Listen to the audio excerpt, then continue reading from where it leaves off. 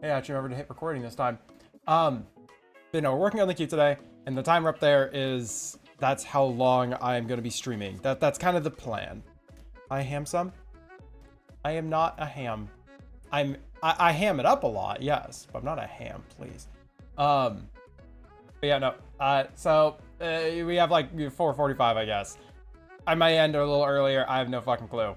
But for people who were here right beforehand, you heard like the download stuffs, the install stuffs. That was because I was installing a plugin to use a different timer, because that timer technically is used for the 30-minute paintings or 15-minute paintings and such, and I don't want to have that be a thing that uses that as well. It's like it's a whole thing.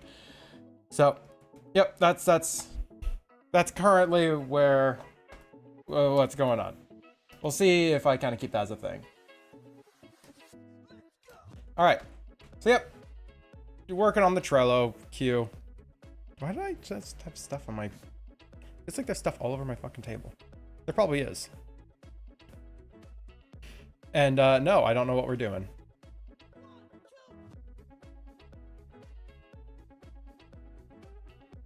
Doing the console? Well, I mean, you could find better ones than calling me a ham. Oh, I'm just saying.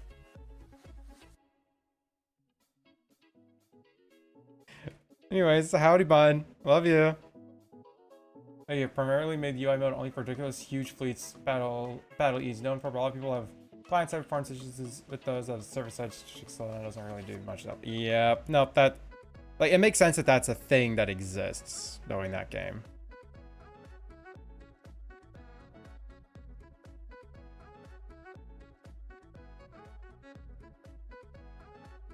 But it's just cool to see you're actually able to put used to it. Keep on any game. Just set that to like a hotkey. It's like not even, just make it even faster.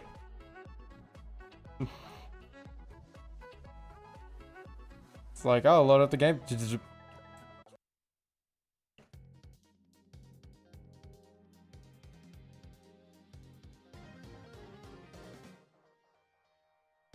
In like 2 years, you'll be like, I don't actually know what Eve looks like anymore.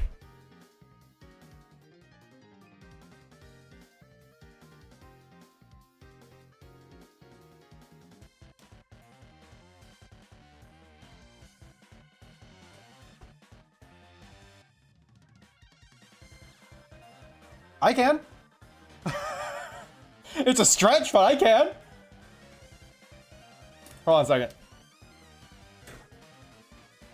second. Control Shift and F9.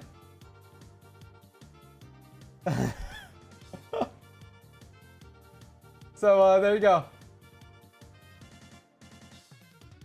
Wow, get on my level.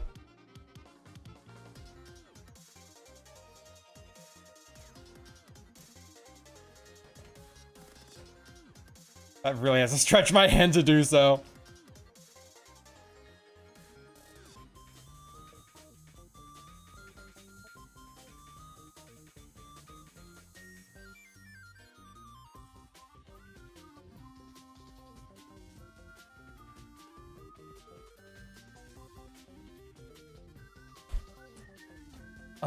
I kind of figured. Honestly, any keybind that you do a lot just gets burned into your brain. My camera rotate my whole body as well. Okay, I can do that without rotating my whole body. Just it's like, oh no, you're saying that's what it takes for you to do so. Okay, never mind. I don't know why I thought that was like a let's let special say I can if I rotate my whole body as well. Oh, I'm not. Yay! I totally understood what you said. Can't help that graphic settings allowed. It's goddamn pretty. It's like what little I've seen of Eve when I was able to pay attention to it, of course, because normally I just had it in the background while well, I just had like friend streams in the background and such, but little I was able to pay attention, yeah, no, it doesn't fucking good. Plays a dog at you. Yeah, but a lot of it is. Hey, Bun, we're gonna do more puzzle game. Because that broke my brain for a while, and I was so fucking exhausted, but that was fun trying to figure out puzzles.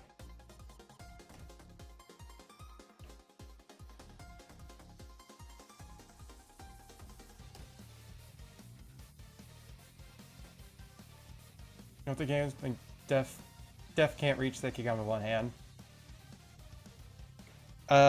EVE Online is a MMO spaceship game, but it's far more accurate to like what spaceship life would be like. So there's like actual like player run corporations and everything in the game. It's basically mostly driven by the player base doing crazy player base things. So yeah. The head is not tall enough. I'm trying to think of where I want to trim that. It's a lot better. I think we're gonna make this into a digital painting.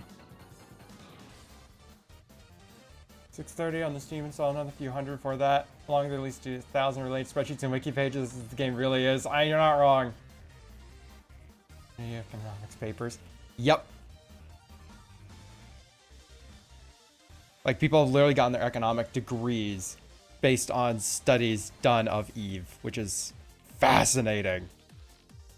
And there have been games that have tried to emulate it and completely failed. The big reason, one of the big reasons at least, is once EVE found out that, hey, you know, our player base is kind of like doing a lot of things themselves using the systems that we designed. Let's hire on a fucking economist to actually make sure this doesn't fuck up. Remember when Fallout 76 was like, everything's going to be player driven. And then they just made every server an instance of like 100 people. So, and like, there's no regulation at all to anything. Oh boy. When drawing furries, are they given a forehead? Sure. God, it takes so long to be 1725. Didn't really eat for some.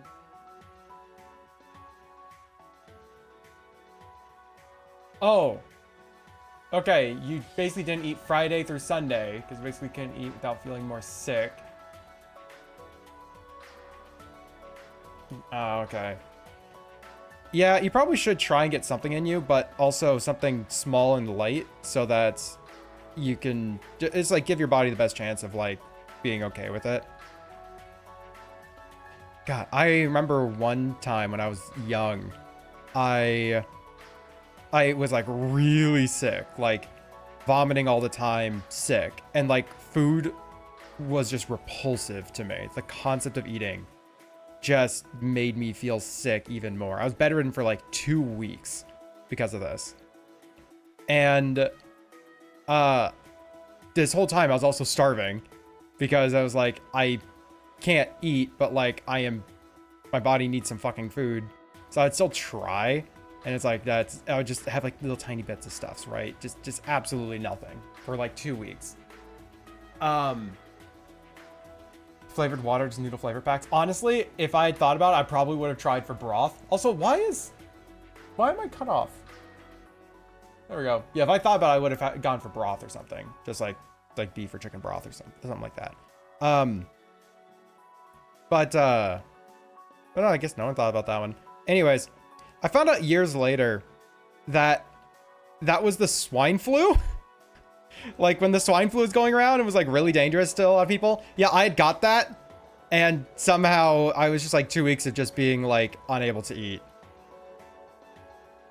It was just like a really bad stomach flu for like 2 weeks. Like, oh, cool. Silas, go, take care. Like genuinely take care of yourself. Hope you're feeling better soon. It's fine today at lunch, so you have not to just eat some bread. Yep. No, like genuinely, you gotta get something in you. But yeah, don't force something down. That's not gonna help at all. Get a food, drink water. Yep, both these things. Get a food, drink some water. Get some broth or something if you don't think you can have proper foods.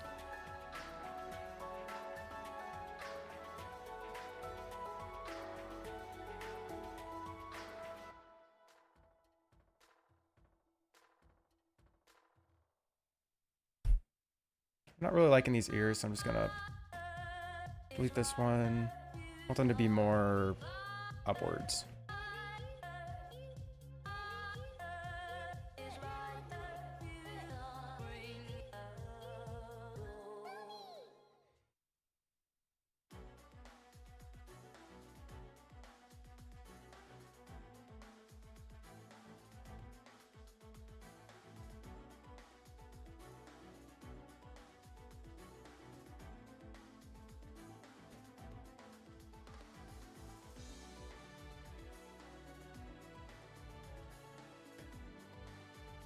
And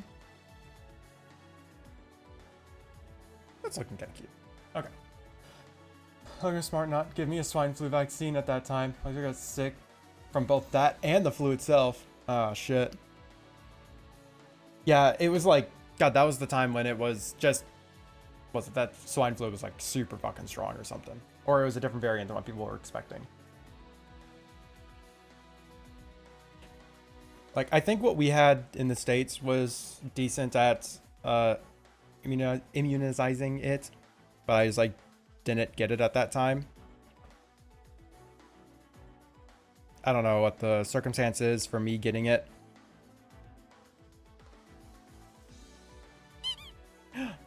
Small.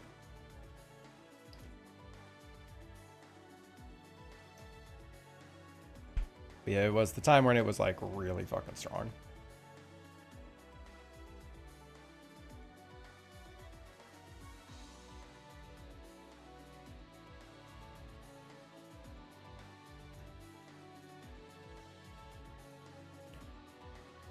Yay, flus!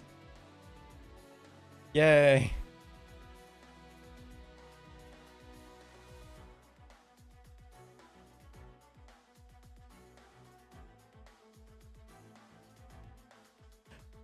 And if you're in contact for the second time today, gonna be quite a bit, be vicious if not careful. Yep. No, take care. I know that stuff can be quite the danger.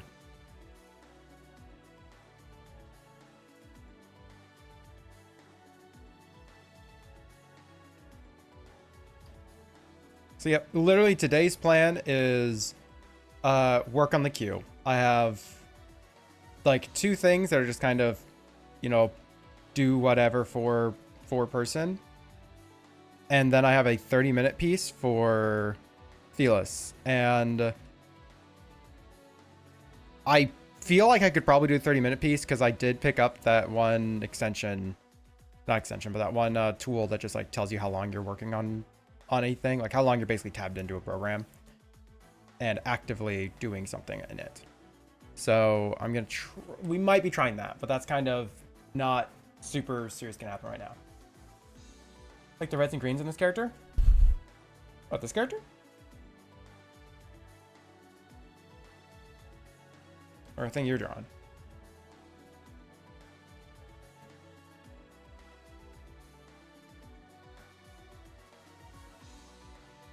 All right, so let's try out digital painting mode.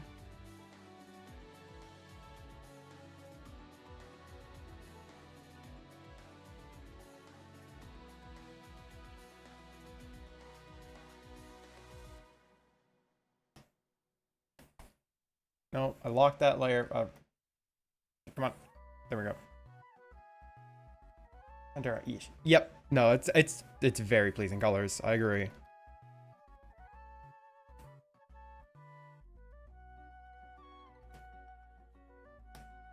All right, so let us kind of crop this down. Or do we? Yeah, fuck it. Let's just kind of dive right in. Oh wait, no, we do want to crop it down. If for no other reason, then it's a little easier on the computer because this is technically a full-size piece right now. All right. And I kind of want to see if we can't get away with these colors for the gradient map. So we're going to put down some quick shading and see how we like the look of it with that. Chalky milk. Hells yeah. Yeah, the local place that, like, you know, the local creamery in the area, shut down. So, like, I can't just walk down to a place and just like pick up like local dairy farm made chocolate milk or whatever. Like there's closer places that I can get stuff, but it's not like local, I guess. But it's probably for the better that it closed down. Because yeah, this place had been dumping all the extra fats and such into the local sewer septic system from the dairy processing process, I guess is the best way of phrasing that. Yeah, I guess I was telling you about this. But yeah, no, they just apparently for like 10 years or something, they were just, oh shoot. Larthen? Larathan or Larthen? I just making sure I'm not saying something wrong. Hello, welcome on by. Hope y'all are having a wonderful time. I am doing some art stuffs. What were you up to? What were you doing? Tell me about yourselves. Like Larry then. Okay, Larry then. It's like Larry then, but doesn't say, like, you don't have to say specifically Larry then. Larry then.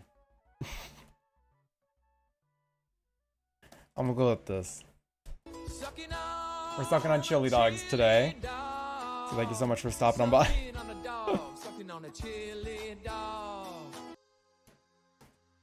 Alright, let's actually define some highlight spots, and then I'm going to, and some shadows, and then I'm going to make the color gradients. Not lock transparency, unlock transparency. A platypus? What's a platypus doing on stream? Zazar the platypus! Okay, sure, Zazar platypus. Beef slideshow, ah! Where the fuck's that button? There's that button. I do art, I don't know. Some last epic, trying out the new patch. Stream is good, hope yours is going well. Well, we pretty much just started, so not much room for it to go poorly yet. Truly, I've just been kind of starting off today, honestly. So, can't say too awful much has been happening. But last epic, why? I recall that name, but I can't recall from where. Well, hopefully it's been a fun time.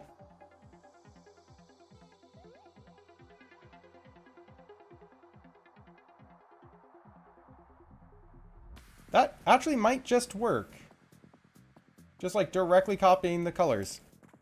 Huh. Ready a bit to go with Tio.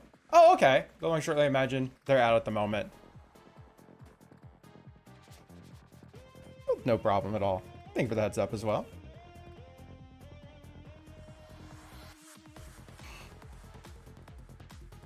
Okay, let's get rid of that tone there. Move this stuffs around just a smidge. We're gonna have this like kind of ugly gray in the middle, but I feel like that's more than serviceable.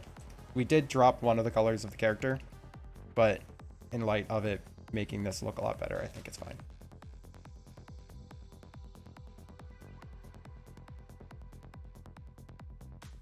And who knows, maybe we'll swap this out so it doesn't even have anything to do with the character's colors at all. A Tio warning! Warning, Tio is approaching. Tio's actually one of the peoples on this list of like, just, I have to do a thing for. So, that's exciting. Oh yeah, shoot, I was telling a story. Okay, quick catch up, I guess. Local creamery, it's been in business for over 100 years. Recently shut down for the freaking better, because for the last like 10 years or so, they've just been dumping all the excess stuffs from processing like milk into the local like wastewater system. And anyway, okay, so there you go. You've been caught up.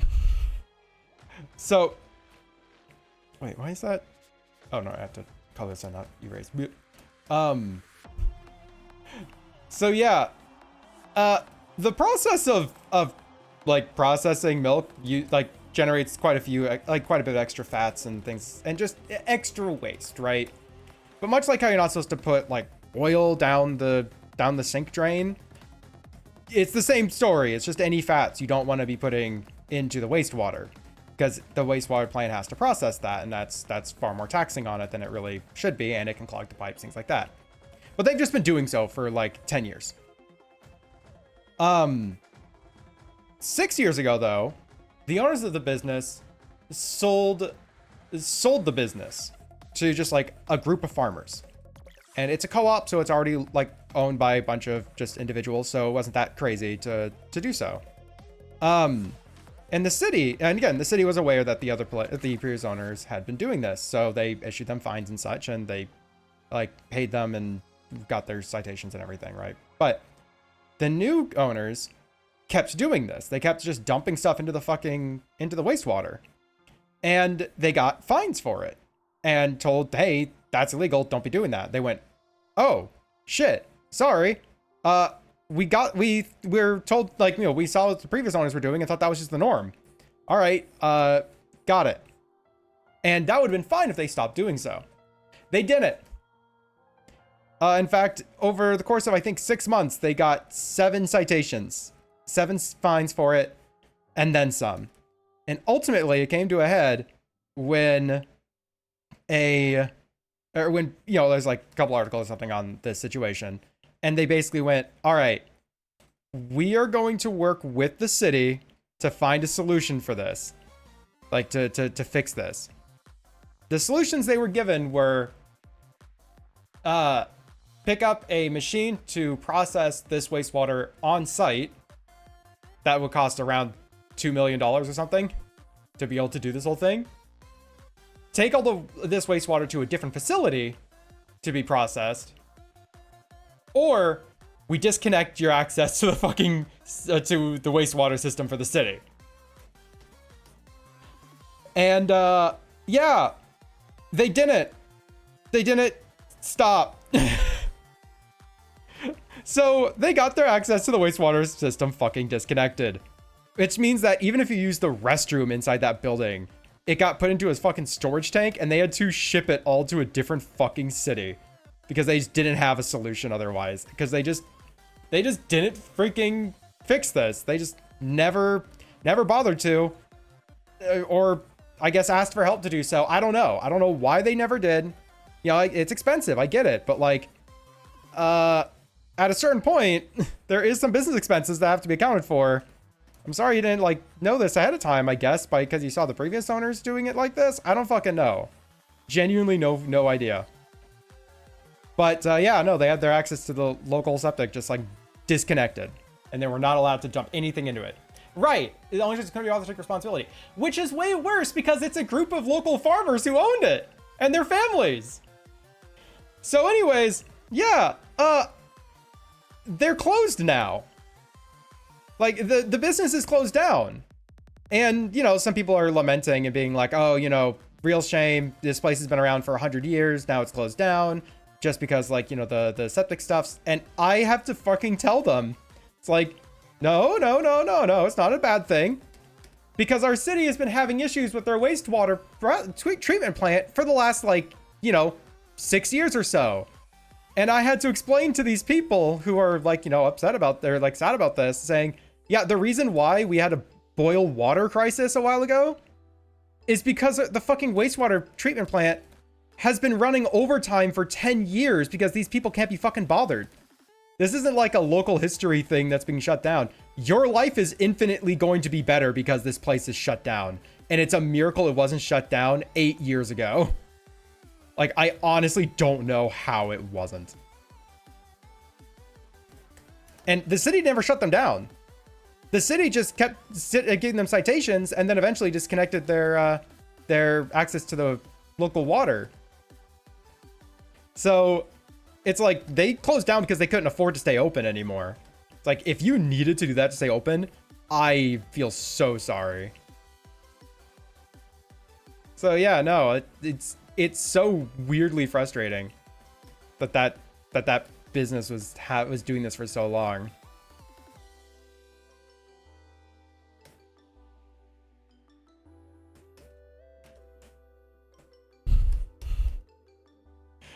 So yeah, that's a local drama here. But funnily enough, them doing that is directly related to why I can't use tap water in my fish tank.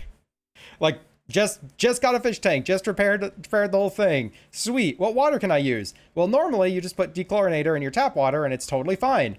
Nope. Not here. Water's too hard for it. Because the wastewater treatment plant has been working on overtime for so long that it's not running super well. Might take like, you know, a couple of years for it to get back to totally normal, if it's even going to. I don't actually know how this stuff works in detail, I'm gonna be honest. But I presume it's going to at least improve quite a bit. But it's like, yep, I can't use the tap water at all for my fish tank.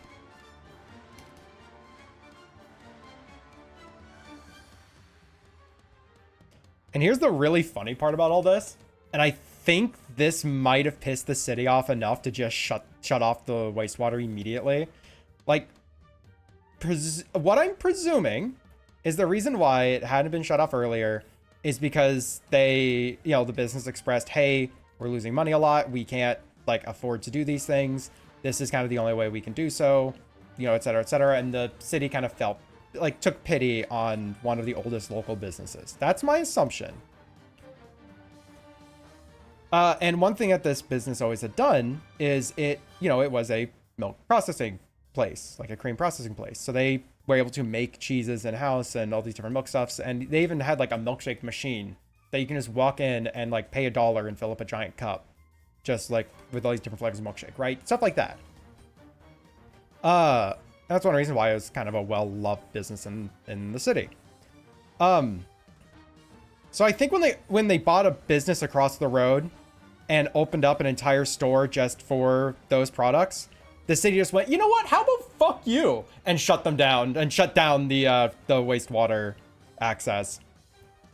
It's like, you like, that's the only thing I can think of, because that would line up perfectly with you know, the timeline of this, because they opened up a brand new business, like stocked it with way more than they actually had been making. So they had to buy product for this store. And then they got hit with the, hey, yeah, no, you can't use wastewater anymore. Fuck you.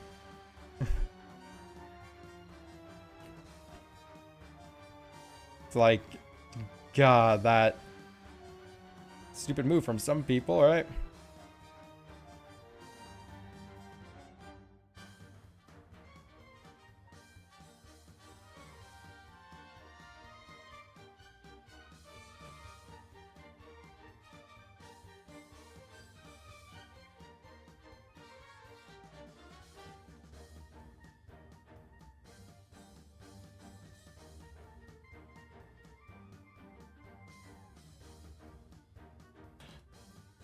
Alright, how's this looking? Actually, really smooth so far. Right. Tio, hello! For 23 months. Heck. That's a lot of months. Happy to have you around. Can't believe we tricked you that long. You almost have the shark.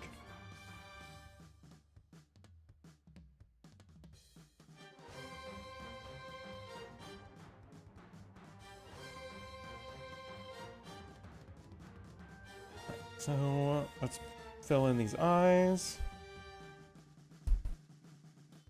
Also, I love that I have a timer on screen while I'm working on a painting.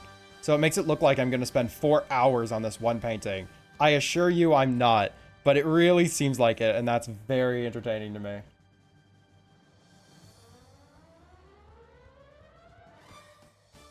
least I hope I'm not going to spend 4 hours on this one painting.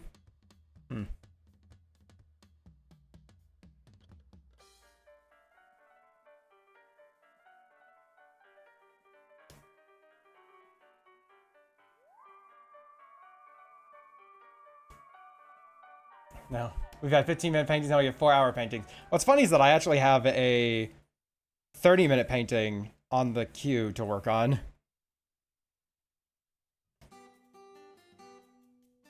I angled this wrong.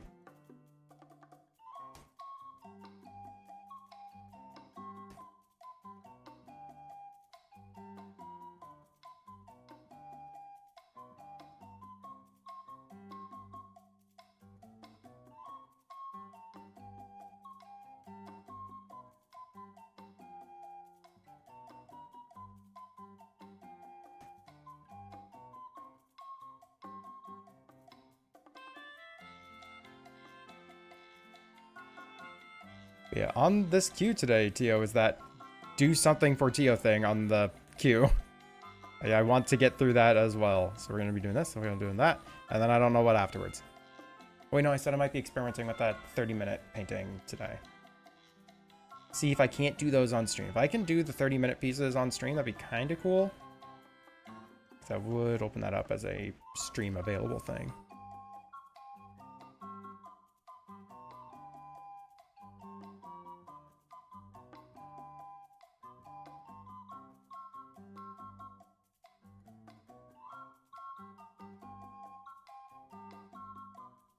Spend some time on the eyes.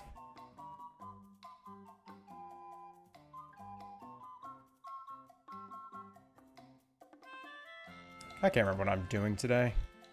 Don't anyone ever assume I do know what I'm doing, because I don't. Something for Tio. Yeah, it's on the Trello. There's like a something for.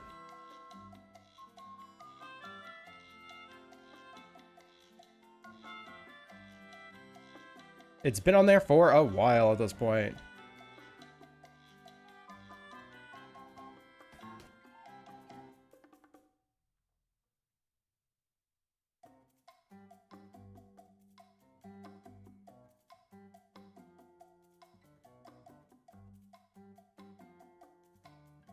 I don't even know what it is yet at this point. I'm going to be totally honest. It's kind of how the something for blank ends up going. I thought I removed it. Okay. I'm a little bit annoyed at this playlist site that I've been using. Because, fun fact, YouTube does not randomize your playlist very well when you just hit random. Especially when you have, like, you know, almost 40 hours of content on the playlist. So I have a different site that I've been using to randomize the playlist.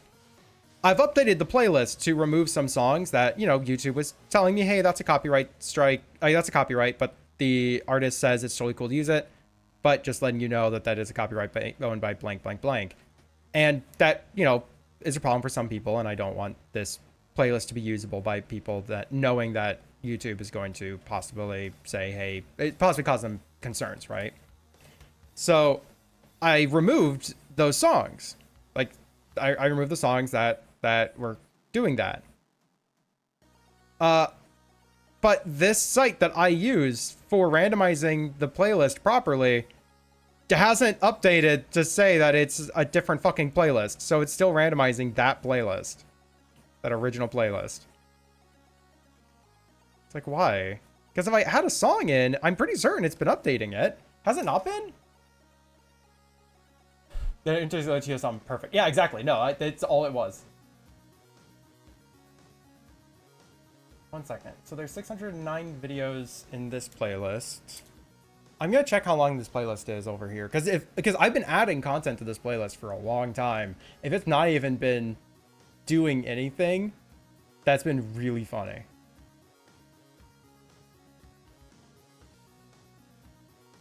Like, actually kind of funny. Because, I mean, I have so much extra stuff I can do. Or so much extra music I get to listen to. No, there's 609 things in this playlist. Did it not update those changes? 1 second.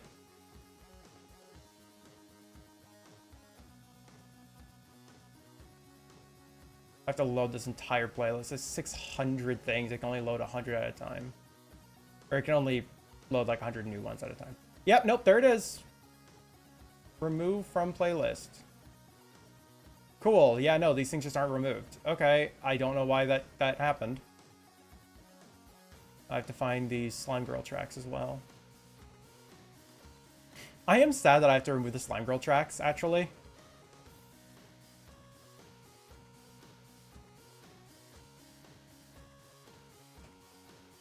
Oh, spelled that wrong. No, wait, why is Slime Girl removed? Did it? Okay, whatever. Apparently, that's already gone from it. So it just didn't remove this one song. That's it. It just didn't remove this one song. Or it didn't save that I had removed this one song. Okay.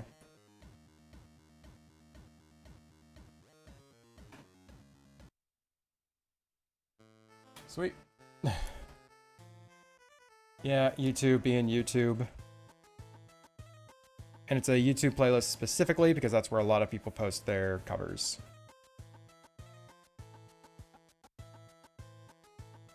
It's like if I could find the same amounts by the same number of people of cover stuffs on like Spotify, I would make a version on Spotify too. I would make a Spotify account just so I could make a playlist for streamers to be able to use.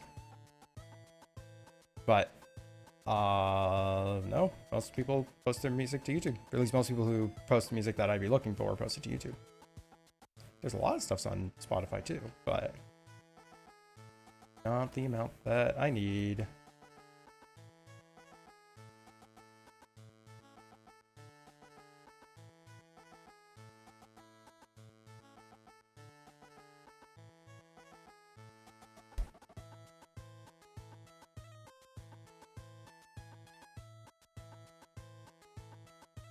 Anyways, T, I hope you're doing well.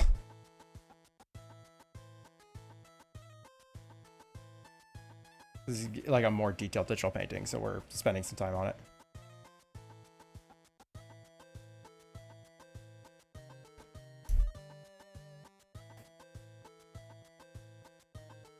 And a first-hand cards is really hard to get on Spotify. Yeah, just use your Untitled album because the price of it dropped to $30 from $500. Woof. Woof. Happy you're able to get it on there. Did not realize that they were originally asking that much to be able to put an album up on Spotify. Which is only tough to get stuff even without the whole thing of covers. From everything I found, it's basically possible to get something without paying something. It's like, I can understand wanting to like have a fee for like posting stuff on there, for putting stuff on there, because yeah, that's what makes YouTube not profitable, is server space and the constant stream of new content being put on there. It's like, I understand it. I don't, you know, always approve of the price or the method, or the accessibility, but at least that part I can get. But yeah, I didn't realize it was even that high for a while, because yeah, that is too much, even for what they're asking for, because especially YouTube is video files. Like Spotify doesn't do video at all. Hell, they could literally charge like $5 and still probably make their money back. Grumble, grumble, grumble, grumble, grumble, grumble.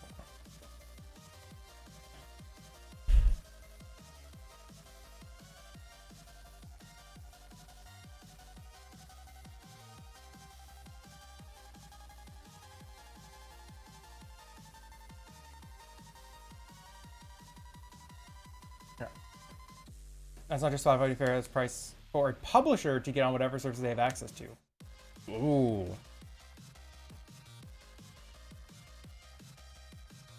Which, you know what? A different business talk at that point. Because, yeah, it's like, yep, no, that's a different business talk. I don't know enough on publishers. I can only make assumptions, and they'd probably be wrong. Not that that's really stopped me in the past. I'm just like saying things as though I know how it works. I wonder how many times I say things completely out of my ass, and then the ratio of how often they're actually proven correct or proven totally incorrect.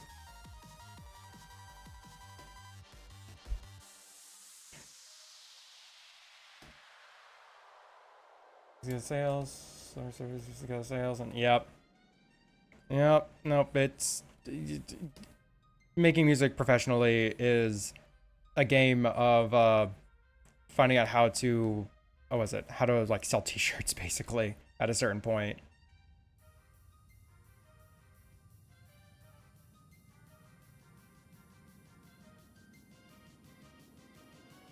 That's one thing I am aware of. It's like, unless you're doing completely indie, it's really hard. Even then, you don't have nearly the access to so many different tools and stuff like a publisher can provide. That is something I am aware of, at least. For a lot about copyright license changing at the beginning of this year, and then I started being charged $8 or someone bought that album, so to double the price. Yep. And like that was, you know, what was it?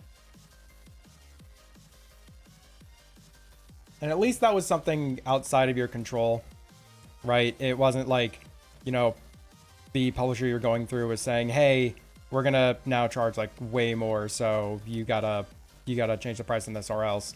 It's like a law that maybe they had a say in, maybe they didn't have a say in. Fuck if I know.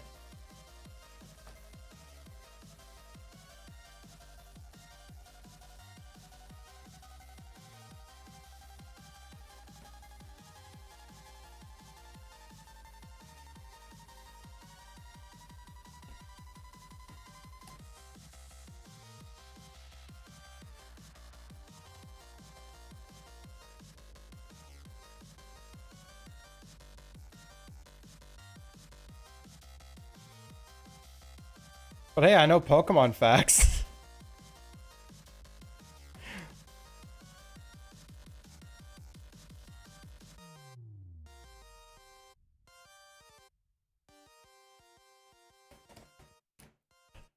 Reminds me, I need to actually go through this so I'm like, geez, I am most of this playlist through right now on making the list of, they publicly have said it's totally fine to use their stuff in streams and or video content, I guess, or like if they say it's cool for video content but they don't mention streams, I don't put them on the they're cool with it list.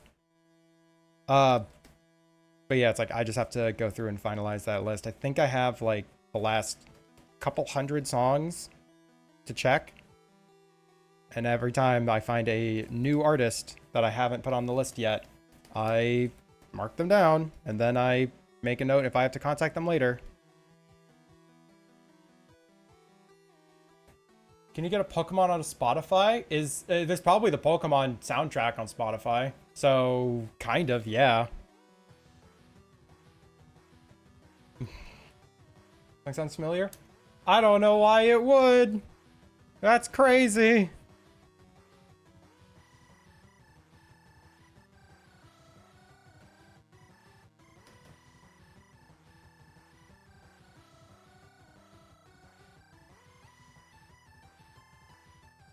Oh, well, I actually do need to... Oh yeah, it is a quieter song. That or... Okay, I feel like I need to up my audio for this. I am actually going to up the audio on this just a little bit. I don't know how loud it should be right now, but for some reason all the audio just feels fucky.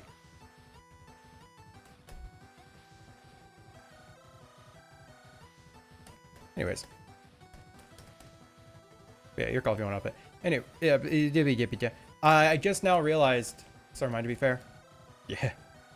Yeah, I need to actually get screenshots of all the people's, like, all of the like, proofs of saying, hey, these artists are cool with this, to put into the document. Because otherwise it's just, hey, believe me.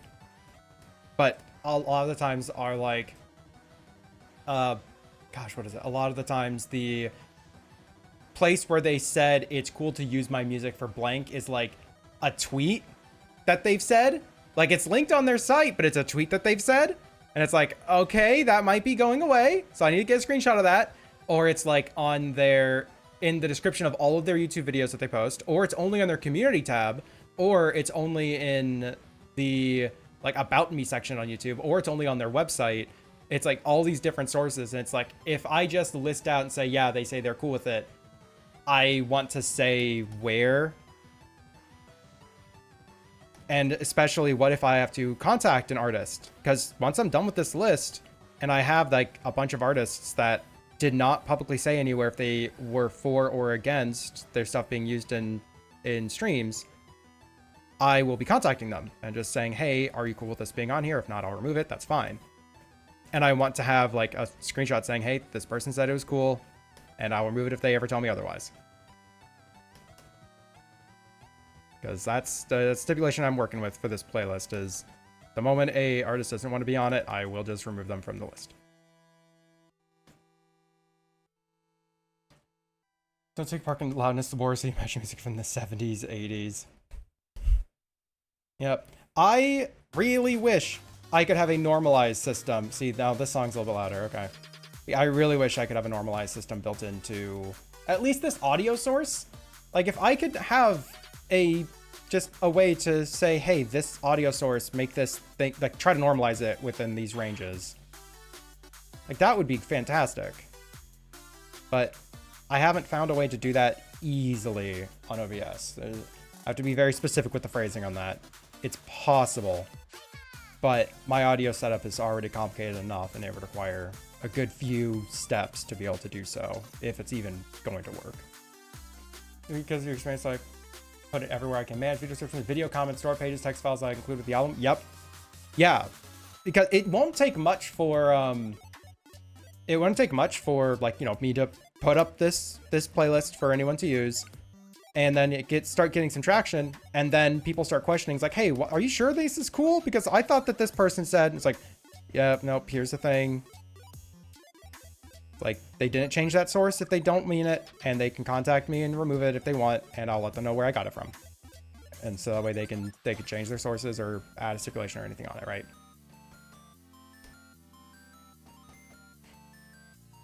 Yeah, I've linked a thing of video Windows Media Player had. Yep. But, you know, if I wanted to set a normalized system on my on this stream stuffs, it would basically be turning this music source into its own source on OBS and then adding a bunch of specific filters to it. But in order to split it to its own source, I cannot even begin. That is such a pain in the ass because that would also inherently grab all of the audio sources for all of the redeems and sound effects for the stream. So I would have to split it into its own source specifically coming from Firefox. It's like, God.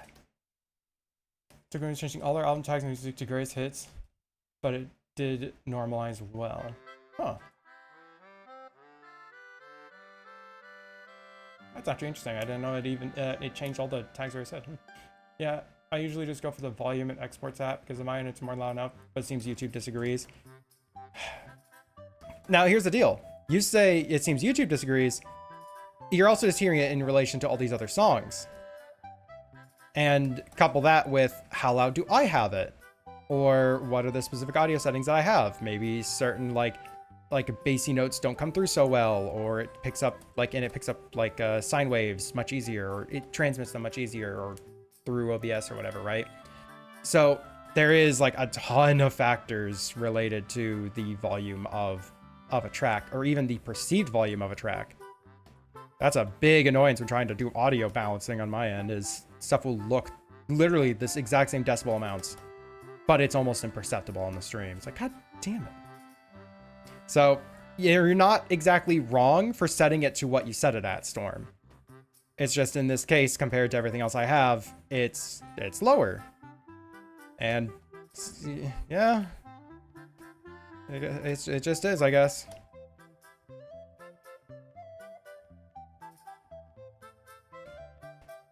Listen, here's how you know if it's the right audio level. You set your computer to 1% volume, and if you can still hear it, you're good. Don't do that. Good luck, Storm.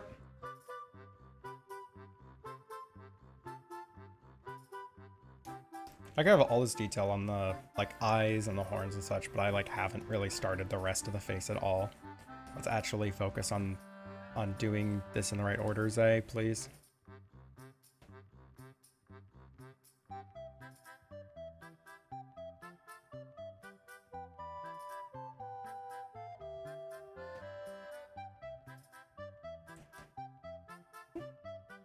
I literally had the ref up on the other screen.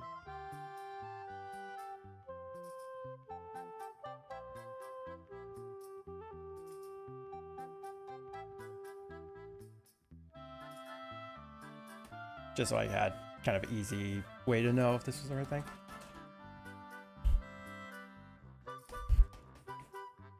God, speaking of audio stuffs, I am curious how the last stream's VOD went up.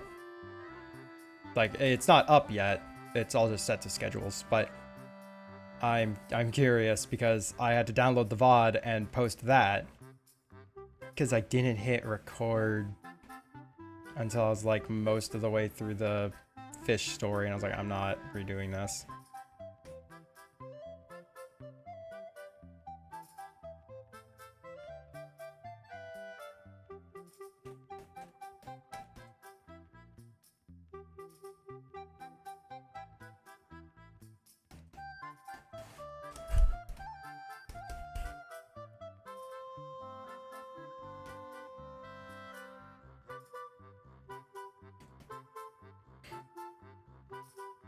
Honestly, those, like, I said it multiple times. I keep talking about the VOD channel just so people know it exists, but I honestly don't expect it to, like, do well at all. Just raw VOD uploads. What was it? Even, like, you know, big time partnered streamers really get, like, an 1/8 of the viewership, if even that, maybe like a 10th on the VOD channels. Because, you know, people are there for the live content. It's like, that's totally fucking fair. I just want to have that archive, I guess. Continue making YouTube not profitable.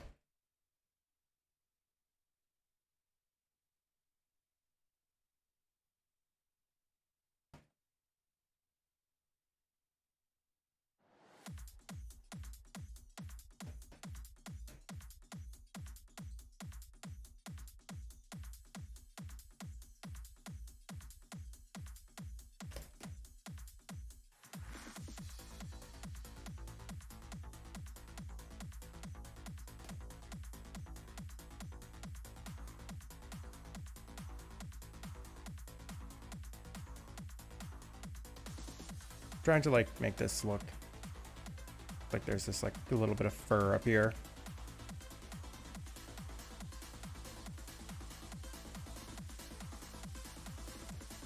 Because that is a thing with this whole character, is that they're freaking fluffy and I need to actually make them look the part. Maybe not like super duper fluffed, but I do have fluff. Not totally smooth. I'm just look at the side of the face here.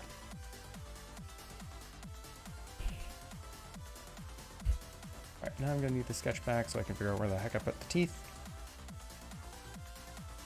Get them fangs in.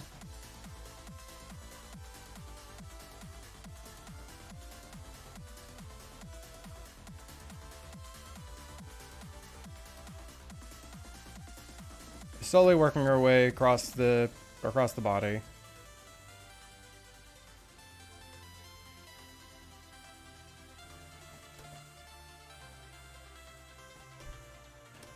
I wish I had more to say on the exacts of doing a digital painting, but it's really just value check. It's like, we need the tongue in here, we need this thing in here, well, let's make sure that the tongue is bright enough to be seen. We're going to be making the teeth a lot brighter, so it's fine if the tongue goes up to the green.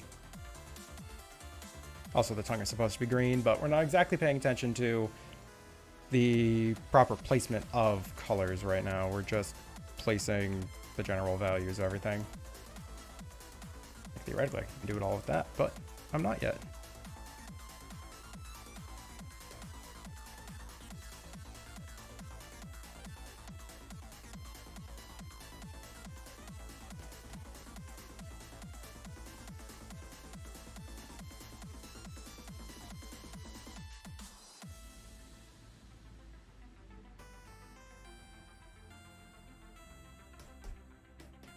I don't like that, like, weird seam.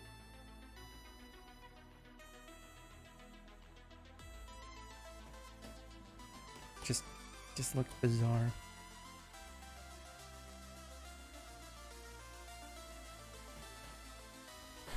Alright, so yesterday, after the stream, ate some food, cleaned out the shrimp tank.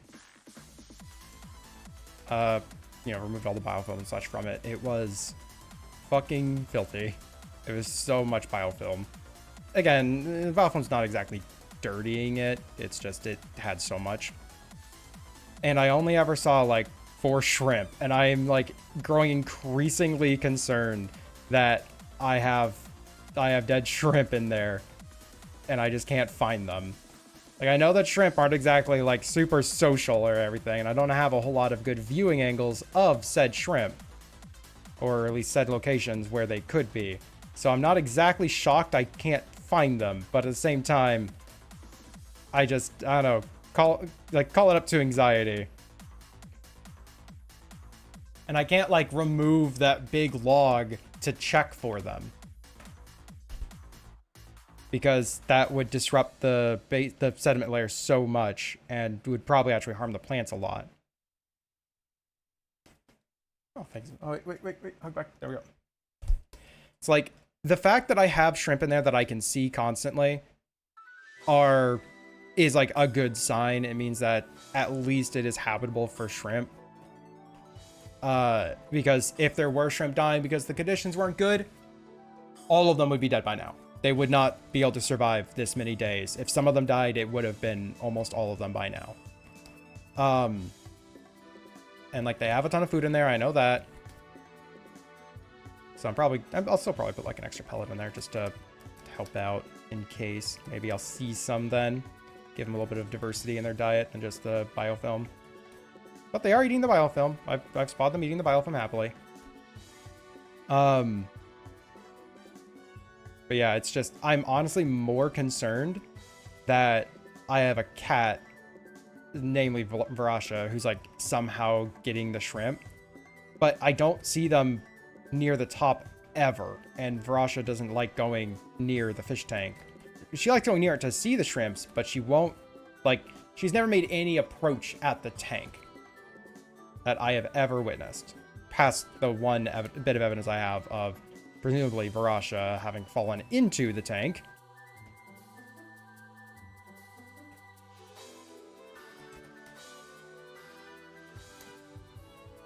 And I need them shrimp. I need to get my money back. I don't actually know if I'll be able to sell the Bab shrimp if I end up with any. Because I don't know if there's a license on that. And I'm not doing that shit illegally. Let's see what food is. They're probably... That's actually a really good point. I didn't actually consider that. But you're right. She doesn't actually understand the concept of food for the most part. Nugget. So yeah, shrimp are probably totally safe. If she ever does think that they're edible, though, it's going to be really hard to keep her away from it.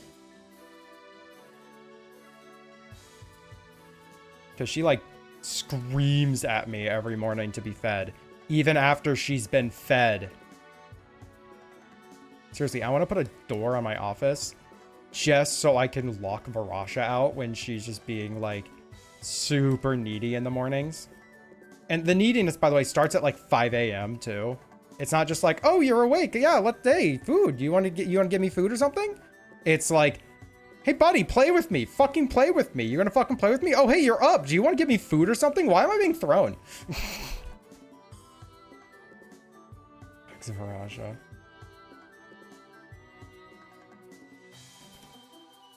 Yeah, she'd appreciate it.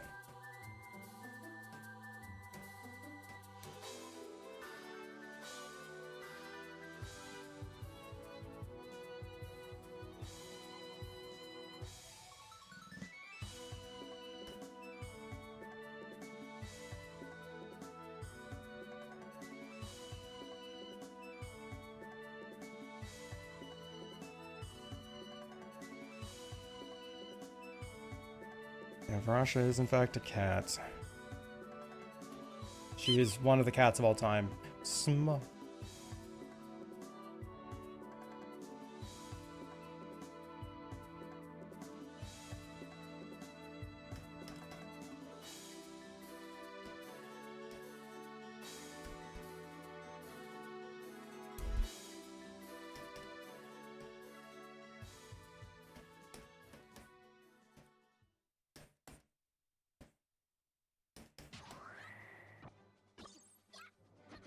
Yeah.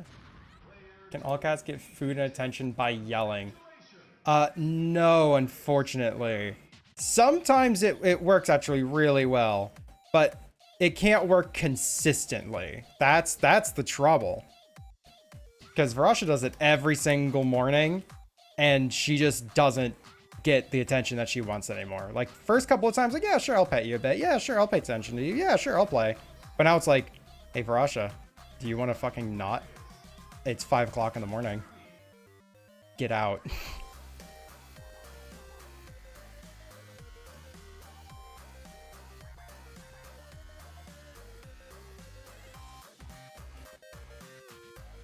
Howdy, Mark. Yeah, sorry. Let's do it a little bit, and it's fine. Do it a little bit, and it works.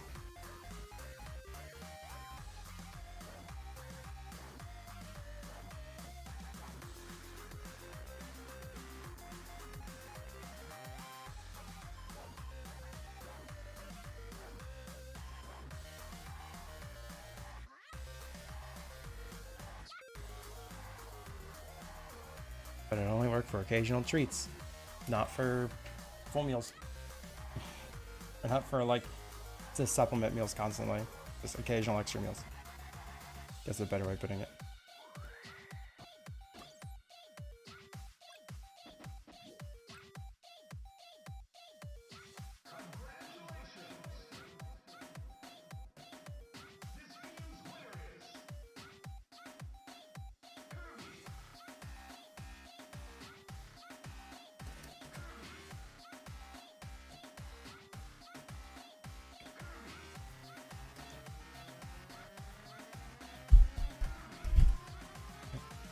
Yeah, fun fact, by the way, on the topic of Varasha being, like, super needy at, like, 5 a.m. She has learned an interesting thing.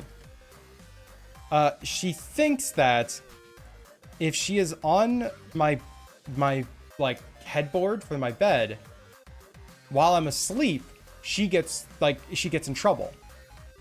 During the day, it's fine. The reason for this is because one time when, you know, she was younger, she decided to try and wake me up by standing on my bedpost, on, like, the head, what was it? The fucking headboard, which is, like, this far above my head, and scream at me, and, like, meow at me. And what she wasn't aware of was, if I just reach my arm up and back, it was right at her chest level. So without even opening my eyes or anything, I, like, grabbed her and just went like that. Again, she's a kitten. It's totally fine to do shit like that. And it wasn't like I'm hitting her against the wall. I just got her off my bed. So I want to be clear with the force at which I threw a cat. And so she was like, all right, can't do that, and fucked off. And I went back to bed. And now, like, you know, in the morning I'm awake, she'll jump up on the headboard and I won't touch her. Because I want her to think, okay, only asleep Zay will throw me. Got it. Because she didn't realize that she had woken me up. And that seems to have worked. She doesn't go up there to scream at me while I'm asleep anymore. Yeet the child. Only if she's earned it.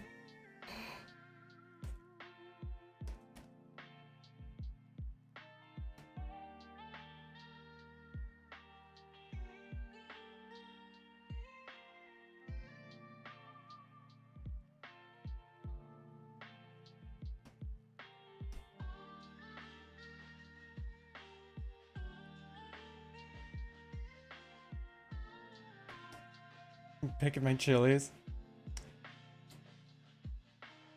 Fun sent to Pepper Pick. Oh my god, it's actually a lot of chilies. Hold on, I'm putting this on the stream real quick.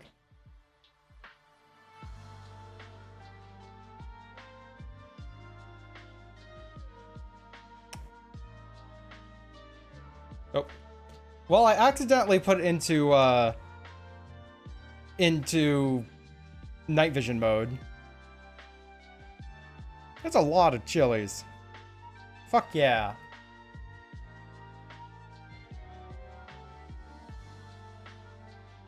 You should be. I've only ever tried to grow one chili. Like one chili plant. It was a, or not chili plant, it was a pepper plant. Fuck, I did it myself. That was a yellow wax pepper. And it didn't grow.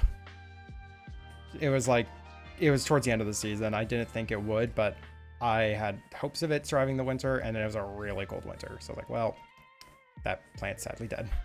I felt bad. I did not winterize it.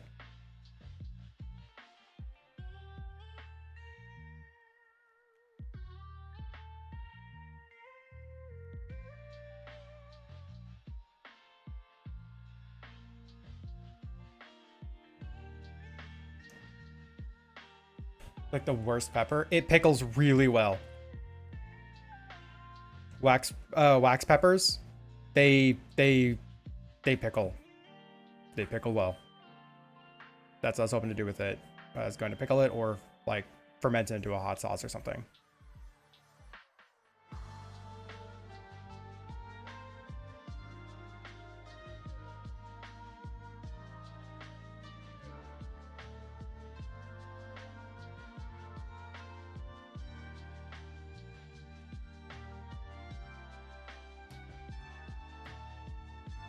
They do typing hard today.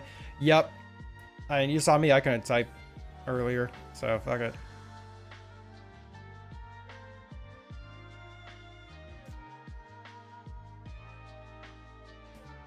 No one gets to type today. Typing hard.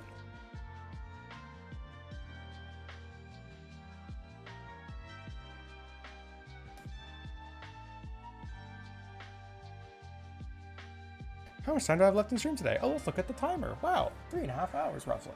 Crazy.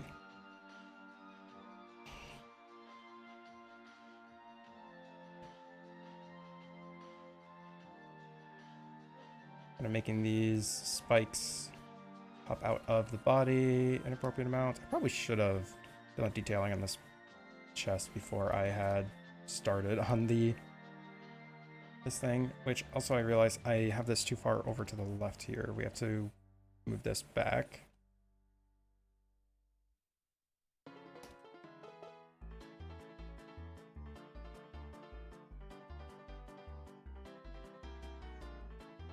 Because this pretty much attaches to the base of the throat.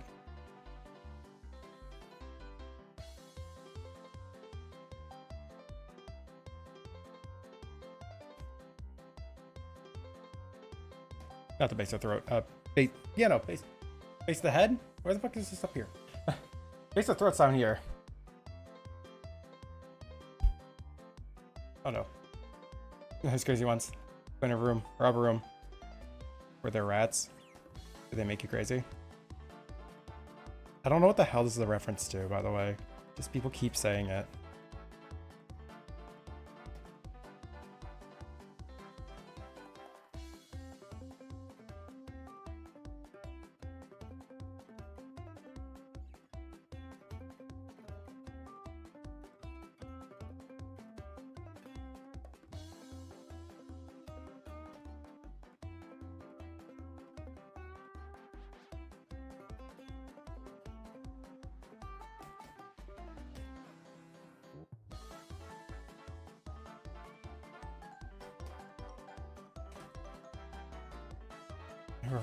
The rats made me crazy. Bright side, it wasn't over the moose. Yeah, a moose wouldn't have made you crazy. A moose would have made you dead.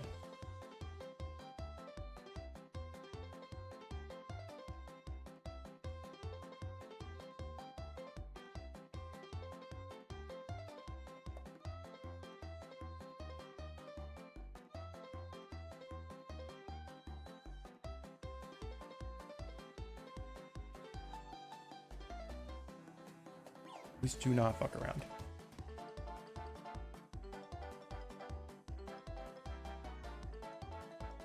Okay, put a little bit of a indication of the shadow from these things down.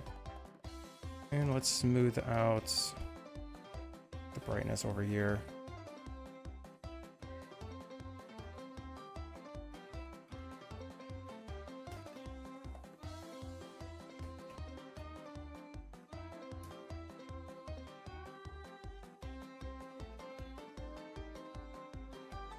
Got Boston for like 2002. Oh my gosh. Okay.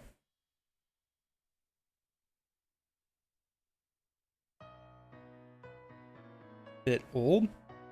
Why is it coming around only now? Or coming back around only now, I guess I should say.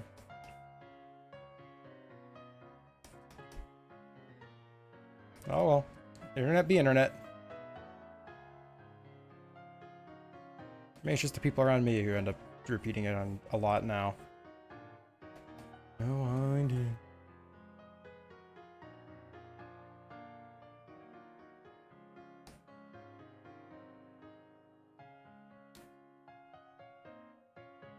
Alright, so now we have to go through and clean this up a bit.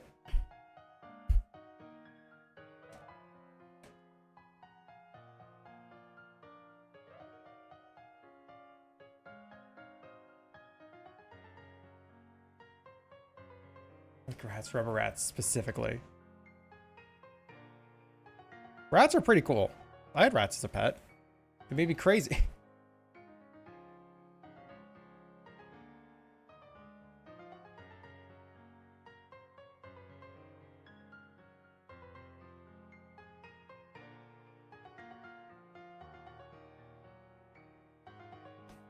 Huh, I thought something was up. That wasn't pure white at the high end. Fixed it.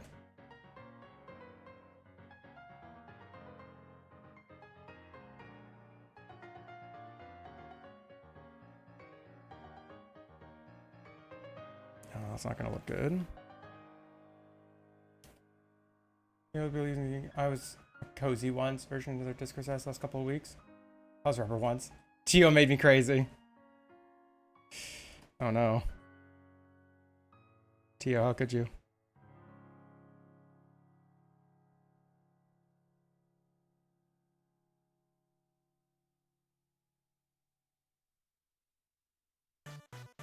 Also, only once?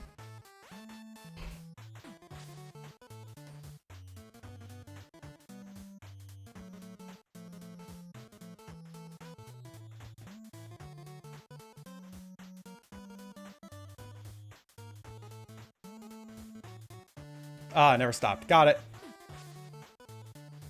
That makes sense.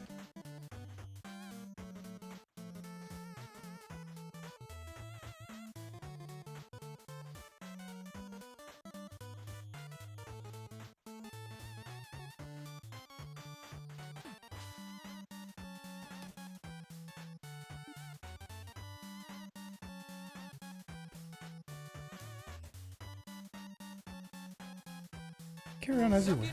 Oh, we're stuck on chili dogs now?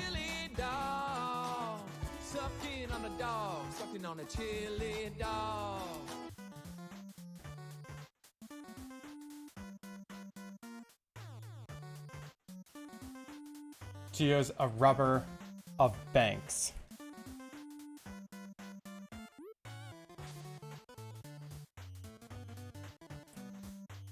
Silas, do as you do.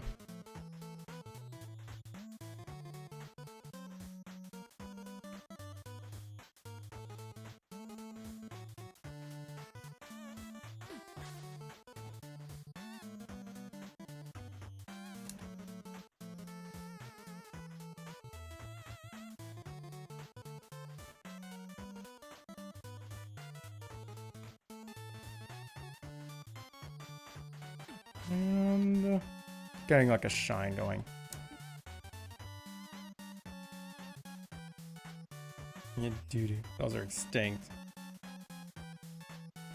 Fun fact, not only are they extinct, we don't even have a complete skeleton of them. It's like, they were fairly recently extinct, all things considered. But we just don't have a full specimen. And the one that was like, you know, assembled, they took apart because they took it apart, kept just the head and the feet, and they reconstructed the rest. And I think they got rid of the middle parts.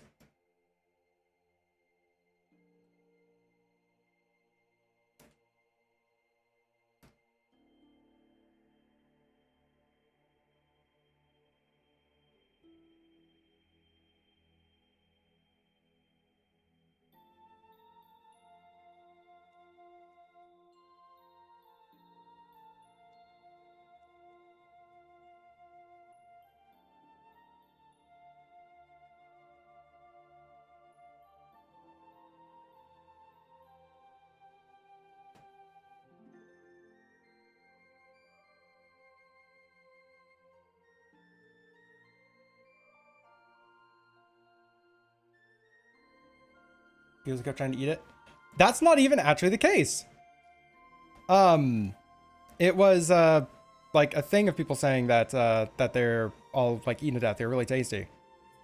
But in fact, all of the surviving paperwork said that they actually tasted awful. Like these oily, like was it? Like oily was a really common descriptor, and just not really worth it. The reason they all died off was because they introduced animals to the island that were not native, and you know, an animal that can't fly and run away, has never had a lot of natural predators, and lays all their eggs on the ground. Well, I mean, the dogs probably thought they were tasty enough. Hey, you're just joking? Yep. Nope. That people, it was a common misconception that people had, was that, you know, dodos died because they were tasty, or they were so stupid that they couldn't like get away from anything. But no, it's entirely colonial stuffs.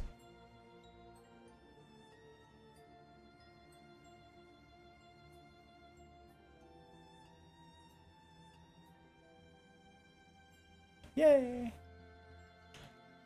Would those be like chickens if they were alive? I think they would actually closer. Oh shoot, what was it? What's the one bird in New Zealand? It's big and green, and it hangs out on the ground. It'd probably be a lot closer to that. Shepherd's Island wren, songbird makes because of cats. Yep. Songbirds are kind of a weird case, though. Not to say that, you know, it's sad that they disappear, but they literally can just show up. Like, what is it? One group of scientists, like when I say group of scientists, it was like a dude and his wife. They would make a yearly excursion to, not a kiwi. That's, those are brown. I'm talking it would probably be closer to a kiwi, actually, thinking about it. Yeah. No, actually, like, the bird I'm thinking of is not a kiwi, but a dodo would probably be closer in personality to a kiwi, if I'd hazard a guess. You know, this husband and wife, like, you know, scientist team, they would make a yearly, like, vacation trip, I suppose, to this largely deserted island to document the bird species there.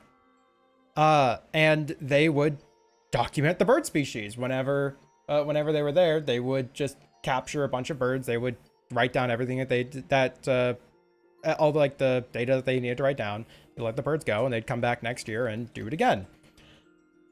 And one year there was a new bird. It had flown in from it just like flown in from a storm. Like they were there during the storm, and it was an awful storm. Like their campsite was nearly destroyed. And there's a new bird. Kakapo, that's what I was thinking of. Thank you, Antabel. And there's a brand new bird on this island. And they went, okay, it's not native to the birds here. We're not touching anything. This is totally here by natural chance. We're just going to document everything that happens and continue our documentation process. This is a chance to learn something new. And the bird did well. And it didn't like, you know, outcompete any other birds. It was just like another songbird, basically. I forget which one it was, honestly. But when it came time for like mating season, no other birds responded to its mating call, because no other birds were it. Using such things. Storm, how dare you just almost destroy a campsite? But yeah, no birds responded to its bird song. So, you know, time went by, and they actually found that it did end up finding 3 mates and had successful clutches of eggs. And the ones that were born were a lot like the local species, but were like different enough. But as these things normally go, they were probably sterile and it wasn't going to continue. But it did. And they just kept having more and more bird babies. And they were like the local species, but larger, but they weren't like out competing any of them. They were getting along just fine with the rest of them. And so they just kept, like, you know, making more birds as time went on. As they kept visiting, they kept documenting more and more of these, like, new birds. And then a species-wide, not like extinction event. It was like, what was it? A big storm or a sickness or something hit the island and wiped out most of the birds. Like, almost, like, most of the birds were gone. And they went, okay, but these, like, you know, these birds, there was barely any of them before. They don't have enough species to actually, they don't have enough examples in their species to actually keep going now. We're seeing the end of the species now.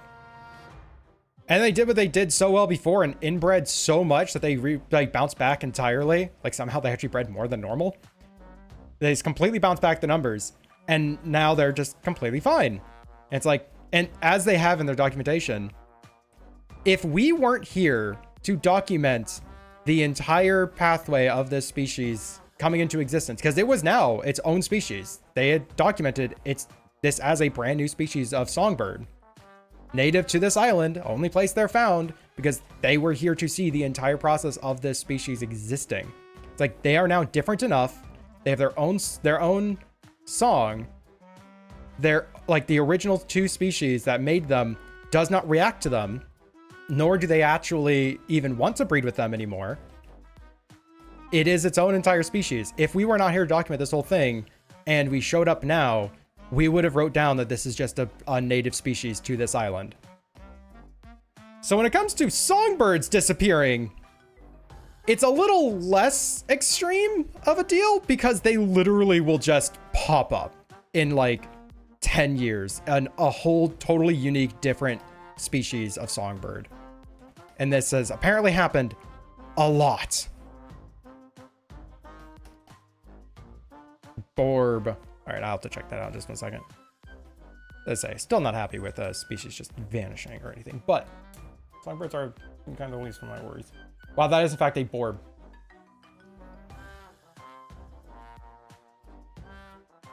Borb. Borb.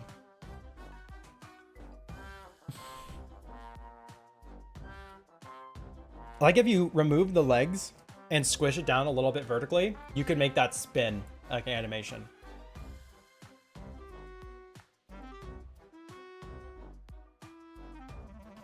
Flightless songbirds. Have there been like 3 species ever recorded and none of them exist anymore? I actually don't know.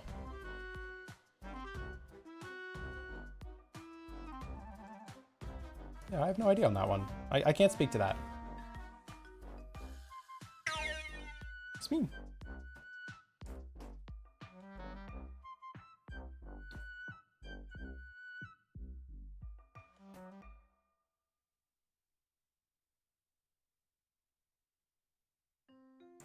Yeah, much like that speen. Borb.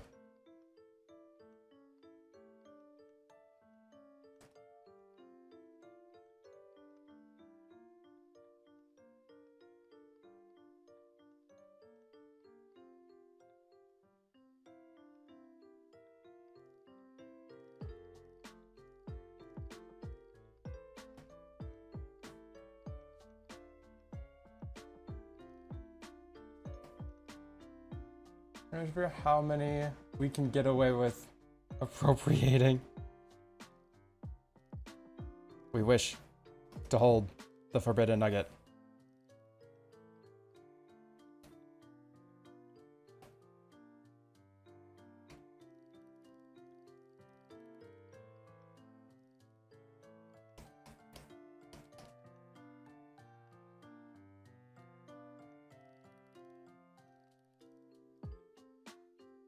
Going a little dark here. Because here is its own shade. Actually, here's what I'm going to do.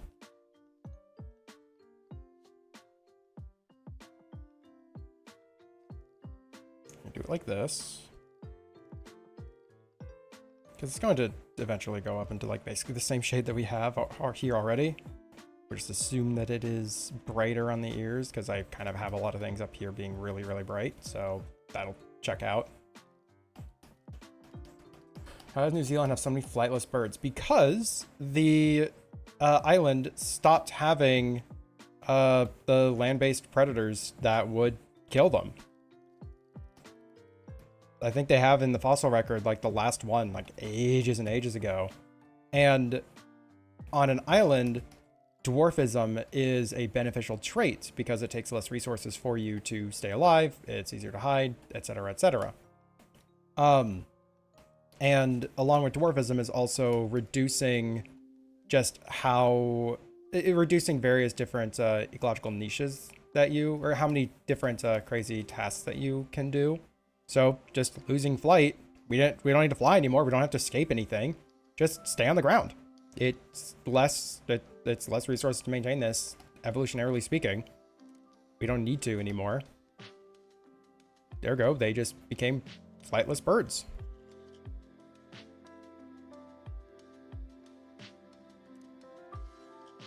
The dodos are big. I mean, in terms of bird sizes, flightless birds tend to be larger. Yes, because once they become flightless, they basically want to bully each other. And of course, you know, bully for food and resources and space. And then you turn it into a ground-based evolutionary arms race instead of a flight-based one. And a flight-based evolutionary arms race is sing better, attract the mates better, evade all capture. Where in ground-based is, you know, be a better partner by whatever metric they end up using, whether that be dance, little like fancy nests, or just, I don't know, finding them. And then bully the rest out of your space. Because suddenly space becomes more limited. There's a lot more to it than what I'm saying, of course, but, you know, fairly easy terms. Fairly small, like simple terms. Are peacocks songbirds? I don't think so. I think they're closer to the pheasant family.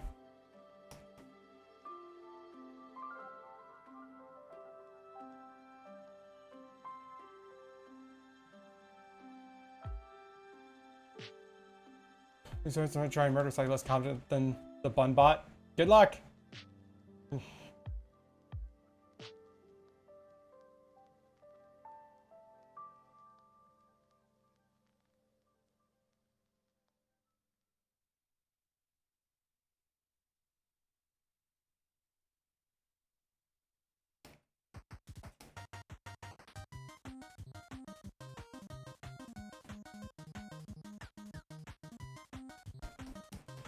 Peacocks are scary creatures and should be kept well away from. Yep. Peacocks are actually, yeah, they are terrifying. Like, they do a lot less harm than a lot of other, like, birds like that, but they have a temperament, and that's the problem. Like, other birds of the similar size can probably do more damage, but they're, like, far more cool. Peacocks are like, no, I'm just gonna fucking attack you.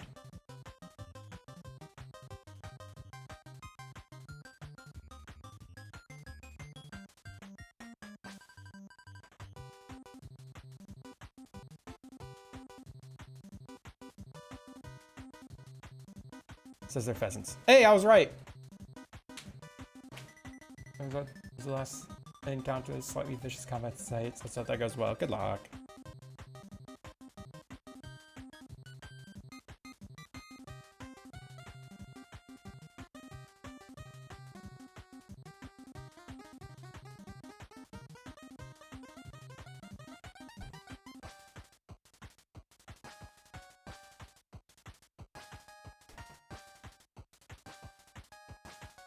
I press angry Canadian goose and a peacock.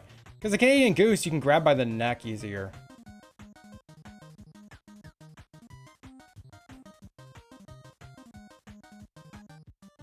Like, geese have a propensity for charging things far bigger than they are and trying to go for an intimidation factor, but they're too stupid to realize it's an intimidation factor and not a I actually can mess this thing up if I wanted to factor. Peacocks actually do have a bit more power behind them.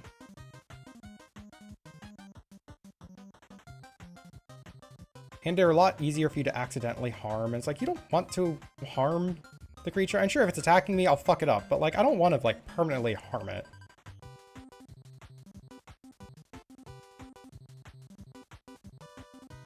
sharp feet. Thunder. Yeah, thunderstorm. Let's go. Lightning and the thunder.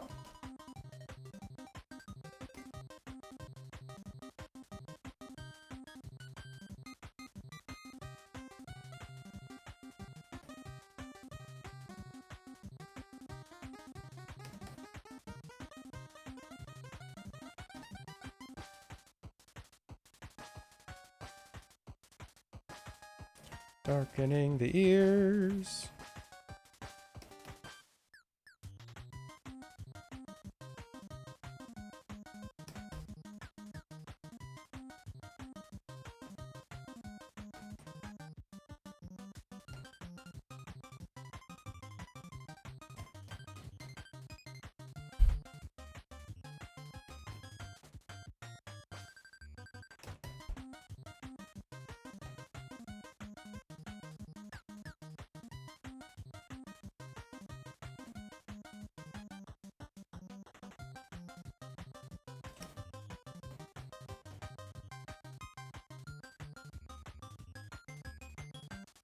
Darkening the ears. It's like, it's just, we gotta make the ears look consistent. I'm gonna zoom out and think this ear looks way darker than the other ear, and then I'm just gonna deal with it.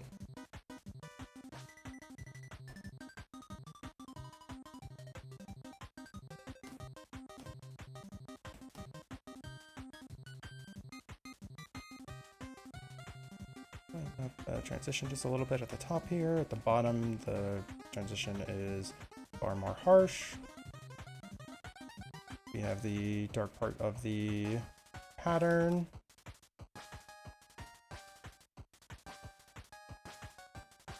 Now we can bring back a little bit of this like fur texture that we have.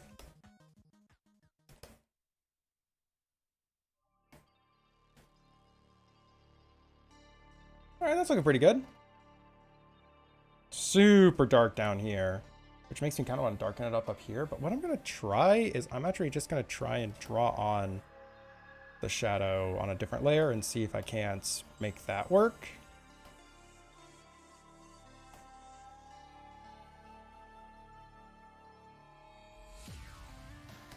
Because I do have the power of multiple layers. If I blend this in right, I can just merge it down. Of the eyes. Yeah, the eyes really pop with that. There's like reflecting a thing effect rather than just and reflection. Or just like an and little dot in the eye. No. It's actually like there is something that it is reflecting. Going to make Foada. A fake Rattata? Have fun! Be sure to teach it Hyperfang.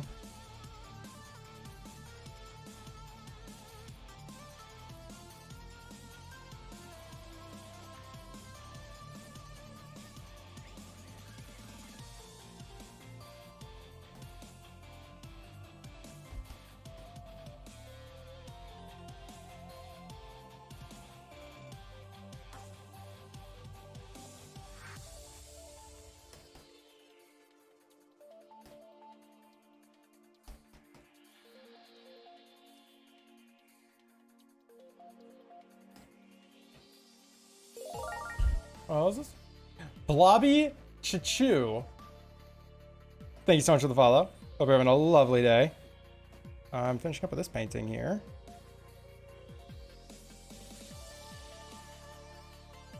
Alright, one last stuffs to do. So this whole time I've actually been using only 95% dark. If we flip it to all the way black, I can actually get some much darker tones, like in the eyes and around certain spots.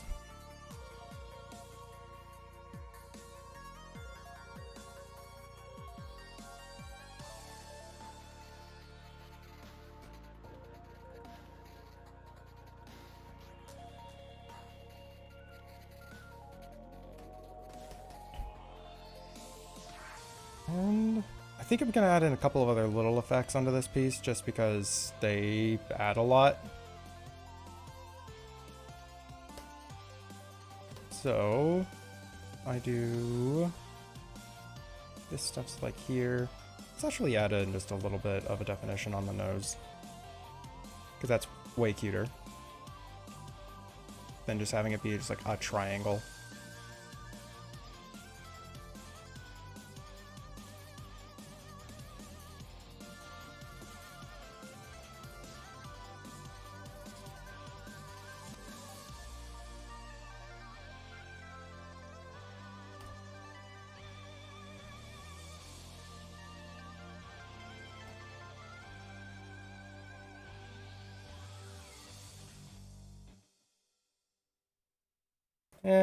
Actually, I think I prefer that as just like a triangle.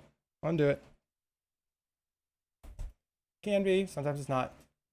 We're gonna drawing of an evil hippie pharaoh in the black and white striped tail, curly horns, and turquoise wings, amulet plus 2 a.m. here in Australia. Hope he gets some sleep. Like almost 3 a.m. That's getting late or early, however you want to think about it.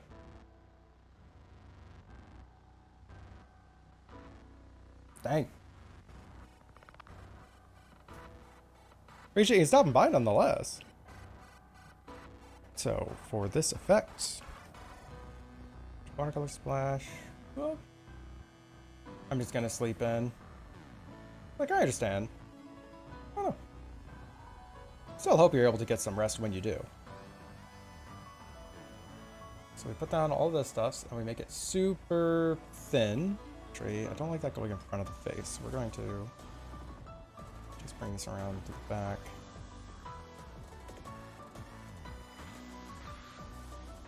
Just slightly more visible. This just adds a lot of definition, a lot of texture.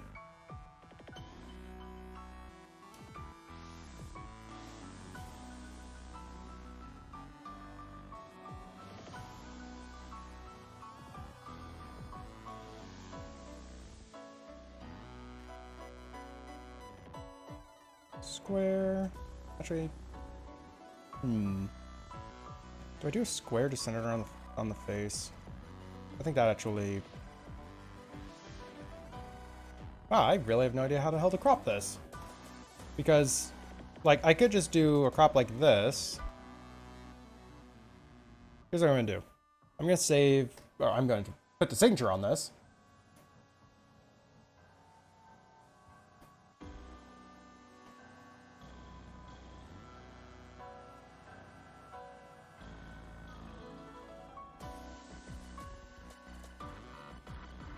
R23.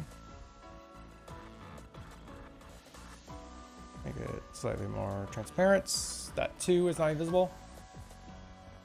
I want to make a wood grouse OC. Where'd that come from?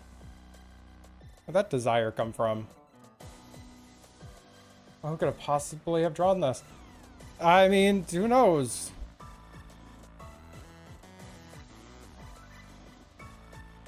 I make no illusions that my art is fully original.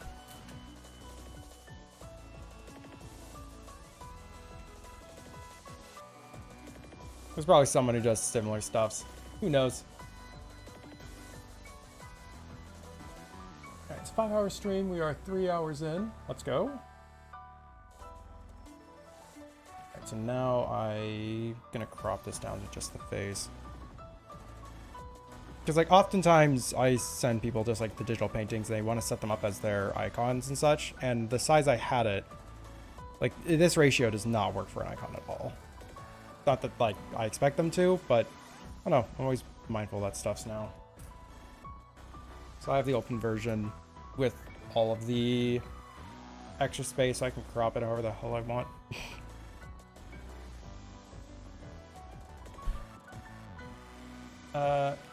They have green feathers and peacocks and have the uppity standy tail feathers.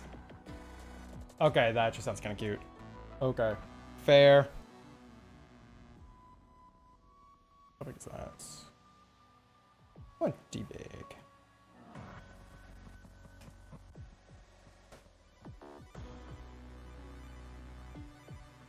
And yeah.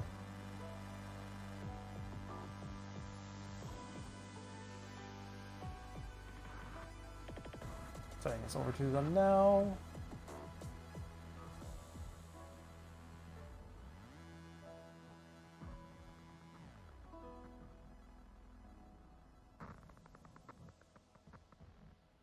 heck is this? There it is.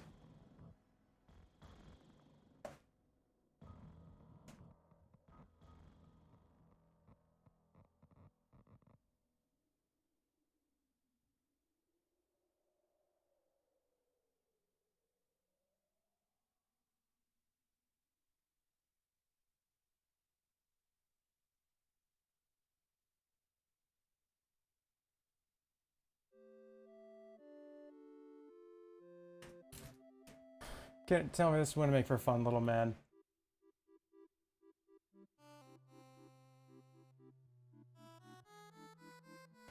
Yeah, they'd probably make for a good, funny little man. Oh, Element. Give him a little tuxedo. Be great.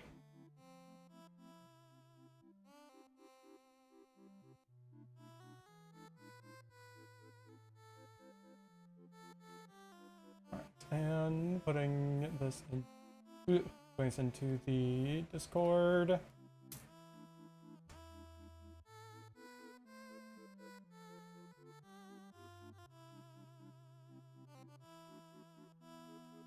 Give so many bitches.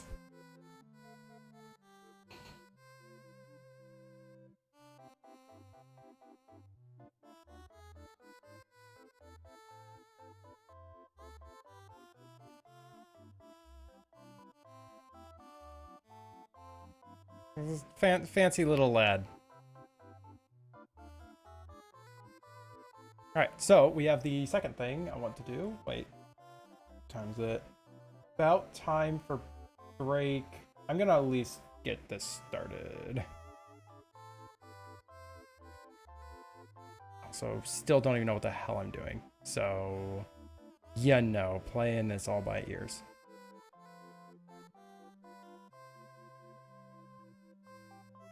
Sounds like you're making a wood grouse.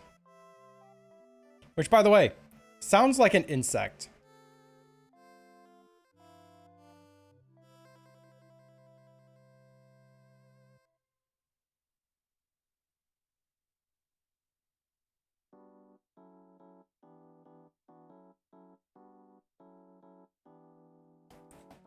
Alright, so let's just doodle out some stuff.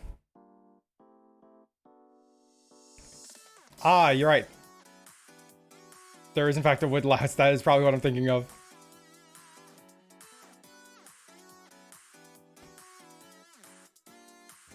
Riot! It's a coda. Hello.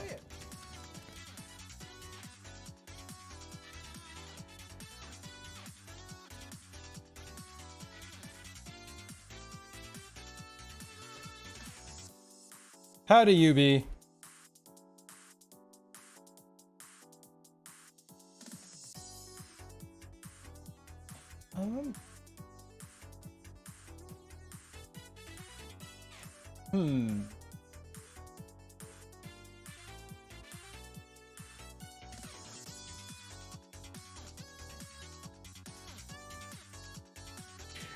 Yeah, so I was like, I didn't even put any thought into this before I just loaded up the stuffs to work.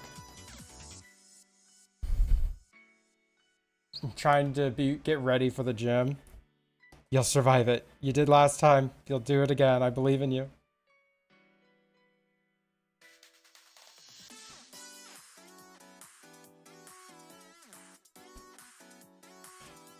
You know, all you missed today is I made this, and I'm starting on a thing. I don't even know what. Big beefy coda. Get the muscles. All the muscles.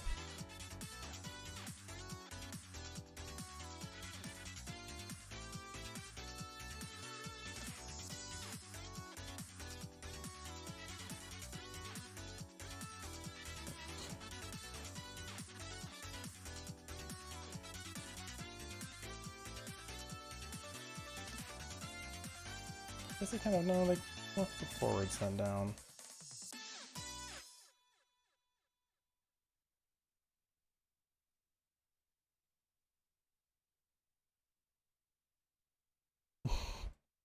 I don't know why. My first thought is like just sitting there being a little, just a little guy.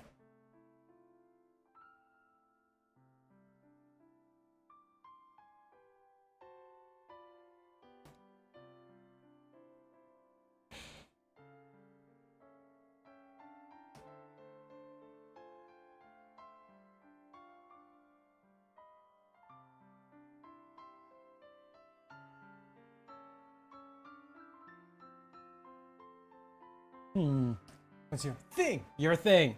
Yeah. I mean, we're all things. If you were up on the Wheel of Fortune, your category would be thing too. Ignore the fact they have a people category. Or person.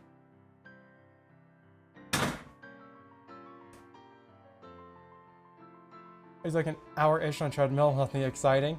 It's still fine. Still getting muscles. Wait. Okay. Sensible, you just gave actually a really cute fucking idea.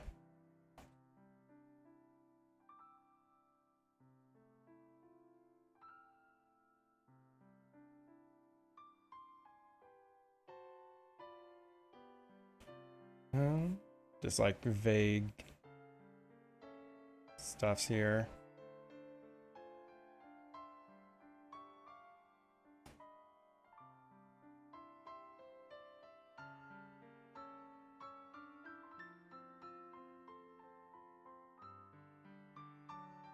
Yeah, oh no. No, it genuinely is a cute little idea, okay? Calm down.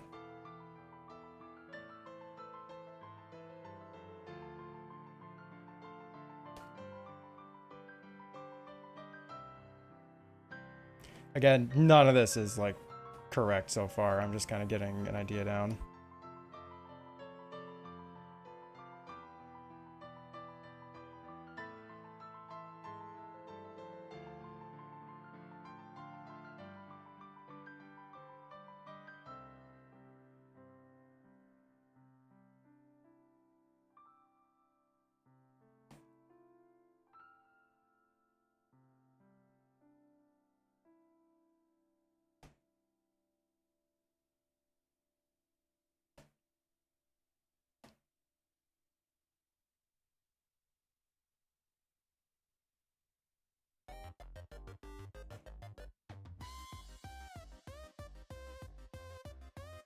There you go.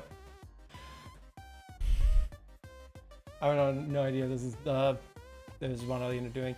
Beefy leggies. It gets you out of a weird headspace. That's why you go. I mean, that's the nice thing with just exercising, is it just completely, it just helps the brain.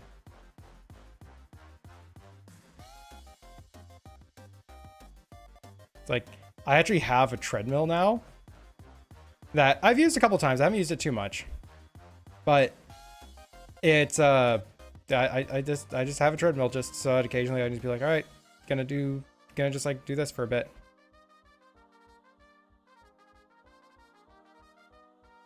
These new leg is nice, that's why I like Rockies. Yeah, and I don't want to go outside because it so routinely has like 100-degree weather or -40-degree weather. It's like I just can't reliably go outside for anything if I need to do regular walks.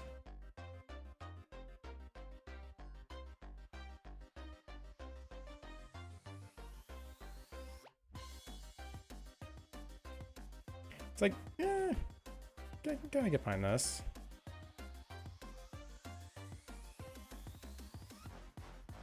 Bad weather, only bad clothes. Okay, but -40, there is no good clothes for. Because by the time that I'm like out of the house with that level of clothing, I can't work out because suddenly it's like pure sweat. And then that's actually dangerous on its own.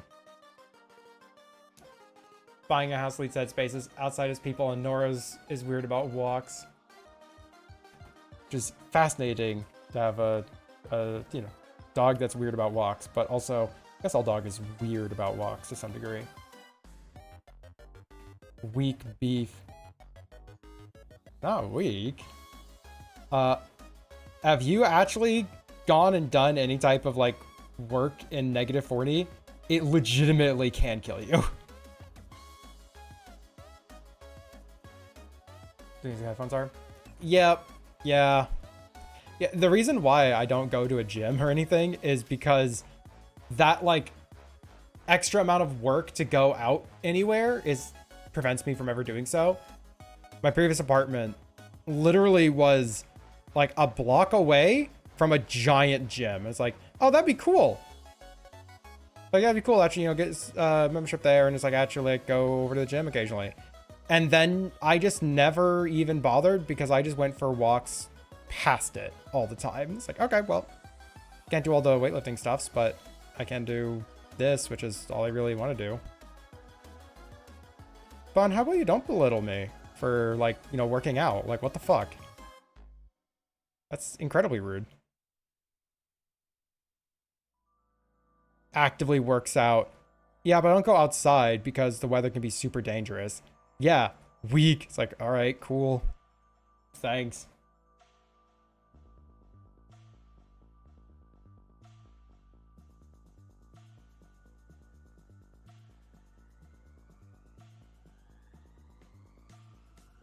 I just realized that this expression kind of only works with the mouth.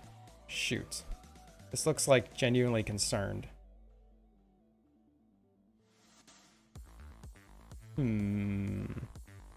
There's a specific, like, image of just, like, a big sign in the background that says, I like you very much, and a character looking forward, just looking really happy. And, well, I can give the happy expression, I suppose. Let's see how well I can. It's just like, there you have this big goofy smile. Obviously won't work here. Okay, nice. Thank you. Yeah, it's like, your words meant nothing to me because genuinely it is a actual fucking health risk. But, yeah, does not have a precedent of it.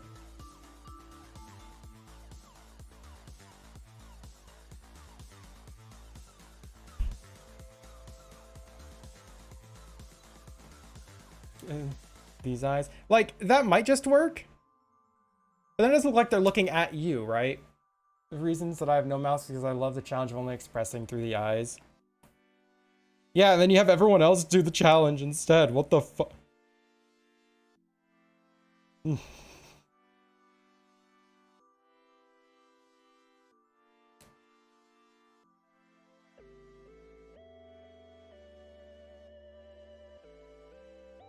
What? We went to bow?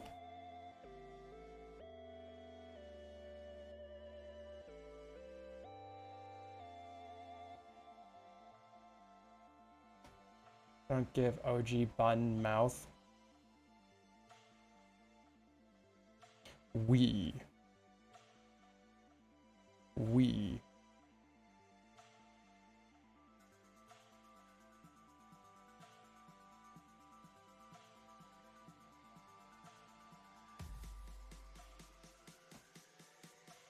See, what's annoying is that normally I would just, like, you know, pump up the bottom like the cheek is going up, but they don't have a cheek because the cheek goes up because of the mouth. And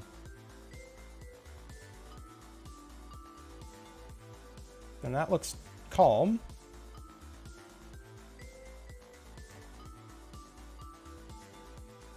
Am I confusing you? All right.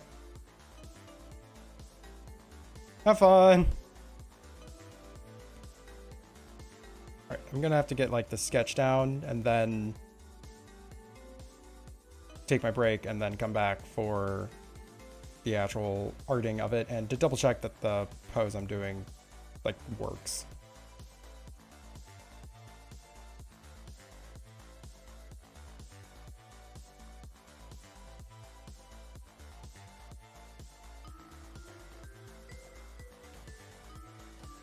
USA, USA.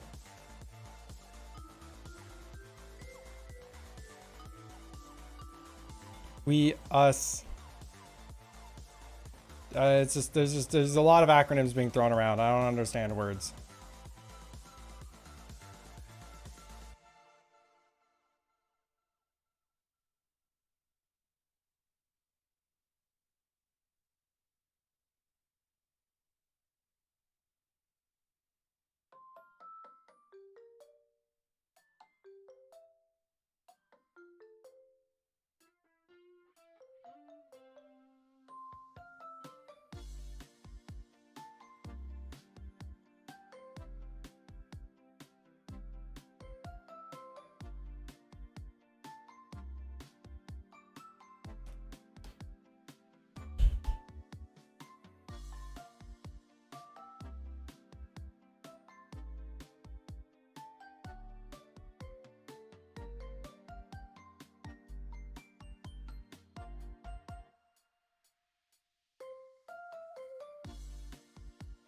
It's like, I think that expression is kind of working. Trying to pull this down. Obviously, I don't have the facial shape correct at all. Squeaks. Can Spider Tio wink? I would hope. But no, don't they normally do like these half of the eyes all at once? So it'd basically be like.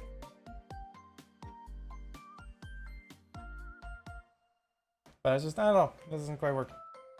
Oh, each eye can be independent? Thought it was kind of like one half or other half. I really made the nose just like freaking huge. Going for a Moomin vibe. You only made the refs, eh?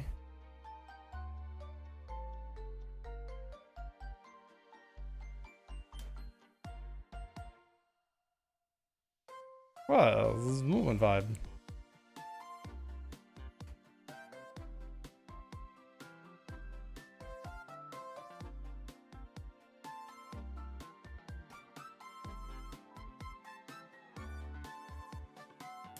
People never really thought about the biology of it. I mean, fair. Also, howdy, mask.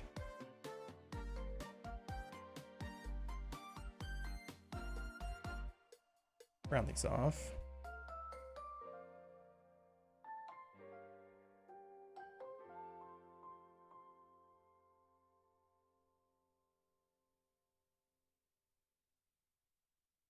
Your character make the rules exactly.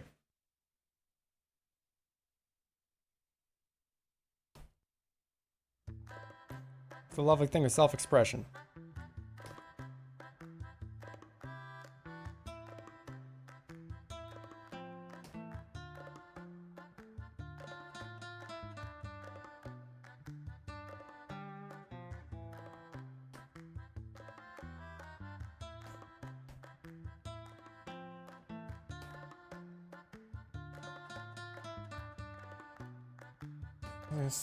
Also, I'm gonna start making rules. You are not a mod for a reason, Bun.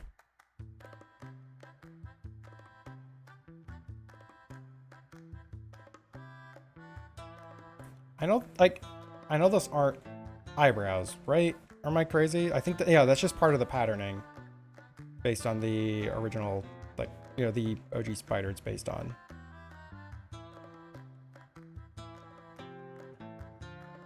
Declares martial law. Zbo cannot declare martial law. She has no power with which to do so.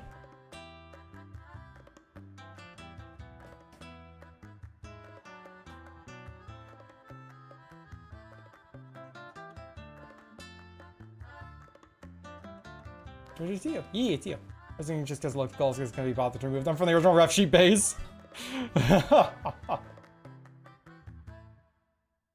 Yeah, no, it adds a lot to the face. None of us have martial law. Yeah, exactly.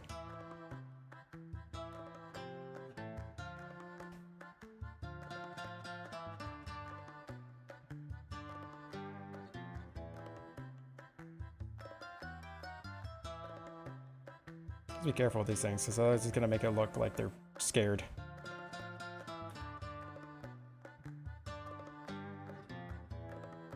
Can if I... No. That's not how this works. I'm gonna take my break soon, too. So you can just, like, scream into a void.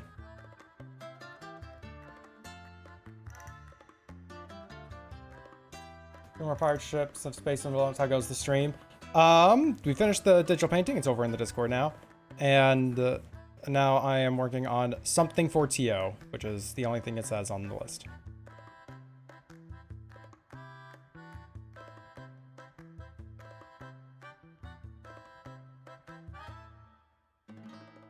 And that's kind of really what we're doing.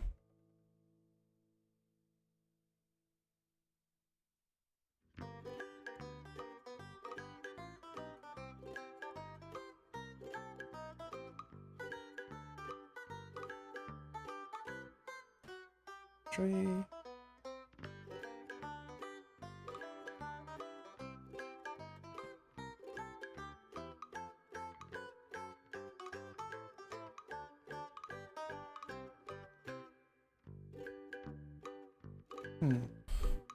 Stop. Challenges have been initiated. So I'm just like deep in thought. My brain right now is going to like hand over the heart type of thing might work. A lot of body posing is going to be the important part with this.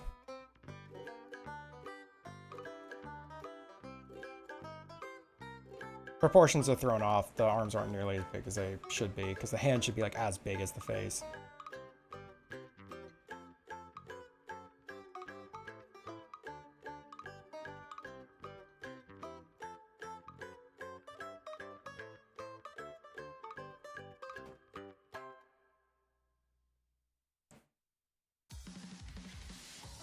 Like that might end up working.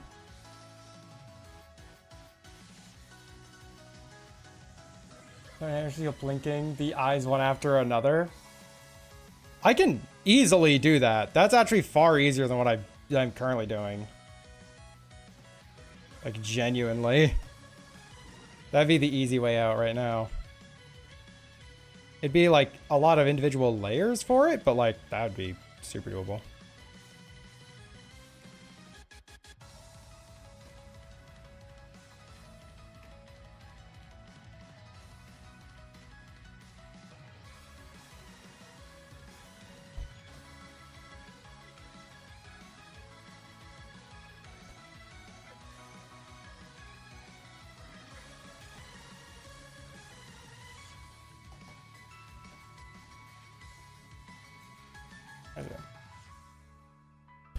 I don't think it'd be cursed at all.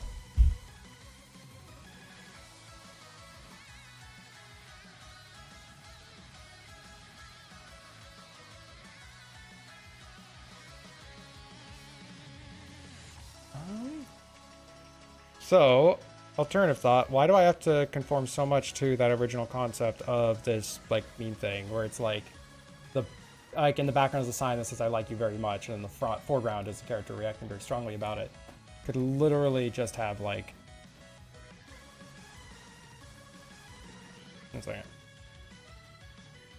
So, smash ruler for a second.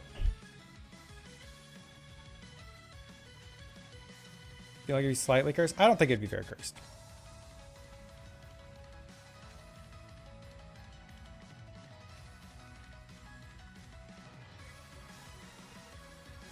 Size wide.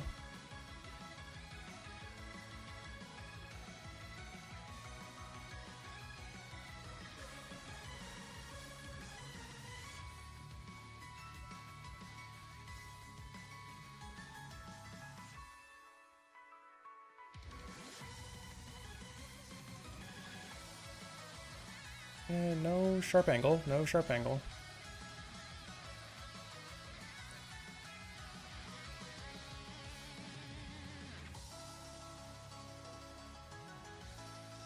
Sharp angle, make things seem aggressive.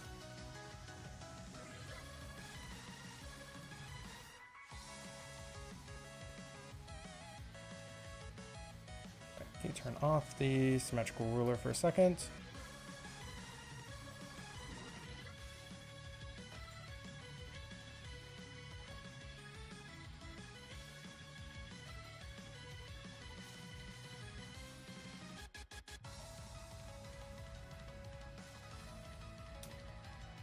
Something like that. I'm very cursed. Probably.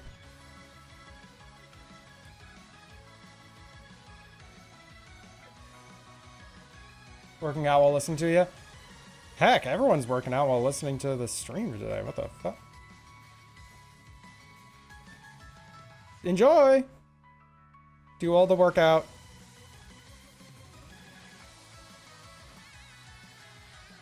Like, I'm just about to take my break, actually, so you're probably not going to be hearing too much for like 30 minutes soon. Don't be afraid to find a YouTube video to listen through or podcast or something. Because I have to go on my break soon.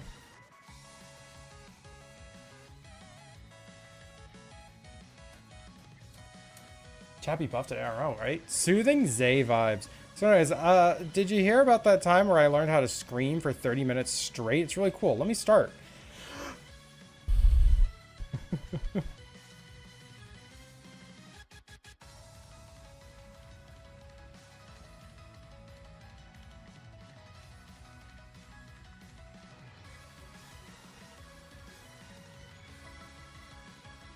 That kind of worked.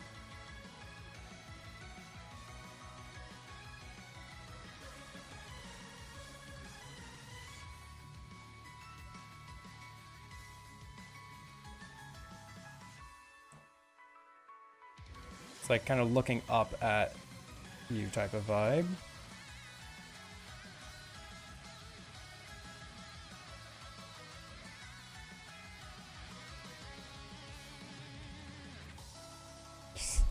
All the arms on like a table.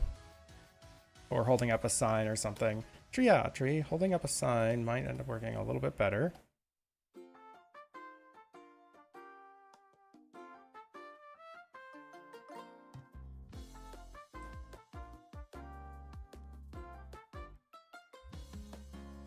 ZSMR. ZSMR. Just constantly more arm. See, that would be the cursed vibes where it's like, you know, they wave and there's just more and more arms coming up to wave as well. It's like once you get up to like 18 or 30, you're like, what is happening?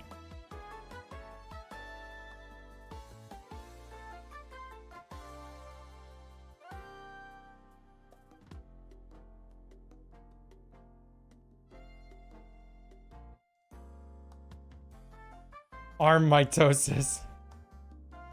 Oh no. Armatosis.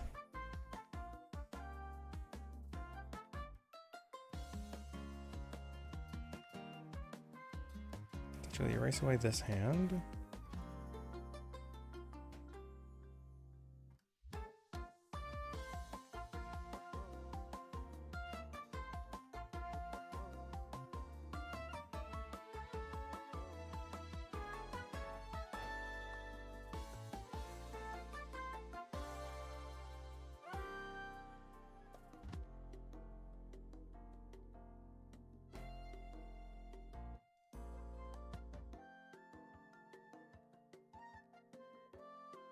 Something like that might actually be okay.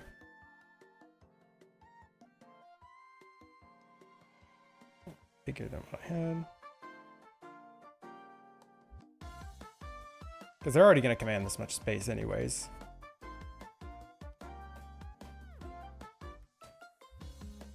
What is the name of it again? Oh, wait, you didn't... Wait, is... Heck. Oh, the name of... Oh, there it is. Yep. Ophisthoma. I'm gonna have to keep... honestly, my trouble is I just don't know how the fuck to say it at this point. Ophisthoma.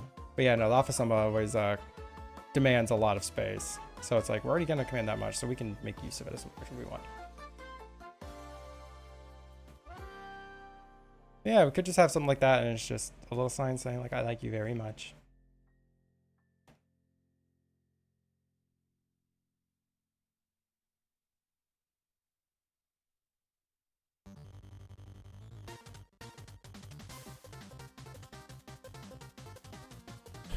The pose is really boring. I think I prefer that if that wasn't just staring straight forwards. That so far is like the cutest one in my mind. But it's like trying to think of where to put all the limbs is where this might turn into a little bit of a harder challenge. But so far that one's winning. True Scooter Prominent Ophisthoma. Ophisthoma. However, I need to take my break. I need... Maybe you'll like this. Opisthothoma. Opisthothoma. Opisthothoma. It breaks is my brain right now. It's like just breaks. Where's my BRB? There's a BRB. Oh yeah. I don't have a timer right now, y'all. So I'll be back at 2 hours and 4 minutes. Because that's the timer I'm using for the whole stream timer. See y'all soon.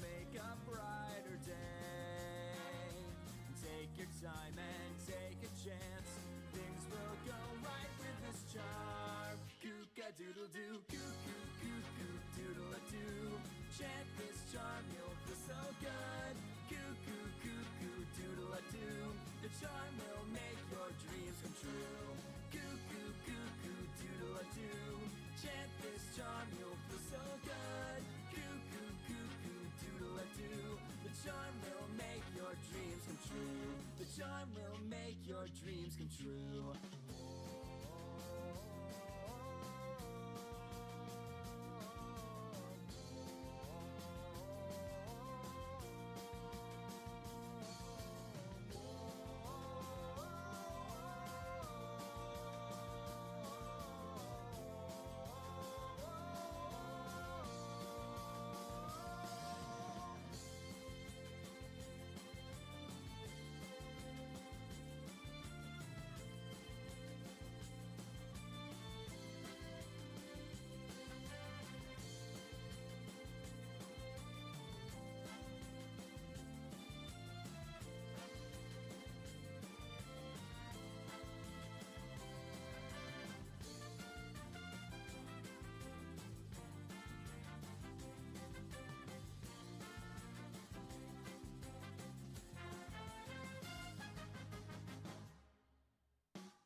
Every morning is a new morning.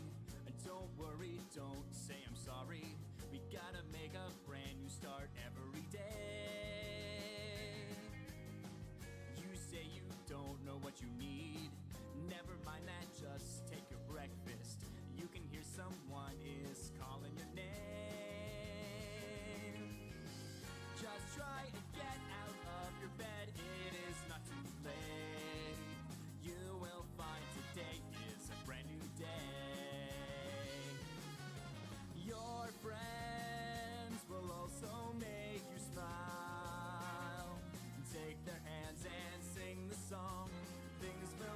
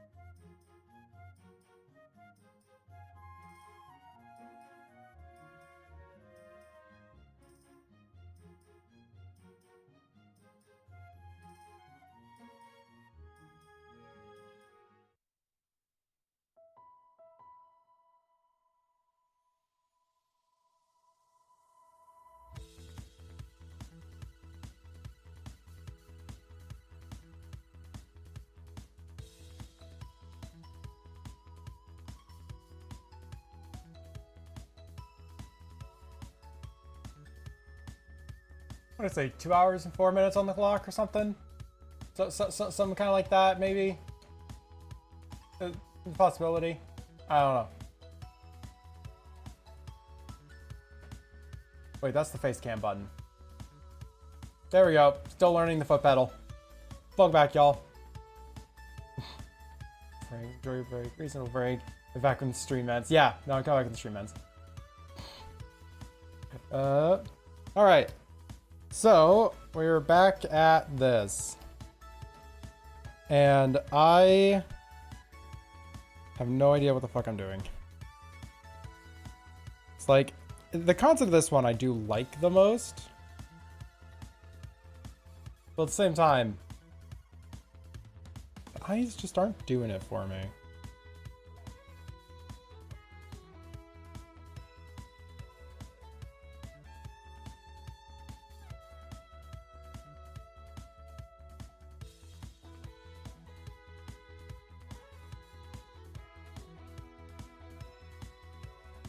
Delete this symmetrical ruler.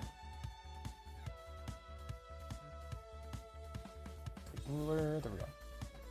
So yeah, what's everyone up to while I was gone?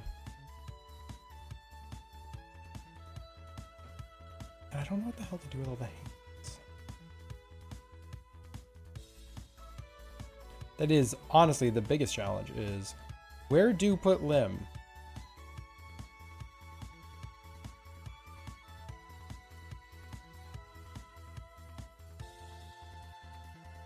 Doing your crops in Palia. I should probably do that again soon.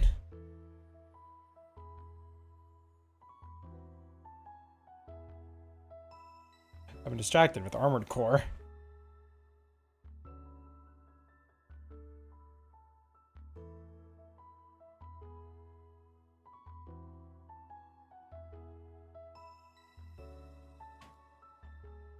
You know, two very similar games, Armored Core and Palia.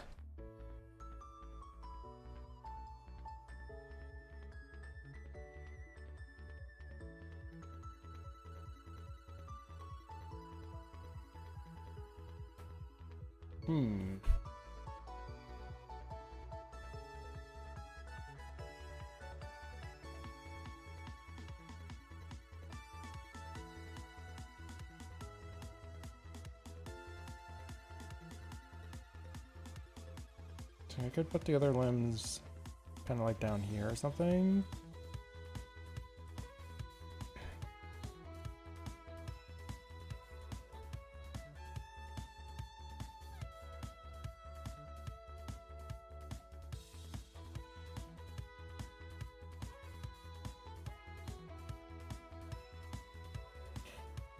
Okay, odd, different concept entirely.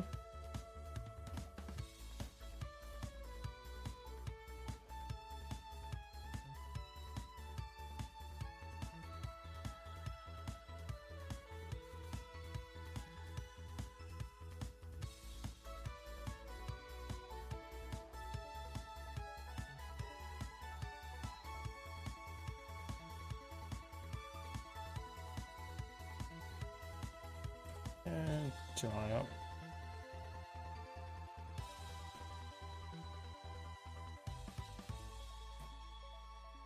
Shape kind of like that.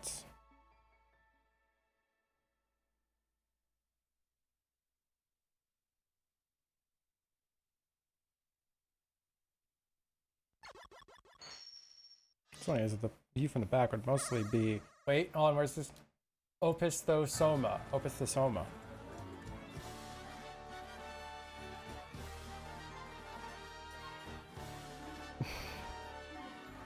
I'm good at this. I'm making an attempt.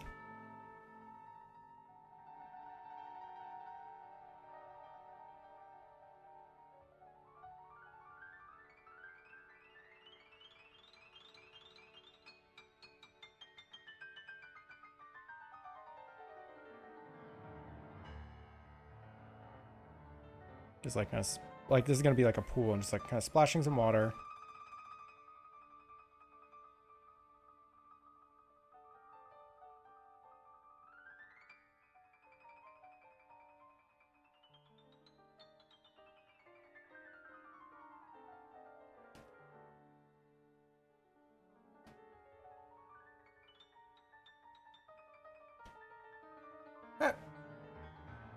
Talk back.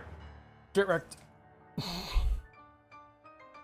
Hopefully you're not getting wrecked in Eve.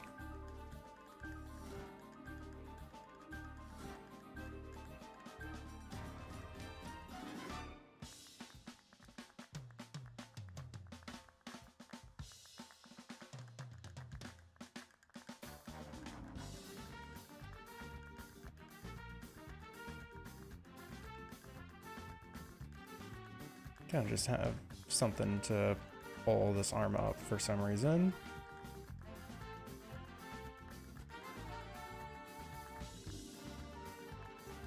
Yeah, I don't think it'll end up reading correctly.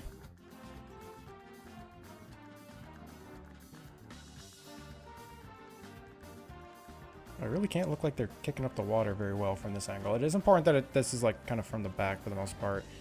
I could instead flip them around the other side of the water. There's really no reason to do this from the back, now I think about it. Definitely not finish the combat site and drop the really valuable module I can sell for the same price as a brand new battleship. Ah! So you're doing, you're doing pretty okay. That site was a little vicious, but damn, it was worth it. Yep. Yep.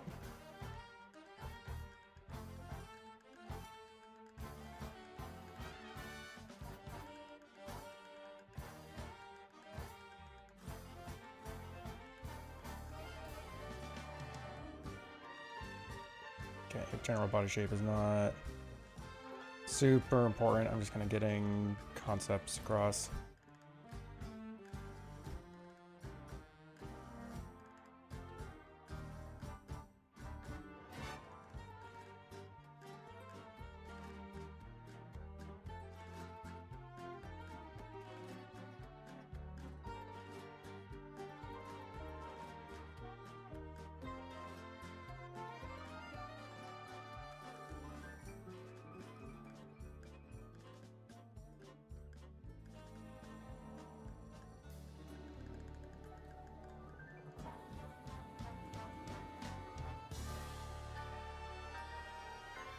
Make them a little bit smaller. This is actually if I use this time even. Well done. It's a good sign that that ship works.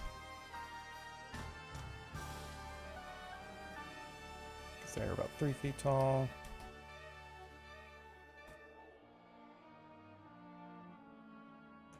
Tio, how tall is Chameleon? Camila Tio.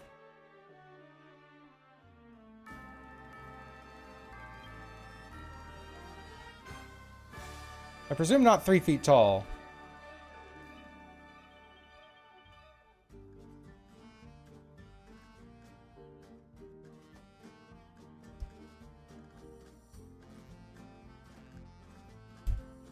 Okay, this is like 8 feet tall is what I'm making right now. Why did I start way over there? I have no idea. A set of modules worth a third of what I got this time, along with the blueprint sold for. Forget, but I think it was all about similar to the modular set. I have no idea what all these words are. But I can understand that it seems like you did well.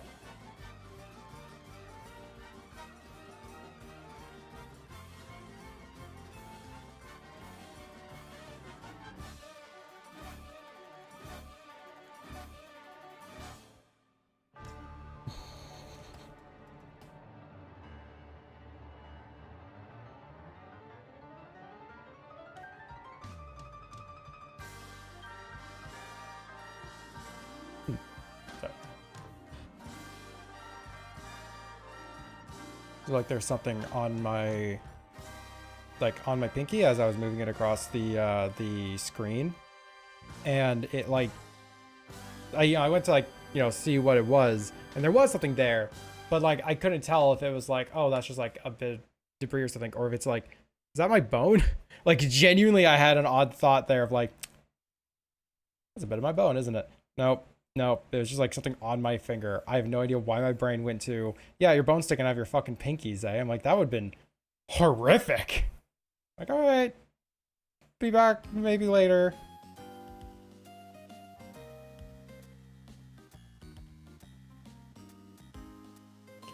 come back 3 weeks later. It's like, yeah, so anyways, guess we're a game channel now.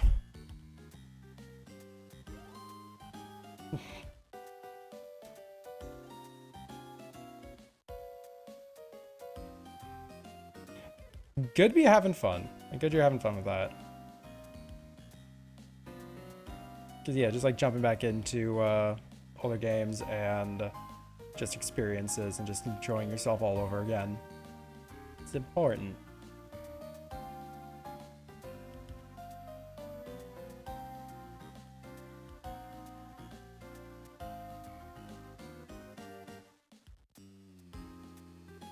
That tail's fucking huge.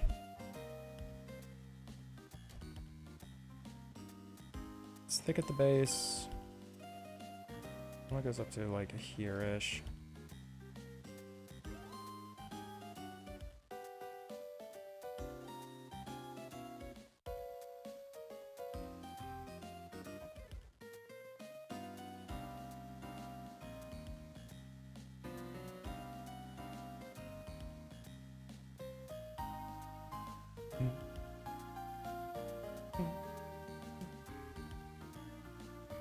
So what I'm thinking is the two TOs just add a pool looking up. I don't know why, but it's like the only thought that I'm kind of liking right now.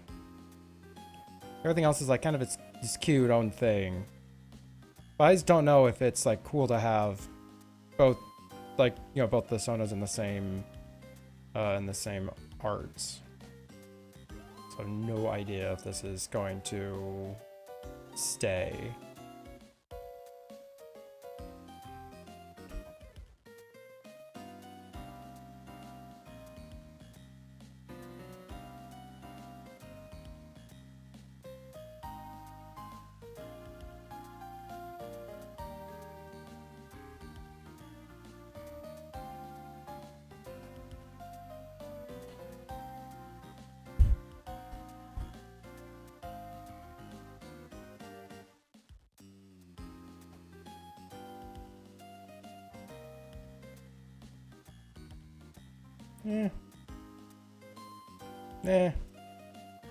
So far it's the winning thought. So far what we're kind of leaning towards.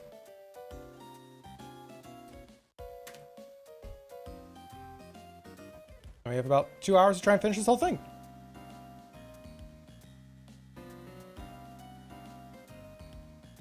Plenty of time to, I presume. We're not going to be painting this.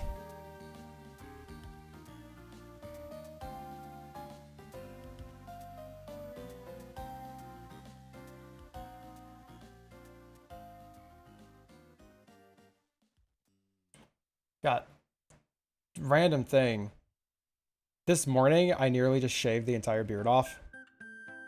It was just mildly annoying, and I was like, I don't know why I still have it.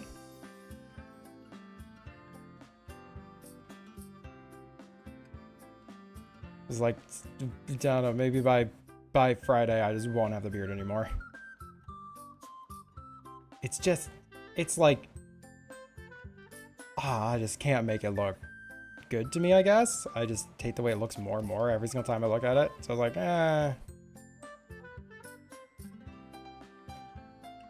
Not like anyone here really cares, I'll be honest. But, just surprising if you tune in next week for CozyCon stuffs and it's just like, yeah, nope, it's gone. Oh yeah, CozyCon's next week, isn't it? Wait, is that next week? Why should that be like happening right now?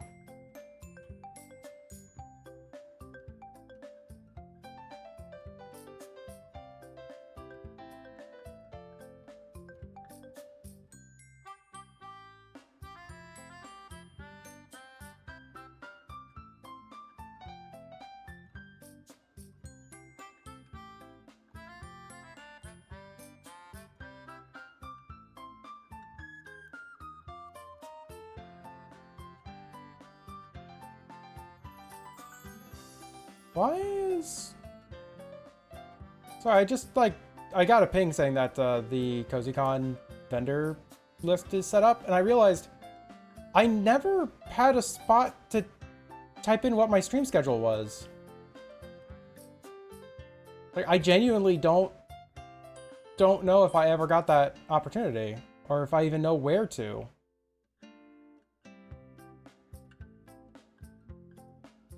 I'm gonna have to actually poke them about that, because I'm not on the vendor schedule. I'm definitely not on the event schedule. I know that for sure. Suddenly you have beer and suddenly you don't. Exactly. Like, it's just gonna come and go. What'd you miss? I'm kind of pivoting the idea a bit.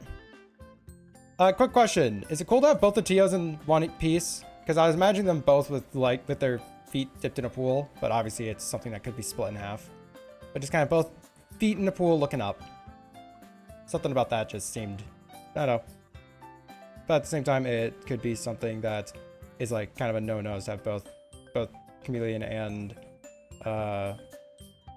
and Spider on the same image.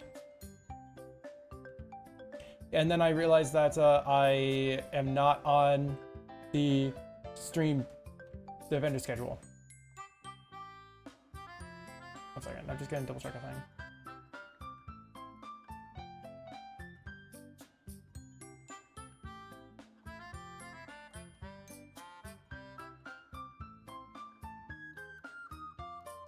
Oh, 1 second. Wait. Just making sure. Like, I have the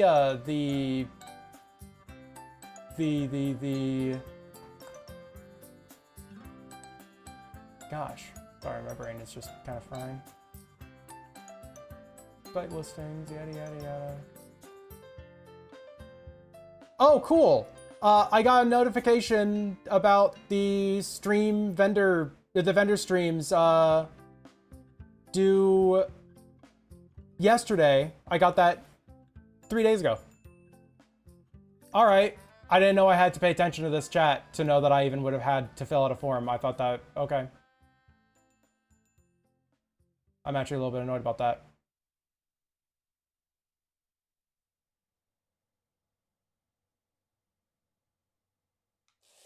Cool.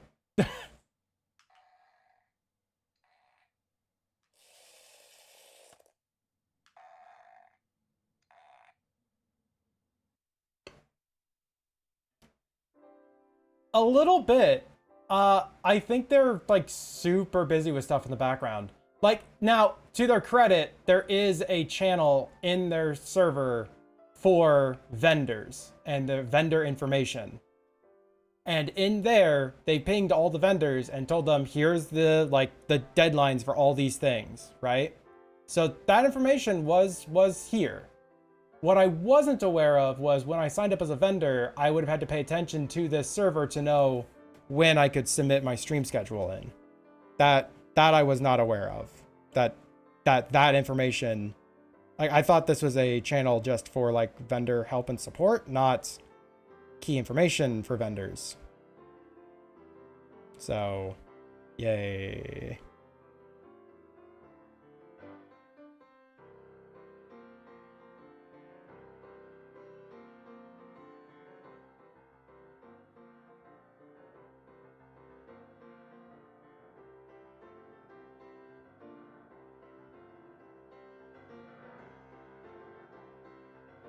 It's like, here's what I kind of don't understand.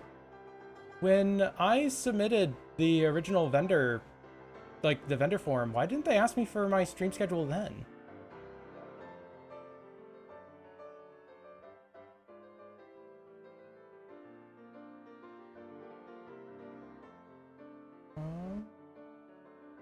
Sorry, I'm just like double checking this form here.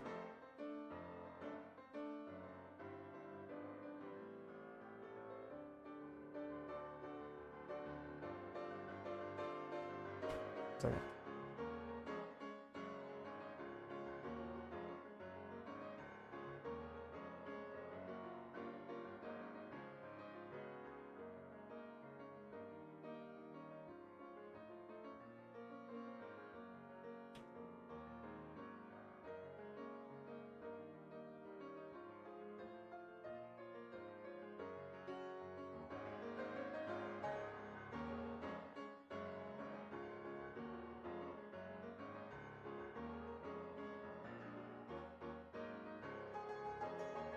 So I'm just like trying to figure out how to type this out into this channel. It's just like I wasn't aware that this is where I had to type this stuff in.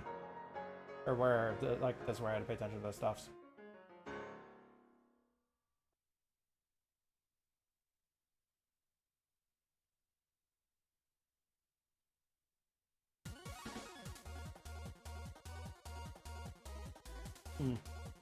Because CozyCon posts up enough announcements. I don't check the pings in here. I don't know if I'm gonna be joining CozyCon in the future. Every single year I've had so many technical issues with stuffs. Those technical issues are like just not like management issues as in it is mismanaged, but I am just not aware of certain information that's kind of important for me to know. It seems like that's happened like every year for me. Other people seem like they're doing it just fine. So, alright, anyways. Yeah, I think Sensei says, because about me, but I guess that would be symbolic. Yeah. And it's not like the two are interacting with each other in this instance, so I think it should be fine.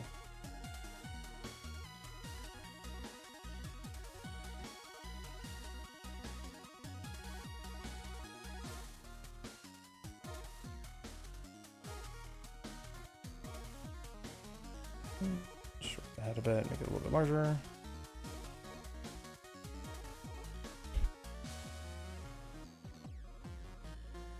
Yeah, because I don't do anything in the VR space, it's like, I kind of don't, or was it? It's not that it's a con that strictly you have to be in the VR space to benefit from, of course, but because I don't engage with it literally at all, I feel like I'm kind of missing half the purpose of being at CozyCon. Because, you know, originally it was I can't say originally, but it was like a stream con, and it worked really well for it. But now there's a lot more stuff happening in the VR space, and it's like, well, all I'm really doing is just advertising that I stream at this point. It's like, I guess that is something I kind of should be doing more. Whereas I can't right now, although my booth is covered in like I stream stuffs, so it even has a link to my Twitch page on it, so that's probably fine. It's not like it's gonna be affecting me too much. Yeah, if I remember correctly, actually, even last year, I didn't actually do so well with CozyCon stuffs. Like, I started the wheel, and I think it was all regulars anyways. So I don't think I actually benefit at all for attending CozyCon. I don't think I do at all anymore. Huh.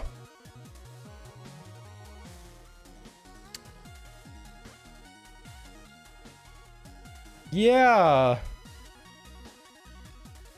Just realizing, I don't think I actually... Yeah, I don't think I'm going to be attending it next year.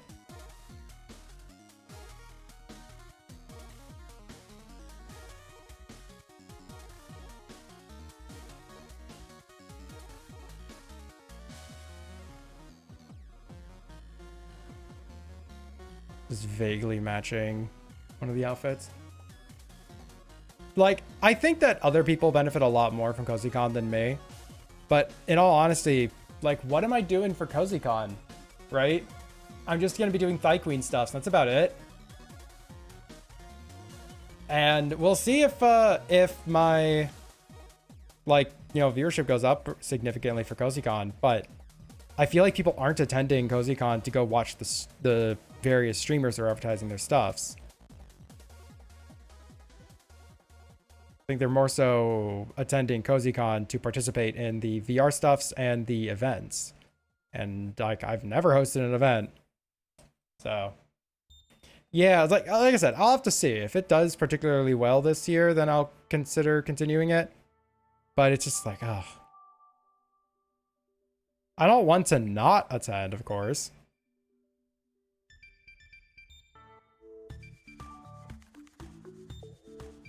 This arm is stupidly long. Oh, I know why. On the other hand, if it ends up being a hassle, can't hurt to just to be advertising. I mean, fair. But how much of a hassle is the advertising? Fun fact, they actually updated their booth system this year. They actually have a much nicer, cleaner booth layout. I didn't know how to make my booth look like do the right thing, like to even set it up correctly. I actually had Henzabo in a call with me and just showing like, yeah, I don't understand what the fuck is going on here. So it's like stuff like that is kind of annoying. And like, what is it? If I am gonna be submitting in stuff for CozyCon as a vendor, then it's like I would want to have my stream schedule up for it. Yeah. Gosh. I have no fucking clue. I have no clue what I'm gonna be doing.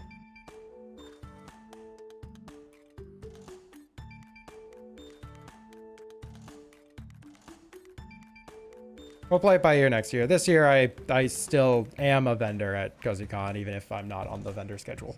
Did I do that? You can always take a look at that. Always enjoy yeah. Oh no, don't get me wrong. It was more so an issue of the information they gave on how to turn their template into the booth, into using it for the new booth stuffs, had different terminology on the template versus on the documentation. And an additional layer onto that is that the file name for the template was V2. And they had 3 versions of booths. So I was like, do I only have a V2 booth? Because that's not even the type of booth I wanted. But that's the only one provided to me. So I had to go through this actual server channel that I have here and find out that, no, that's just like the current version of the template. When you submit it, you submit as a PNG, but with the, you submit as a PNG, but you put the version of booth style you want it to be in the title of it. So we know this says a version 1, version 2, or version 3 booth. I was like, okay. And reading through, I wasn't the only one who was confused about that. Like, thought that they, like, I thought I could only have a version 2 booth, which is literally the one style I did not want.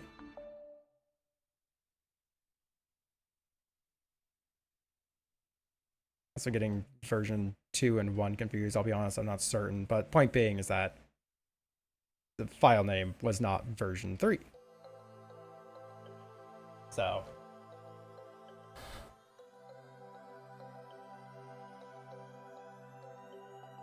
Yeah, it's like,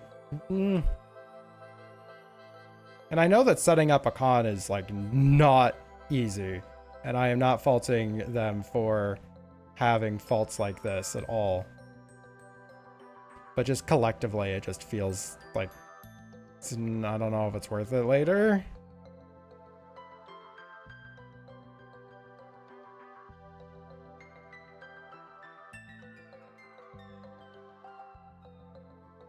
Why am I putting all this detail in here? I'm gonna have to resize this anyways.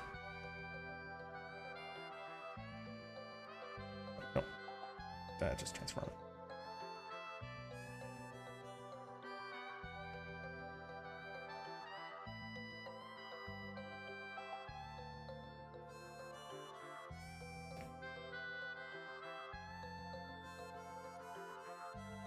I know, right? Let me just spend forever on just one tiny element. I've totally never done that before.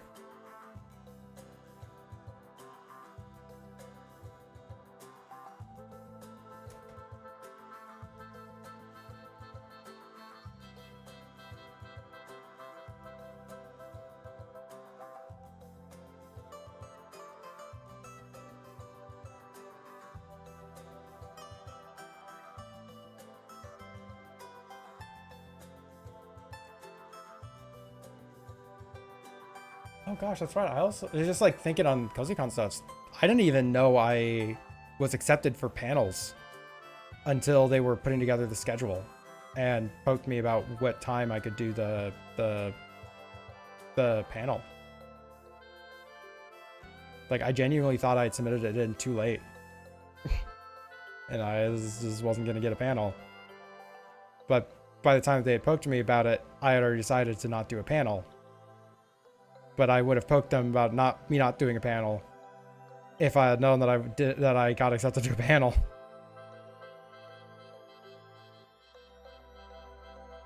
And that was like a week before the con even started or something. A little more than a week before the con started. So it's like, ooh, hope that didn't cause any problems for anyone else.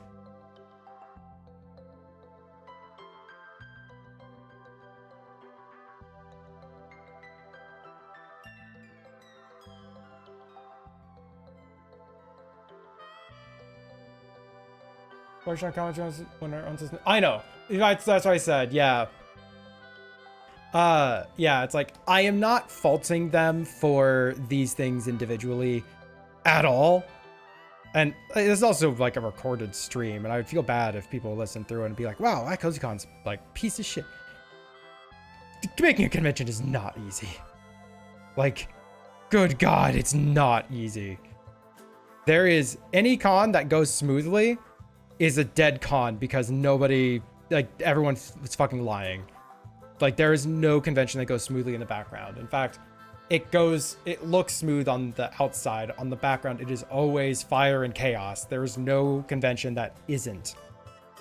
Like, it's just, there's some degree, there's always fire and chaos. So, yeah, in CozyCon, like I said, it's kind of developing more into a con that I don't think ends up working well for me. And it's just these little things collectively hit me in particular quite hard. Because I feel like a lot of the vendors, like, they're more active on the server anyways. So they know to see these things more. And maybe there is information on how, unlike, you know, hey, you have to be in this server in order to get this information. And I just missed it, right? It's like that type of stuff's very possible. It's just like, yeah, there's always a couple of problems that I have with doing con stuff, with the con stuffs with this specific con. And that's just always personally irksome, I guess. It sounds like there's a few things that should be automated DMs or emails. Yeah, and I don't know how much stuff is automated or not.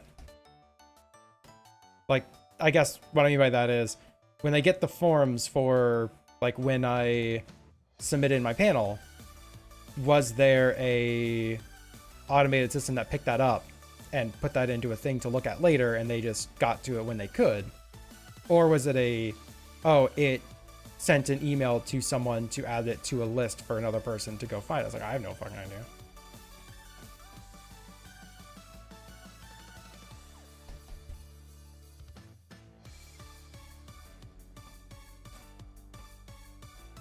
Oh, and now I'm struggling with a face.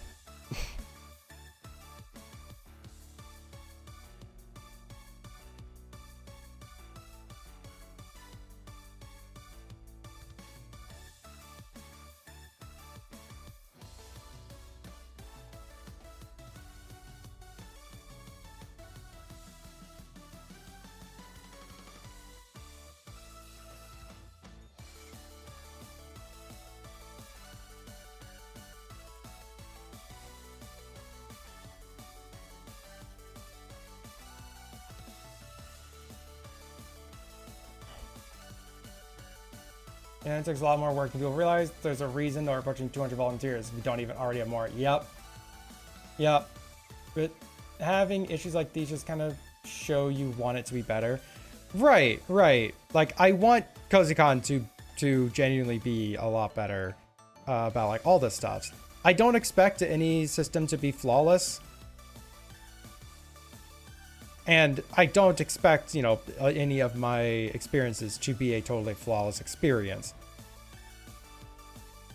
Gosh, I know the first year I signed up for CozyCon, I never got the panelist tag added to me on the Discord. And I didn't know that there was one until like a day before my panel. So I didn't know that there was an entire channel that I had to be in to know what I'm doing, like when my panel is, or to say, yeah, I'm good to go live, or to test stuffs. No, not to test stuff. No, that's right. I did the testing thing to figure out that it worked. And that is how I found out that I didn't have that tag, that channel thing.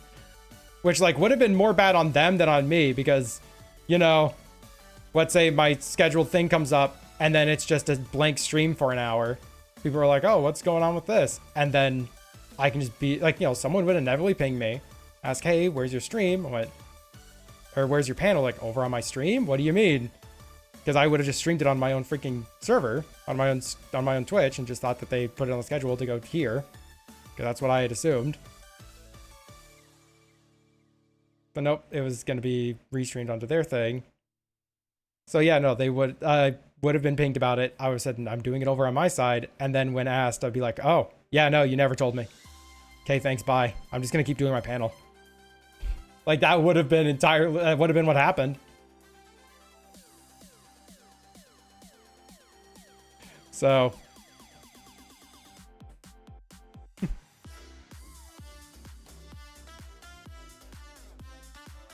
I'm gonna sketch this out a bit better before I start doing lines, because clearly I am just not understanding something in my own sketch.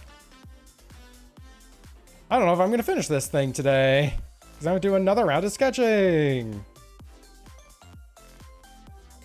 I can kind of just dive in with the lines, but apparently not. I don't have to resketch everything, thankfully.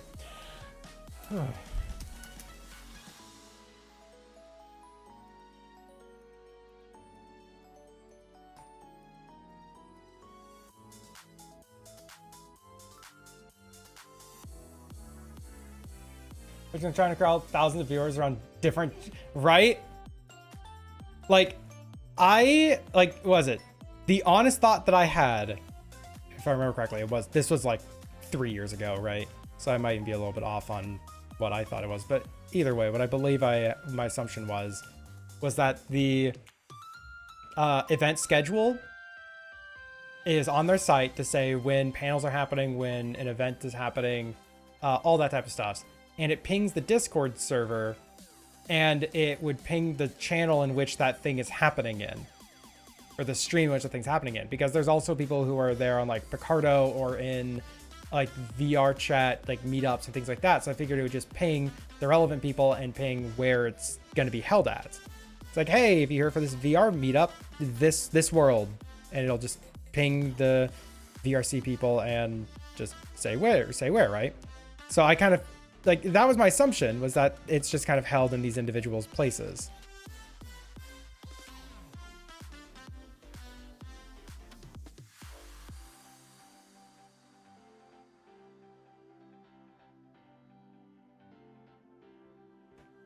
But yeah, no, I did the test to make sure that the stream worked, and that's when I found out that I didn't even have the role for the thing.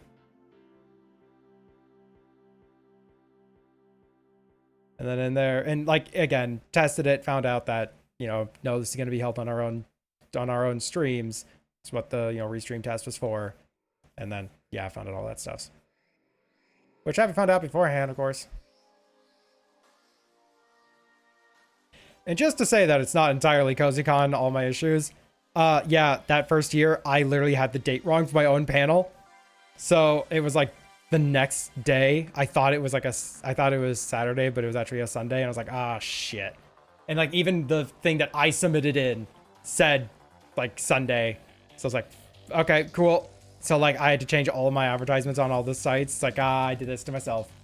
So that's why, like, when I say that, like, it's just as likely that I messed something up or missed something, that is definitely possible.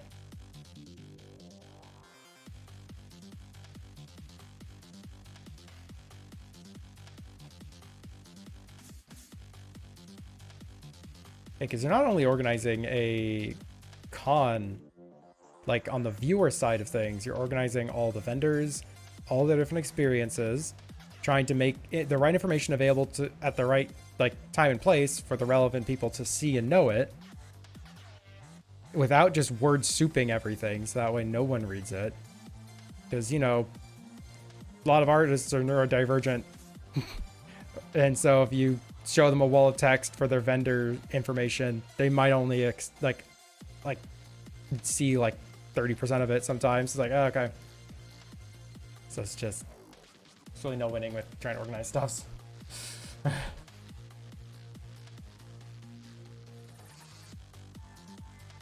It's very likely it's totally like they're doing everything completely correct, and it's just on me for not knowing. Or not, like, seeing the thing.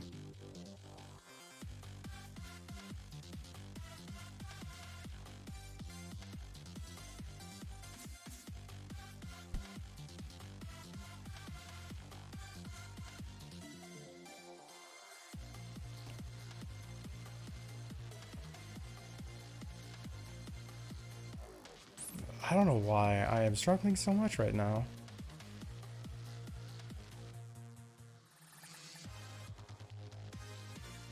Well, I'm doing a sketch for a reason.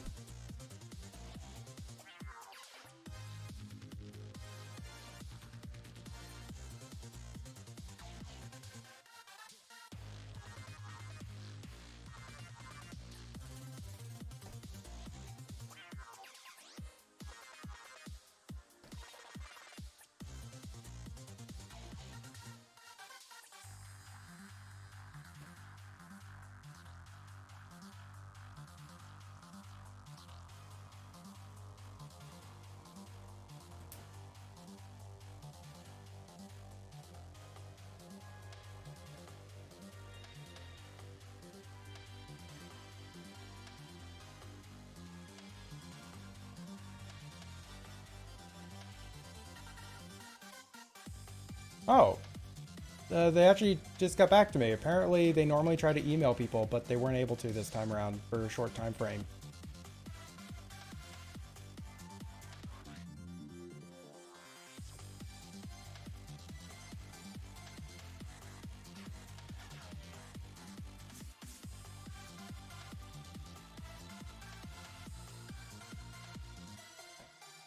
Yeah, so I had no way to know that I needed to check the server. Uh-oh. What is going on in the background? Because I've heard a lot of the staff talking about how it's like really short time frames and doing all these things really rushed. It's like I said, it's never easy doing a con.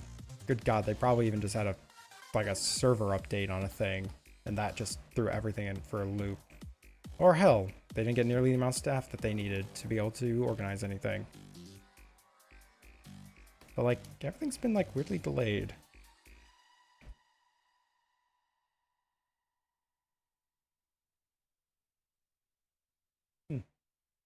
Yeah, I got something cleared up. Like at least I feel a little bit better knowing that it's something that was outside of my control to even know.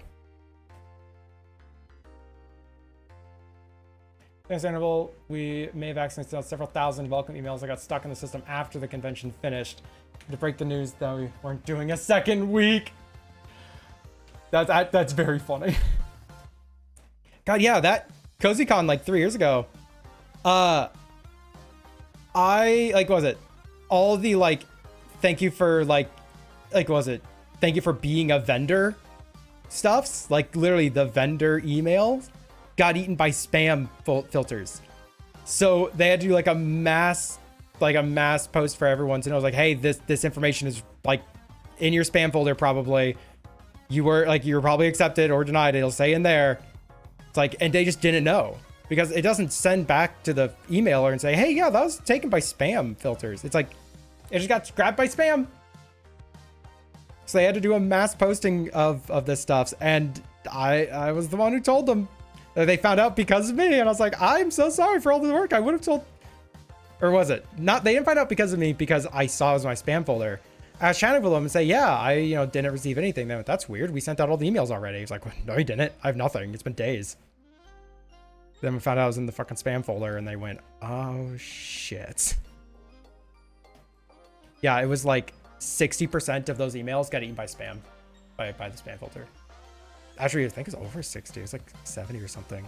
They fixed it, obviously, like for later years, but it's just like, ooh, that's a nightmare to have to deal with. Because it's also the main communication for so many people.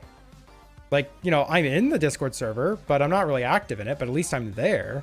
So potentially I could see a ping. But they pinged about the stream stuffs. But like, what if you're not? Oh no.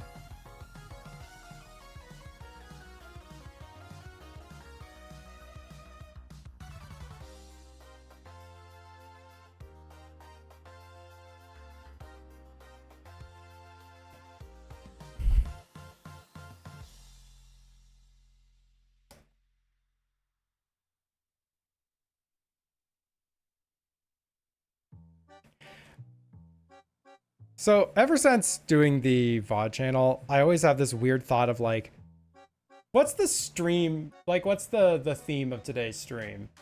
Oh, Twitch, why are you reconnecting to chat? That's scary. Okay, no drop frames or nothing. Cool. Yeah, Twitch just had to reconnect the chat on my main PC. That's, oh god, that's not a fucking heart attack. But no, I always wonder like, what's like the theme for today? And like yesterday's was, yeah, Zay talks about an aquarium for like 3 hours. Today is like, yeah, Zay doesn't do a thing for a convention.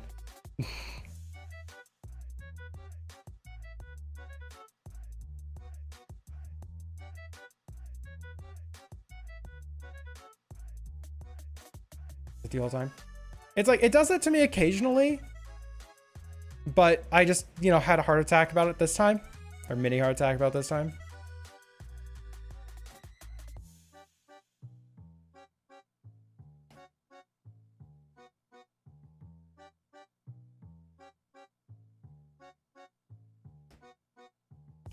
In today's episode, Zay doesn't do something.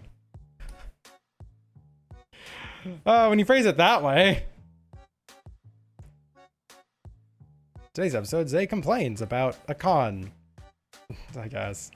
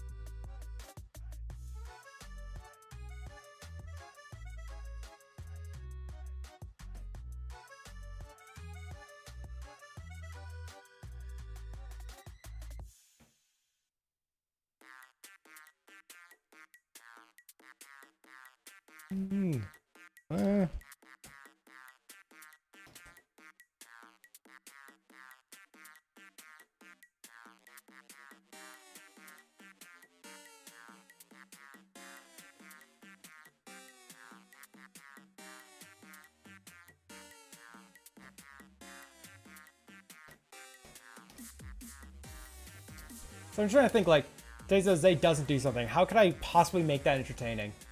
Like, I guess in a way it's entertaining now because I'm talking about what I didn't do.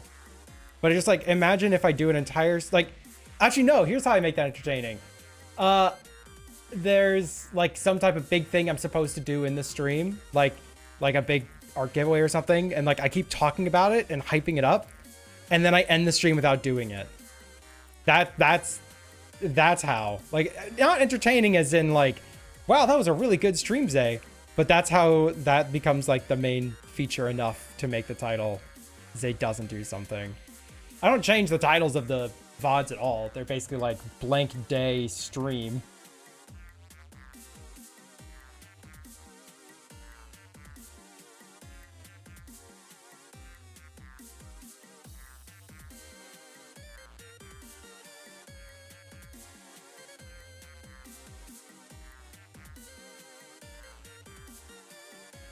All right, I like that. Enough. Let's try some lines again.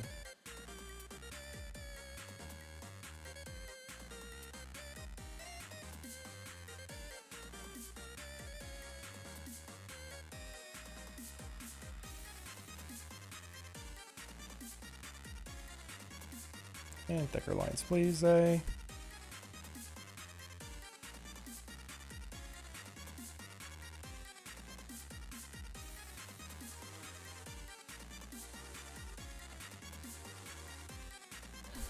So I'll tell you something first thought. What was this?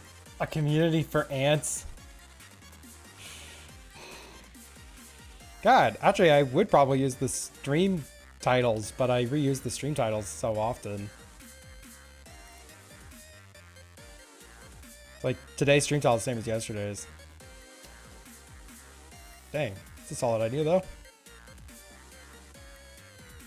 Also, it's totally a community for ants. Ants are welcome in a furry community. I mean, geez. Imagine if it wasn't.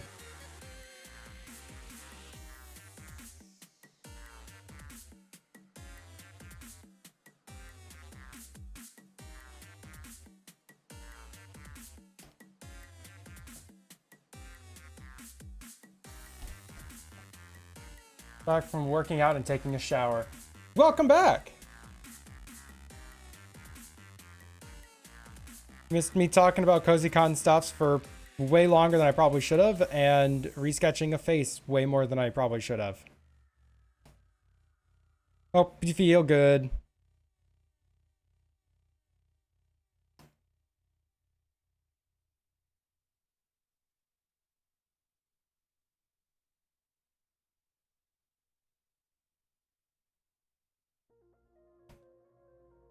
I'm very tired. I mean, congrats though.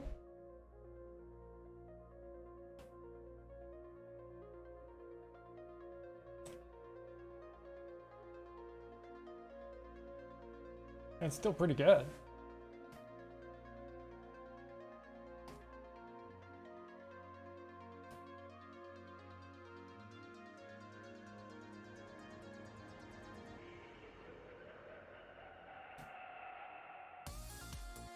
Boot help you recover? Well, sadly, I have none.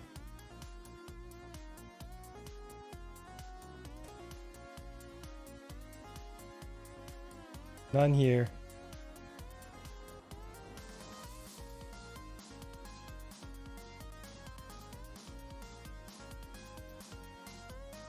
How the fuck does this connect again?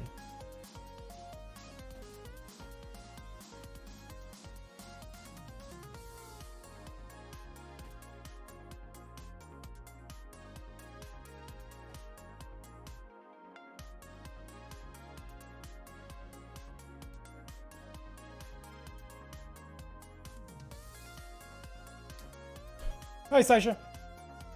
None pizza, left beef. Yeah, my ex, none pizza. Why are you bringing them up now? Like, what the fuck? Rude.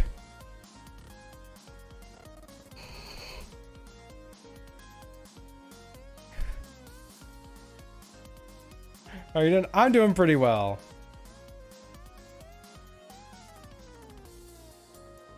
Like, mildly perturbed about CozyCon stuffs right now, but honestly, it's just I missed a notification that I wish I didn't miss. Oh well.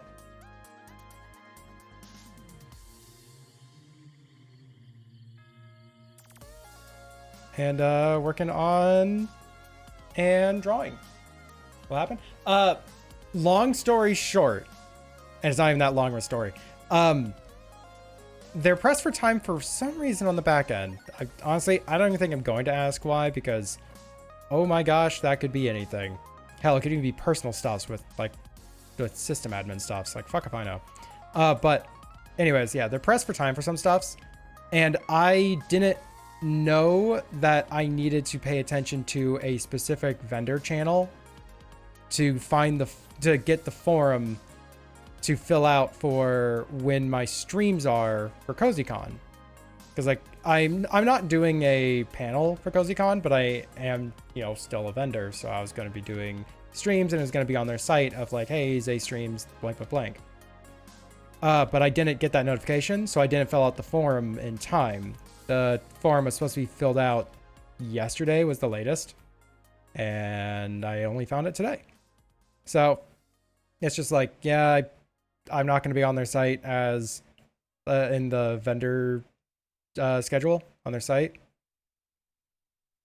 But like my booth is covered in I stream stuffs, and my advertisement is, and everything. So it's like, yeah, people still probably find me just as much, if not just as much as before. I don't know who all uses I can only say that I don't use the event schedule at all. So yeah, oof. Hope they're doing all right on the back end there. There's been quite a few things that just it's been very clear they're very busy with something.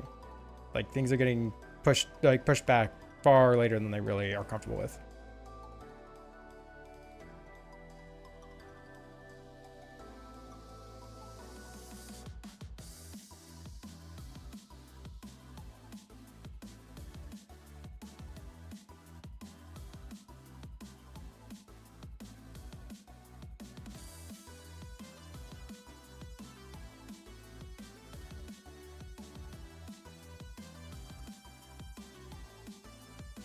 Just had lunch. Hope it was good. So did I.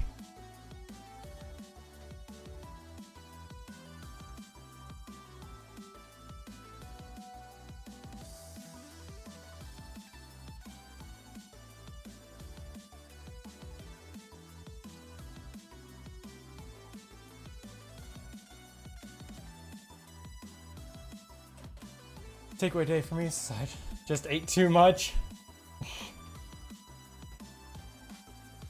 Yeah, I still have so much fucking like leftovers between like that cooking day I did, the like was it the freezer for the freezer that Bish worked at, you know, stopping working, and they just like, you know, we just got a bunch of the stuff that was too thawed to be able to be sold, but like it's still totally fine to eat.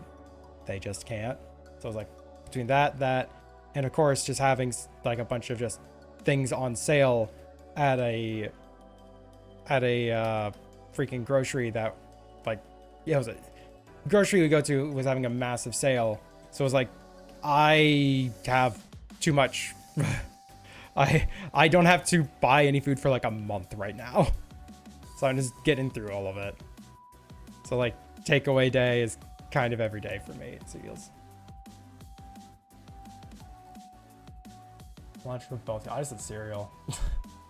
Very simple thing with pepperoni and cheese on a flat tortilla shell, fold in half and griddle it straight, like no butter or oil. I mean, honestly, that doesn't sound too bad at all. It's like, it's simple, it's easy. It's like, yeah, the was it no butter, oil, or nothing is like, yeah, it's gonna like, I don't know, change the taste a good bit, but it's not gonna make it bad. It's gonna crisp up a lot though, which, you know, honestly, in my mind, better.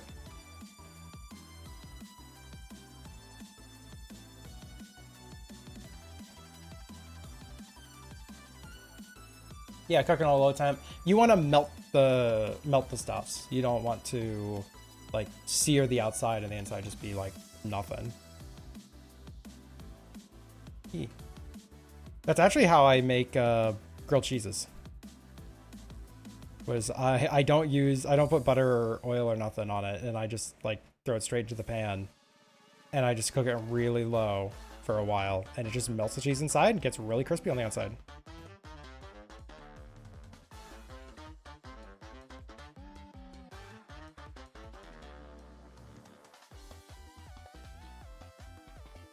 And honestly, I only got in the habit of it because I really didn't want to bother. It's like, yeah, I have to dirty a knife for the sole purpose of just spreading butter on this. Fuck, I'm gonna cook with no butter. I'm just gonna do this from now on.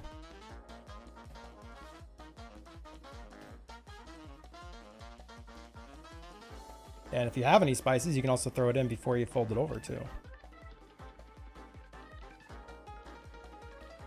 Why am I like adding in a lot more angle here than exists?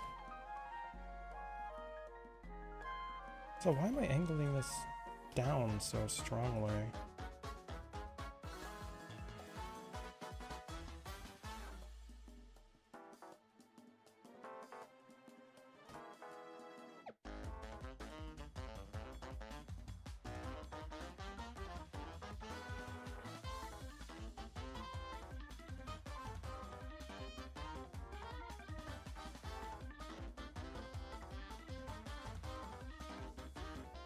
Like that.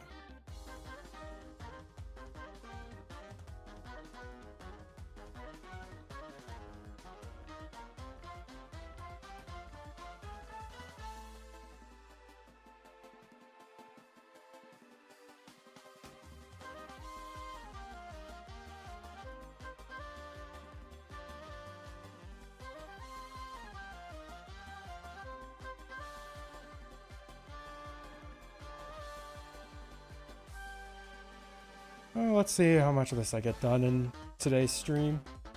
Going last week, try Italian sausage. No likey. Stacey, if it's seasoning chunks, kind of activate the milk. Oh, like the seeds and such. That is a, you know, that varies based on the brand of Italian sausage you get. Like, gosh. Also, God, I can't think of any.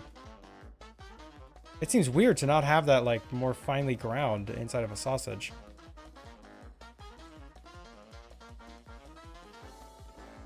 Because, like, I'm almost certain that's going to be anise seed, which is kind of large, actually.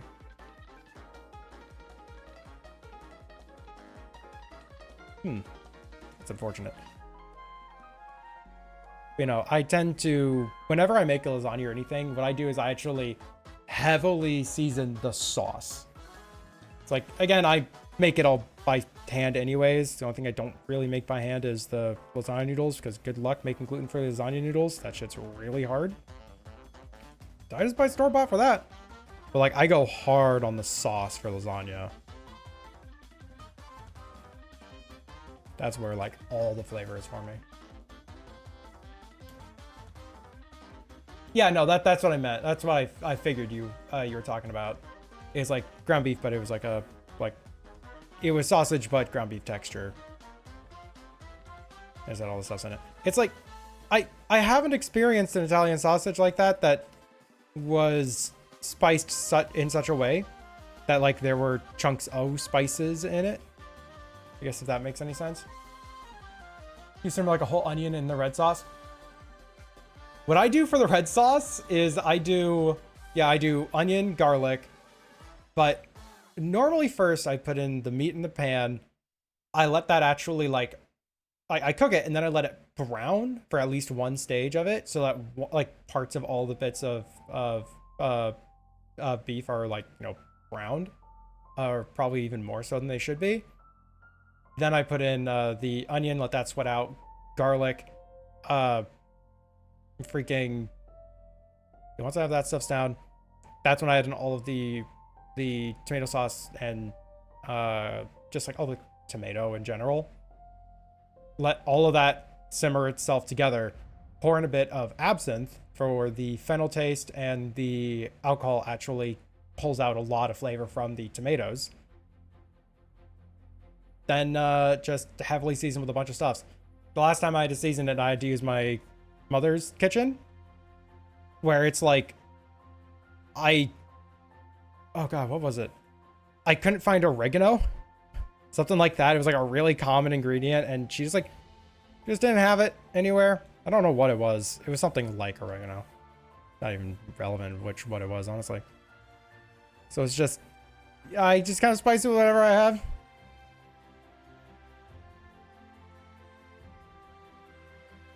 But then just let it simmer for as long as possible.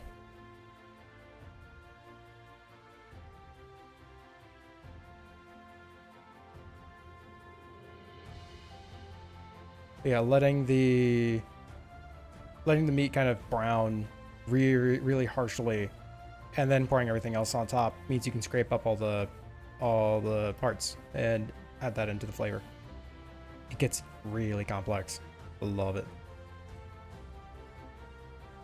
Have the whole onion in there. Also a whole carrot. I've never seen a carrot in a red sauce. I'll probably just try the ground beef, ground pork, ground chicken. Yeah. No, that's totally fair. I mean, honestly, it's also like kind of a time-intensive process. At least it can be. Oh, what's going on? Crystal Mouse! Hello, hello. What were y'all up to? Tell me about yourself. Tell me about today. Cheese. I will gladly accept this cheese. Here, in honor, I send Cat. Hi. Do you want to say hi to the stream? Here, I'm gonna show you the stream. Oh, be quiet. Here, she was asleep.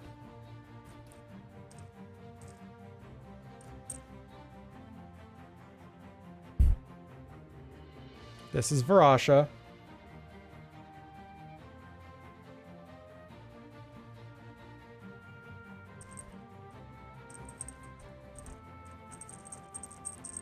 She's about to fall asleep again.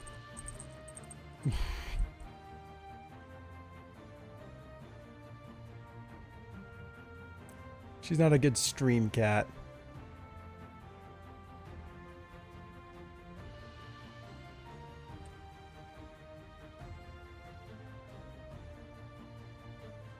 Anyways, welcome on over.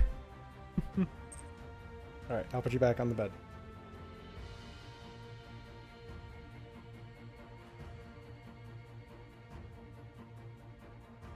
Yeah, go back to sleep.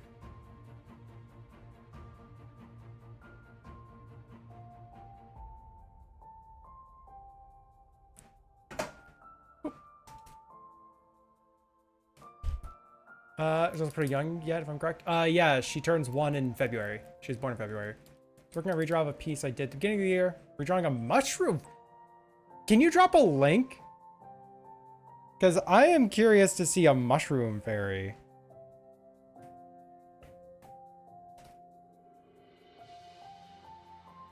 Yeah, so this is what we did earlier.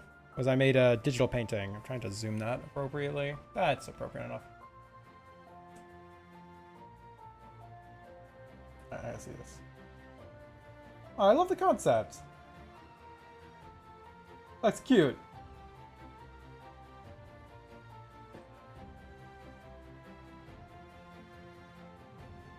That's really cute.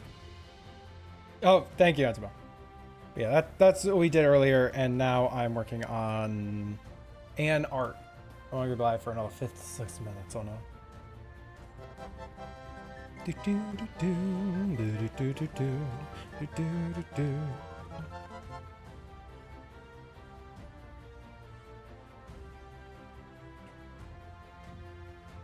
For some reason, there's just like art is just like in the brain. There's something happening with art today. The Dario piece is having the same problem. There's just like, bleh. All right.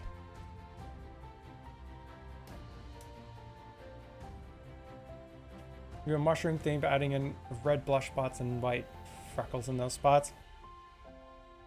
I approve of this mushroom fairy. What is it? Like, I have a... Like... no, they're not really a fairy. It's like, what is it? When I first heard, like, a mushroom fairy...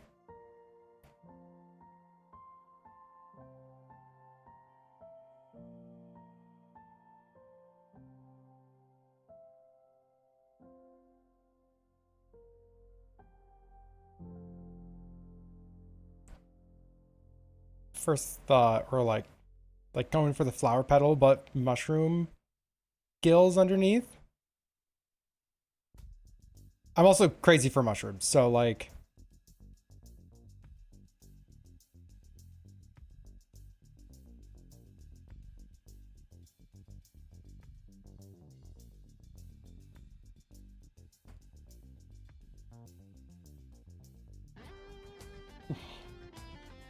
Oh, that's right. Yeah, I said it was a rework of an old piece. Yeah, let's see the original one. Okay, see, that's the old one. What on earth is the new one gonna look like? What the fuck? You've gotten, like... Okay, that's 35 weeks. That's over a year of practice and experience. Oh my gosh, that's gonna be stunning when it's done.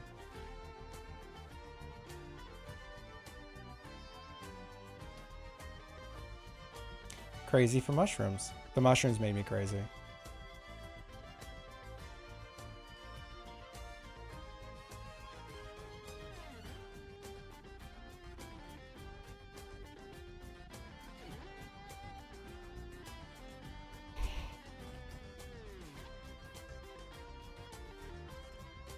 Yeah, how long have you been working on that, the rework today? By the way, don't be afraid to just, like, you know, go rest and take care of yourself. You're doing a whole stream for a while, it's tiring. Then you go and raid a place, and then the streamer's like, you gotta answer every single question I have. It's like, no, you can just leave. If you just gotta, like, nah, I gotta rest. Just go rest. I'm just gonna say that immediately.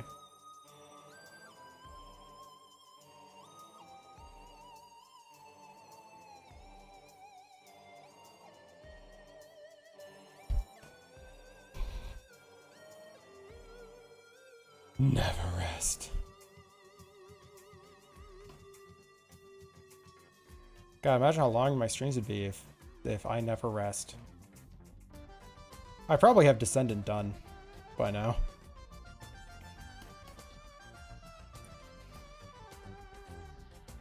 Rest is for the weak. Be weak. Rest.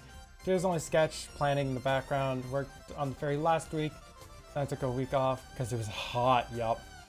I hear you. The weather's sort of place has just been atrociously hot. Gonna burgers later today. Make some for me too. Thank you.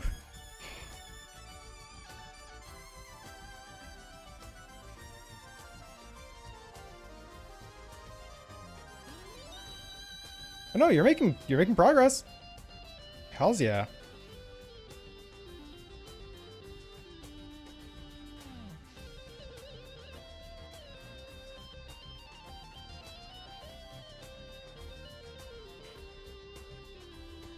God, just saying like, oh yeah, what have that Descended done? Reminded me. My original plan, like, I think like right before I had to take like a few weeks off, was going to be to work on that one comic that I'm using to give me a workflow for making Descendant. Because my plan this year was to fucking start that webcomic. And I haven't even finished anything other than one page of the thing I'm using to get a work plan together to make that comic. So I was gonna like set aside time and like get that one thing done, or at least progress it significantly. And then I had to take like 2 weeks off, and I'm still exhausted.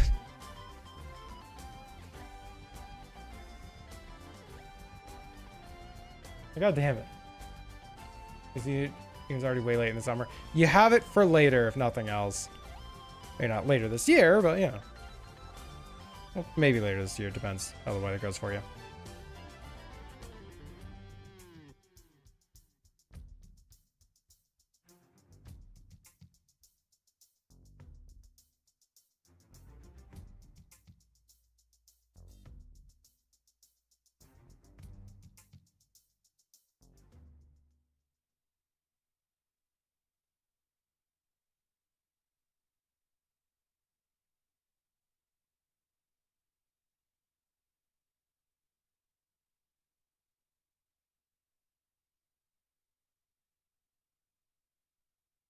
Makes energy levels low. I just go resting, check out the other version, see more of yours. Well, no, I'll be around. I have so much in the upload queue I need to actually schedule as well.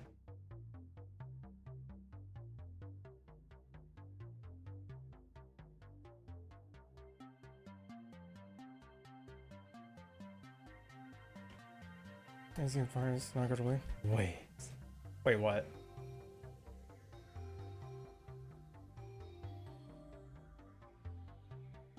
Let's go back to a part that was just so... Yeah, it's just nice to come back to a... Not, yeah. Yeah, you get to be comfortable in your space. Yeah, I see that.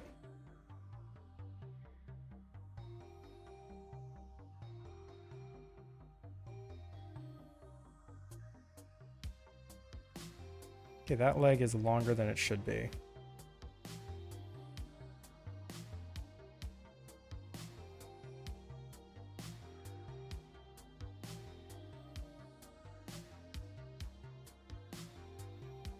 So this leg needs to be higher up.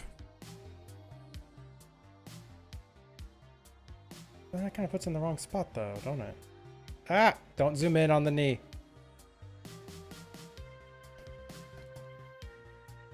Oh, this is one of those times where it's like, y'all are really seeing the art struggles live.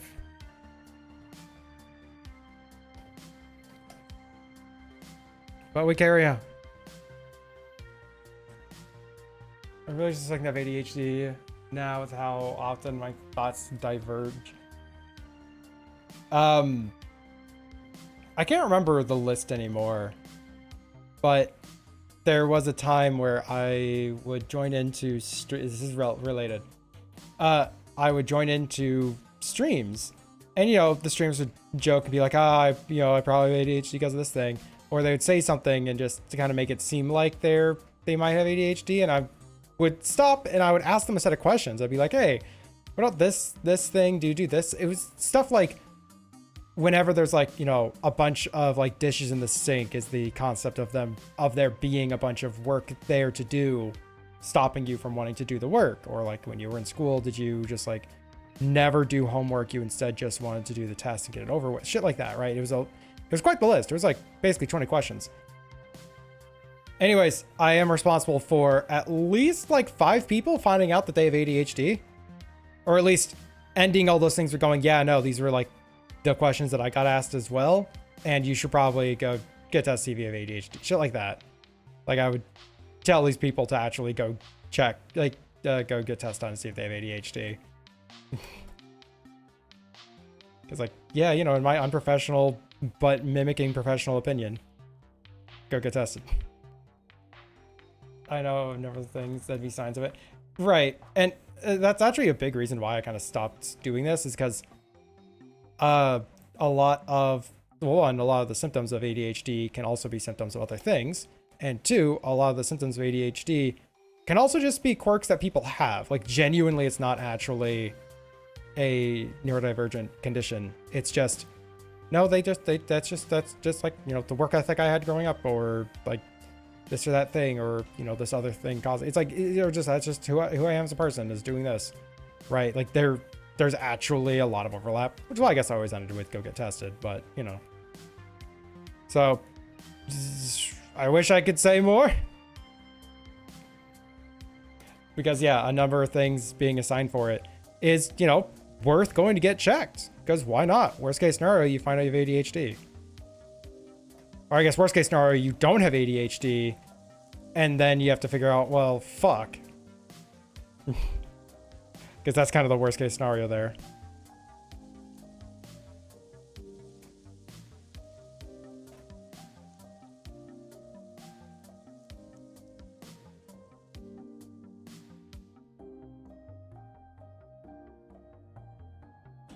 I know autism so good to be that same when Lizio shrug. God, what was it? ADHD is so hard to diagnose. I don't know what the term is. I found this out like 2 days ago, and it's a long, complicated word. But basically it's a term in psychology. Or don't make you question. I make you question shit all the time, Bun. All right. But no, it's a term in not even psychology, just like study of mental conditions. I don't know. Maybe it's psychology. But in essence, it is this term that means that one thing, the symptoms of it can easily lead to the other thing, or the same symptoms of this other thing. And they go backwards as well. So a good example of this is ADHD and insomnia. A lot of the symptoms that you get when you have insomnia, or just a severe lack of sleep for a prolonged amount of time, are the same symptoms that you can have while you have ADHD. And having ADHD is a lot of the same symptoms of having insomnia. But it goes one step further in that ADHD can cause insomnia. Not like the medical condition insomnia, but you to have insomnia episodes. And you having insomnia can also cause you to have ADHD. And as well, not just ADHD, you could instead just have every symptom of ADHD, but if you were to cure one, then you would cure the other one. And there are these really, really closely tied things. It's different brain patterns that cause it. They are different conditions. Having insomnia does not mean you have ADHD. Having ADHD does not mean you have insomnia. But it makes it a lot harder to like diverge which one it is, because if you're trying to get medicated for one of these two, is it both? Is it one? Is it the other? Or is it a third thing that's causing this? Like it could just be extreme stress in the environment making it hard for you to sleep, and then suddenly because it's hard to sleep, you're getting insomnia episodes, and then insomnia episodes are getting you, it's like, and that can cause its own issues as well. And the real problem with ADHD, the reason I even bring this up, is because ADHD shares a list of symptoms with so many other things. But ADHD is its own thing, and they have to check that occasionally. It's like, are we sure that ADHD actually exists, or is it just these other things causing it, and we're just kind of crazy? No? Okay, actually exists. Got it. Like that is actually something that's occasionally checked again because it is so similar to so many other conditions in the symptoms, causes, and even in some cases, the medicine, the help.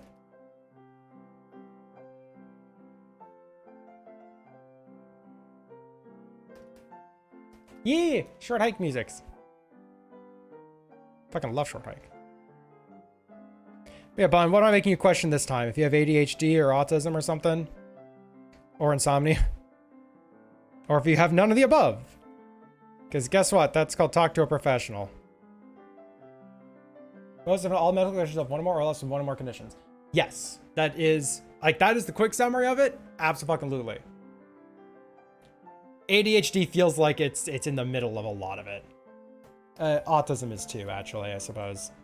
But that's also because autism at its core is a very kind of a wide spectrum. So, hooray.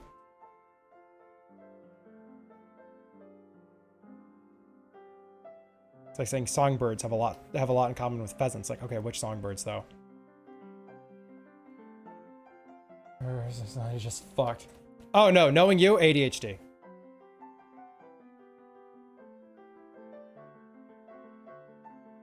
Like, I would more quickly believe that the personality being fucked thing is actually quite rare to find, but it is something that has to be acknowledged when they're doing the testing for ADHD. But no, it's like, I would more quickly believe that you are like a very high functioning autistic, like what was it? High functioning autistic and not ADHD, than not ADHD. And it's just a personality thing. That was quick. Yeah, well. Did I mention that I literally lived with every single mental condition, like in the same household as, not I had, but same household as almost every single mental condition you can fucking think of? And I had a lot of first time experience with a lot of the stuffs, and so I can kind of spot some things and be like, and just know.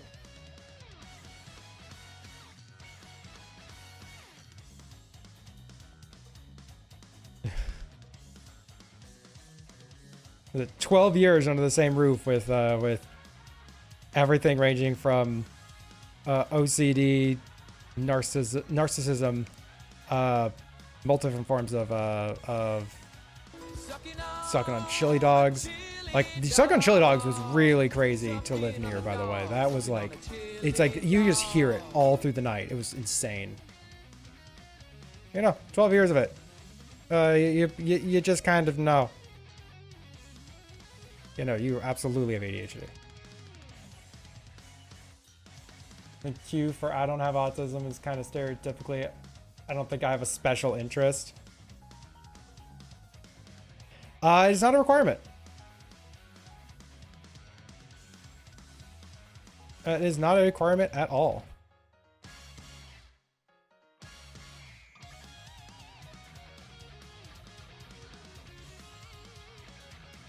I thought it shifts really fast lately. So right now, of course, I'm medicated.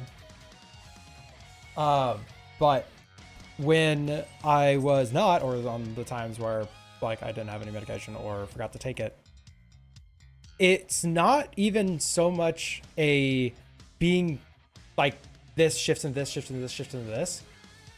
It's a total like impossibility to focus down on one thing. And like, what is it?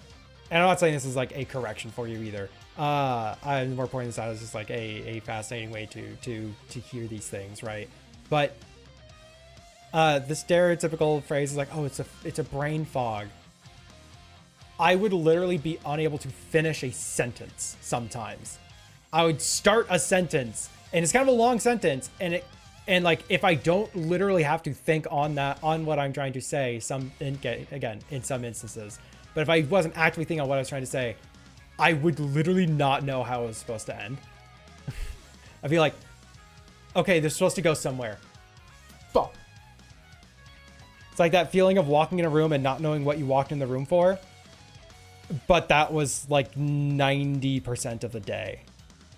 I would have to sit down and do a thing that I know no matter what I'm doing in this thing, it is still progress towards the end goal, and it would still be fine. Or I'd have to be very, very active with making so many lists, and I'd have to itemize the lists as much as possible. Like, only ways I was able to get anything done. I can't do. Oh, I can't do verbal communication. Can't remember what I'm saying while I'm saying it. If you're thinking about a game, I'm finding out two different things, and I'm thinking about music theory. Yeah, and that's not even not a sign of ADHD. It's like, what was it? Stuff's like thoughts shifting constantly. One thing I've been finding out recently, which has actually been fascinating. So, you know, the stereotypical person with autism, almost like autistic, but I was like, that's not the term for someone with autism.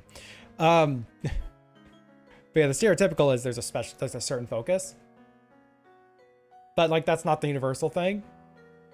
However, everyone has this, but it's always different for everyone who has the condition, is more true for ADHD, I'm finding out. And that's been fascinating.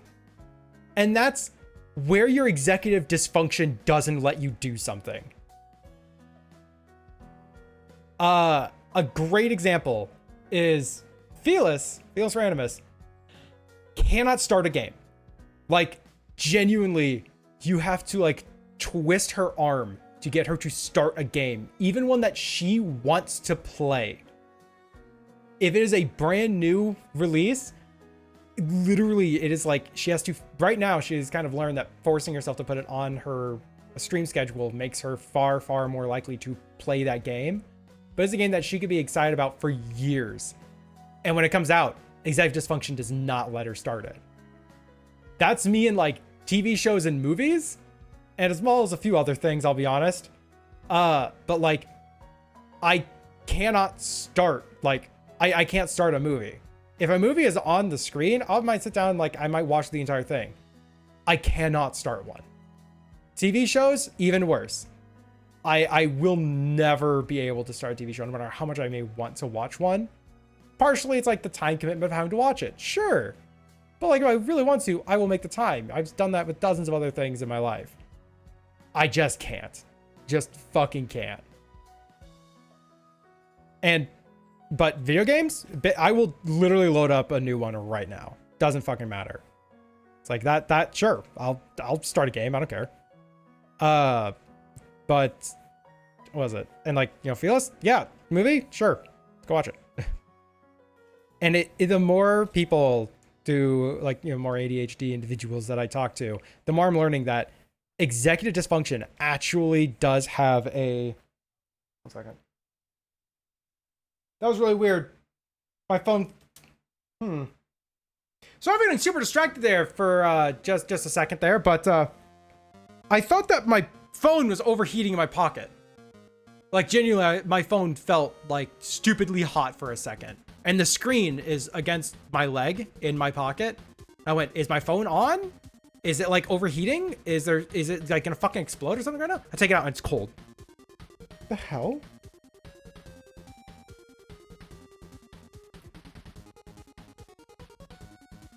Okay. Putting that to the side. That's fun. I had genuine fear there for a second. What the hell? Having a stroke? Why does it smell like toast? God, that would be awful.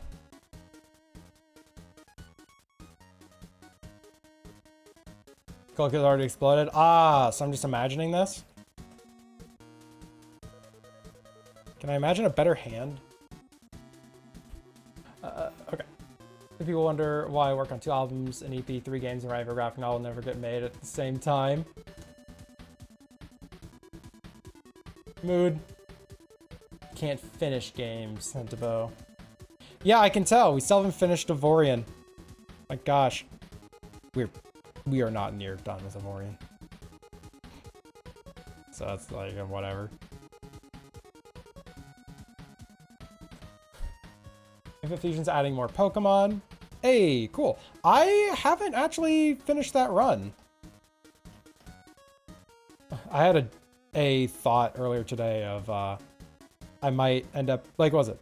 If I'm going to be super tired before and during and after streams or whatever, I might have to like pivot it into much shorter stream schedules for a short time until I'm feeling a lot better, and then I can like do much longer streams, like literally like 2 or 3 hour long streams. 2 or 3 hour long art streams. I have to think a lot more for these streams. And I realized like, or I can keep them longer and just do game parts for it. Then that pivot into, I did that for a while and it was maddeningly not popular.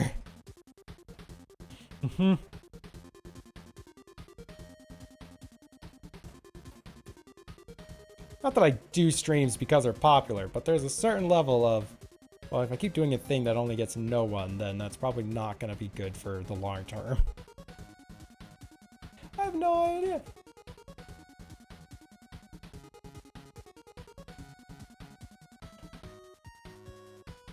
God, what game was it? Was it Satisfactory? Yeah, Satisfactory, where like, you know, as we're streaming that, we got so many follows. Small. Yeah, we got so many follows because we were playing Satisfactory. And then when I came around to an art stream again, I pointed out, yeah, we have like 5 less than what the number was showing because we needed 1 more. Like, it doesn't update unfollows, it only updates a new follow.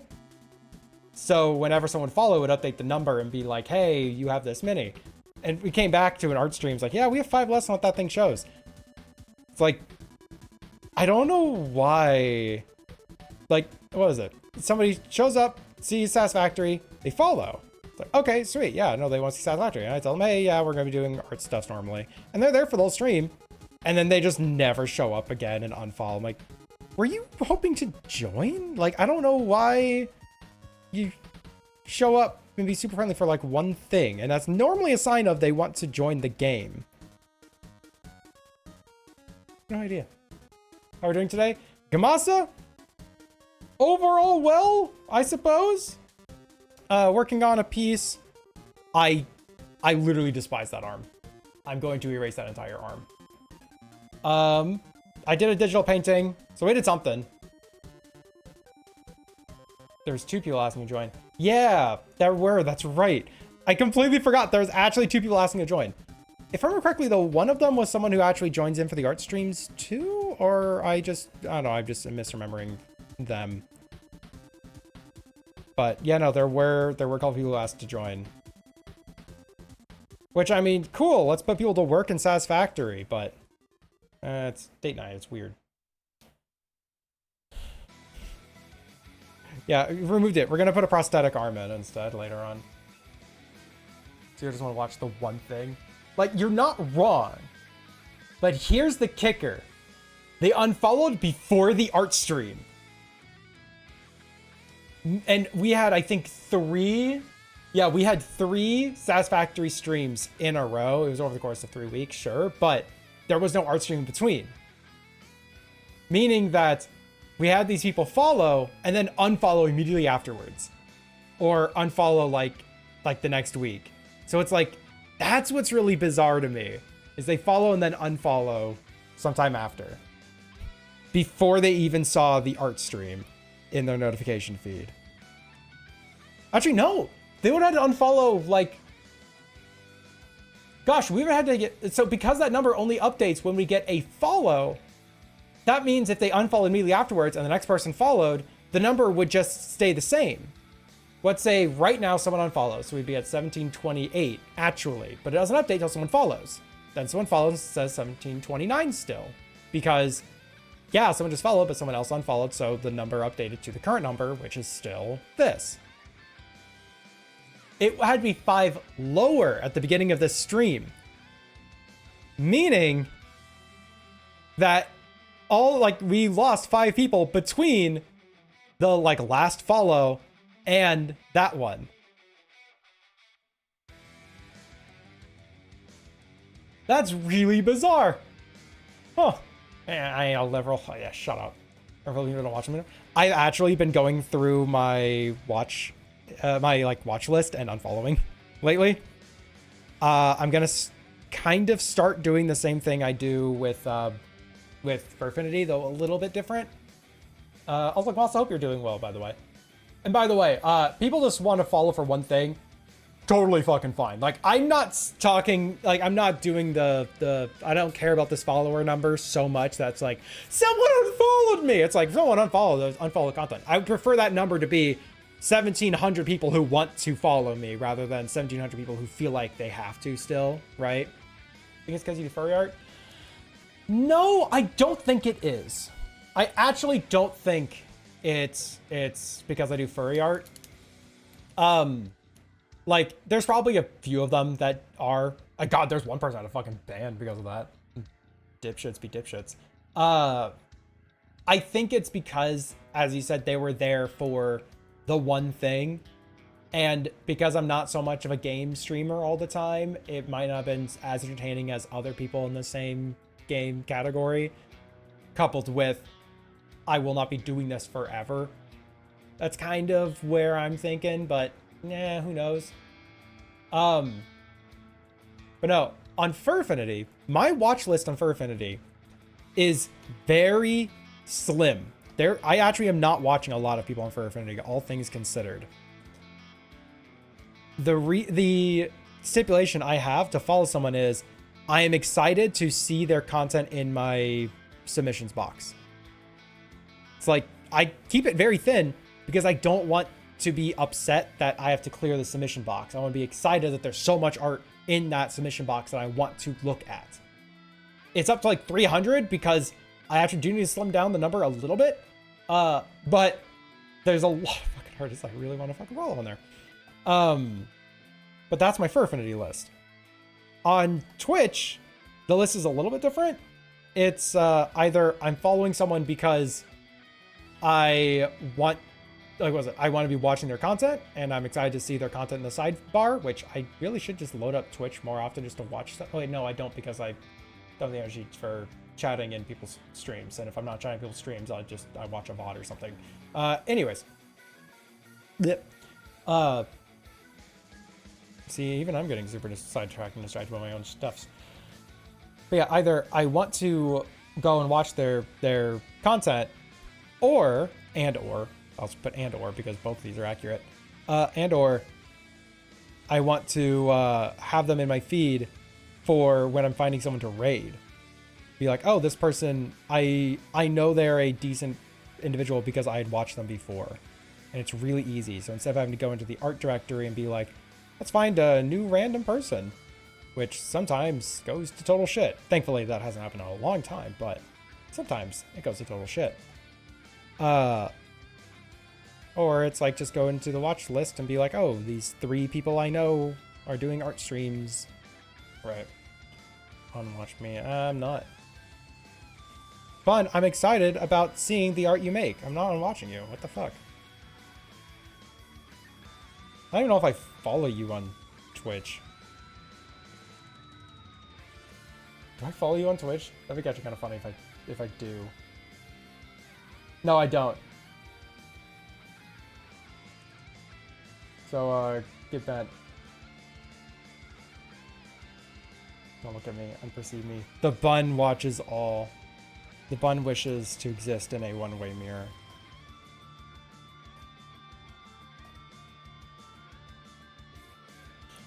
But no, it's just kind of like wrap back a little bit as to why I don't think it's because I do furry art.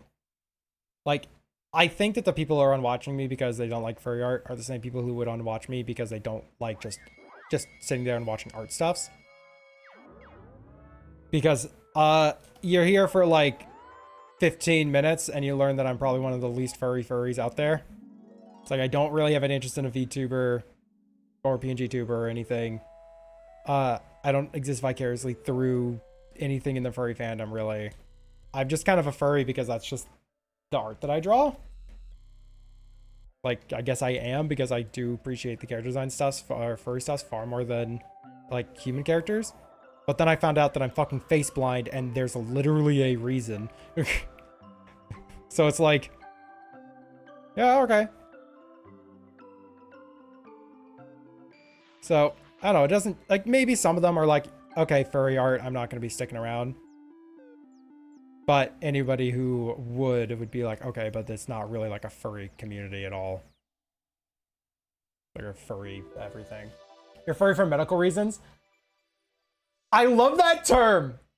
I'm stealing that. I'm a furry for hold on. Edit profile on Blue Skies.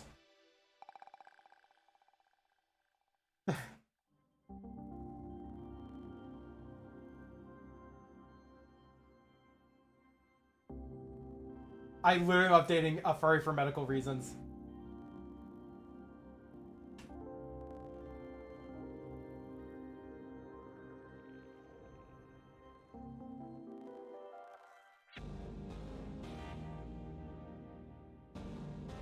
Sucking on a chili dog. Sucking on a dog. Sucking Yep, on a chili that's now on Blue Skies. dog. But those are face lines apply to drawings of people. Yes and no. Yes and no. How size have to be to not apply? It is, oh gosh. It's a hard thing to define because if I were able to give a solid definition, then I could find what elements of like a person's face makes me unable to recognize them, right? That's like trying to prove a negative. It's really hard to say what it is, but there are absolutely humanoid character designs that to me are just it's oh gosh. For arts, it ends up being less of a I don't recognize this character thing and more of a it is not worth any amount of effort to try. And it sounds like I don't care about the characters or I don't care about the style or the art. And that's not the case. It's that it means it hit a threshold of it takes more effort than it really should to try to commit this character to some type of memory. And I just don't. And so I just stop caring enough to even try to recognize them in other media or even in other media, both that artist stuffs or other artists' renditions of that character. But there are absolutely a ton of human characters that I can recognize in the drop of a hat, are fully committed in, or just, you know, they're just fucking recognizable or like it doesn't apply to them, right?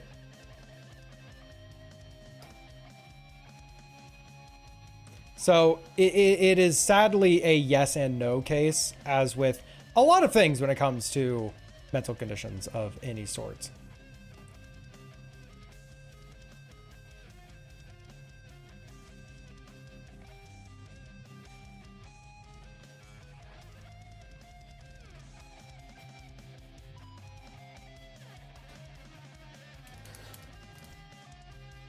So, yeah.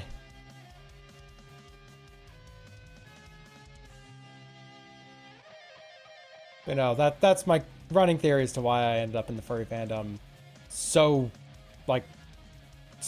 much, I guess, or why I ended up falling for it so much. It's just because, yeah, these are the characters that I can recognize. Why? Because bitch has a blue wolf.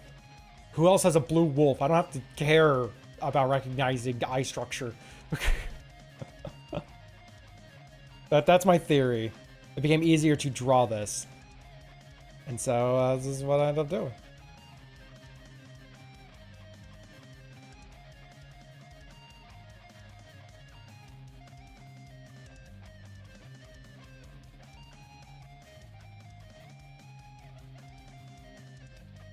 And who honestly knows?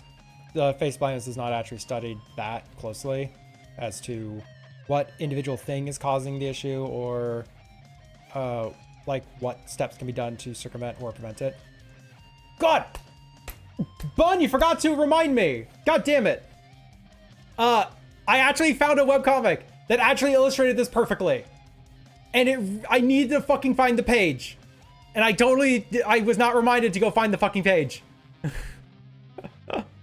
I was talking with Enzo about this the other day, but no, there's a webcomic that I read where it illustrated unintentionally. They were not trying for this. They were trying for something totally different, but they actually ended up illustrating what trying to recognize someone with face blindness is like.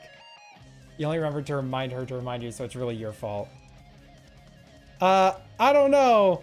She didn't remember to remind me to remind her about it, so I think it might actually be Tia's fault. But yeah, quick summary of what the fuck is going on in this comic. It's called Power Nap. In essence, in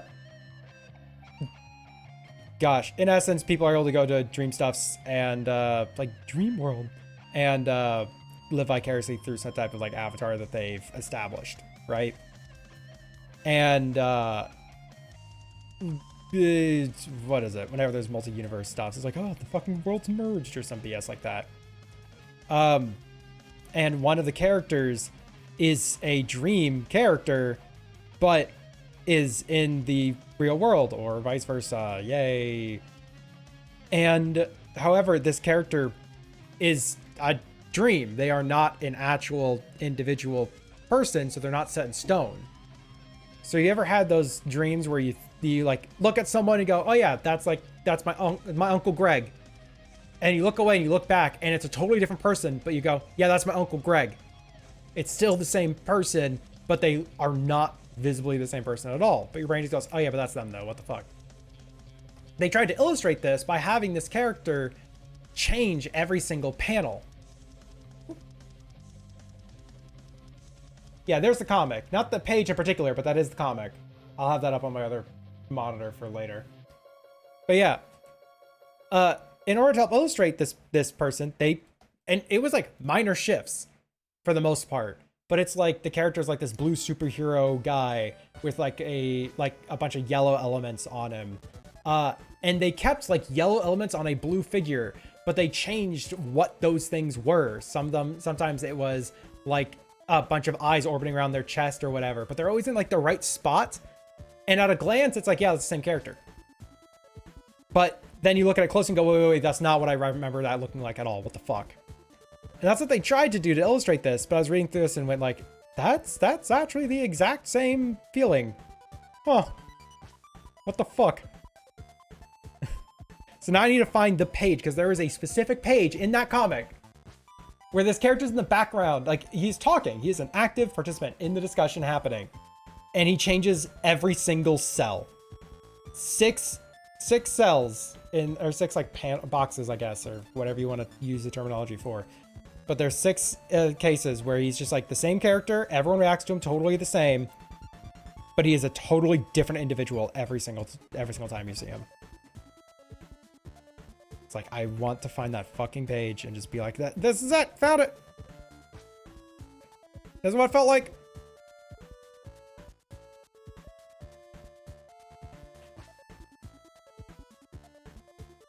It was a while ago when I found this comic too, so I'm not gonna find it quick.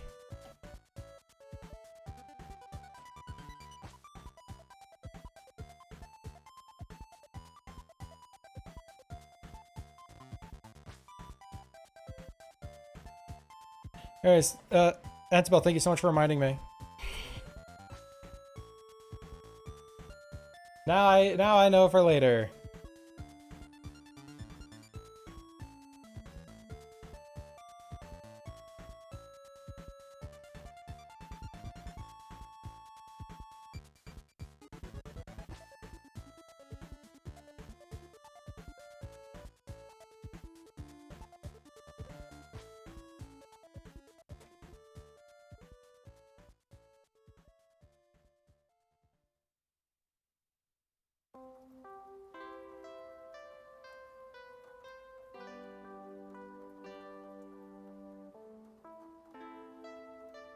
Alright, so I think the middle arm being straight down makes No sense there. We're actually going to move, or sorry, the top arm being straight down makes the most sense there. Then we're going to move this arm, the back.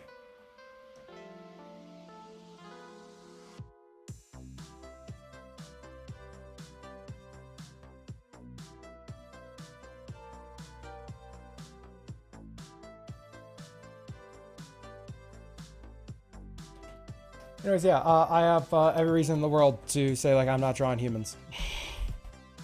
I'll just ignore the fact that I just haven't spent a ton of time practicing human faces and whatnot.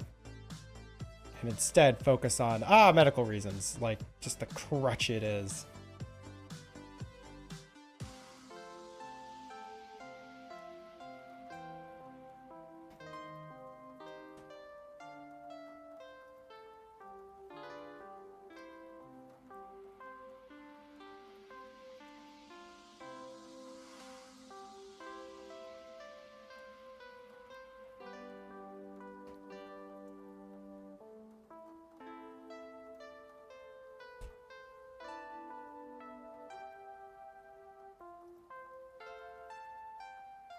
Look, we got 12 minutes.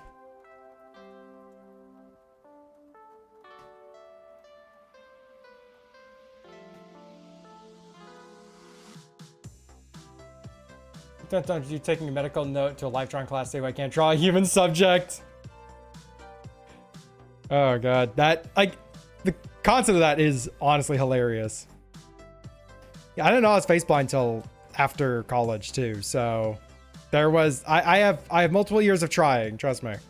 But I love that idea of just going into like a college class and just be like, hey, I have medical reasons why I can't draw humans. Like, what are you here for? I can draw their bodies well enough, I just can't draw their faces.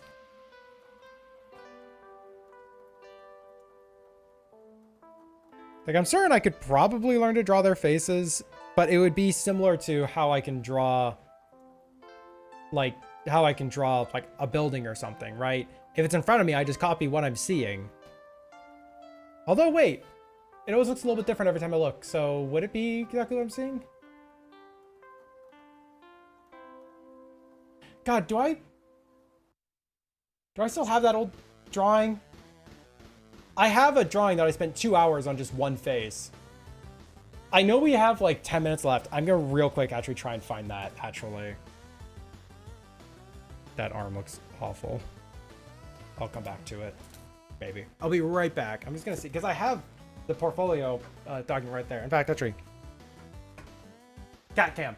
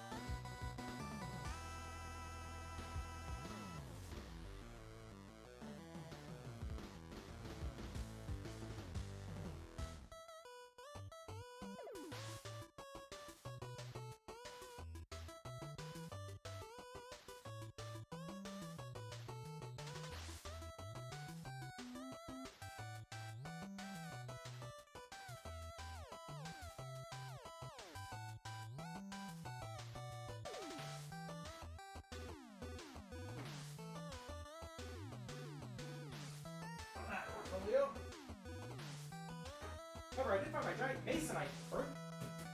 That would be useful. Wasn't really lost. I figured it'd be in here. I just didn't take it out.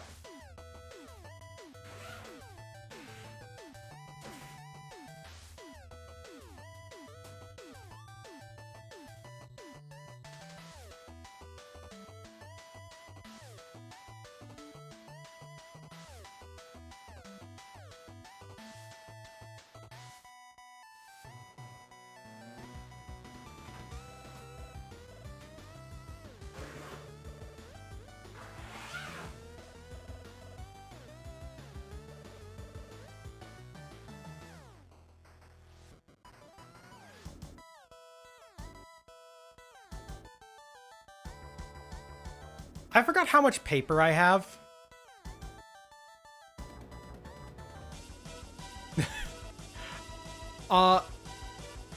That portfolio weighs like 80 pounds.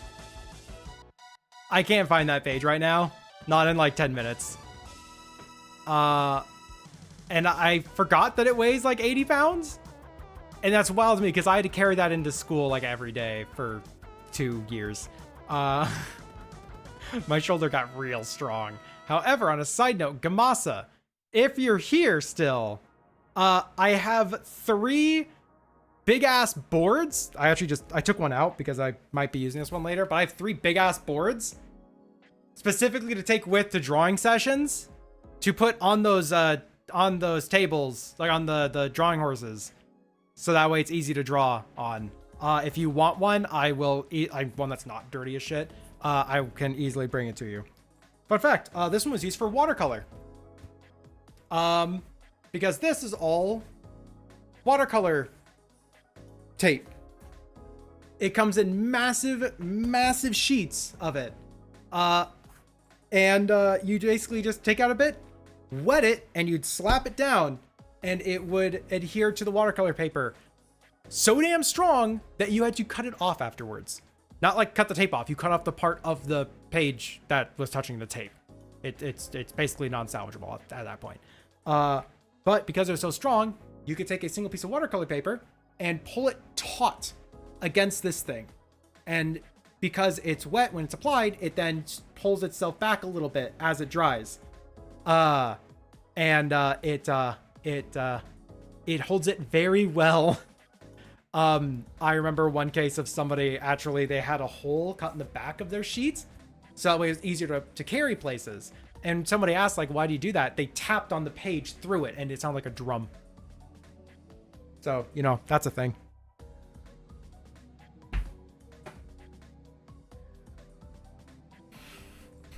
Art supplies are wild, yo.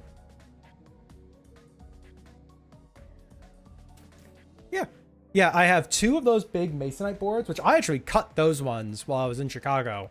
And in hindsight, I'm sad I didn't go and get more and cut them up and sell them, because those absolutely, I would have made a lot of money selling those things.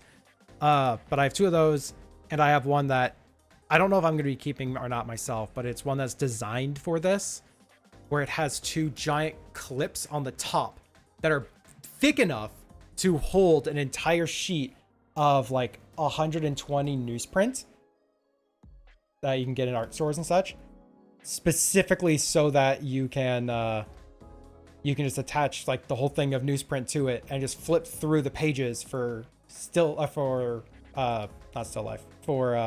figure drawing sessions and gesture art sessions, because then you can draw with the full shape of this giant pad of newsprint.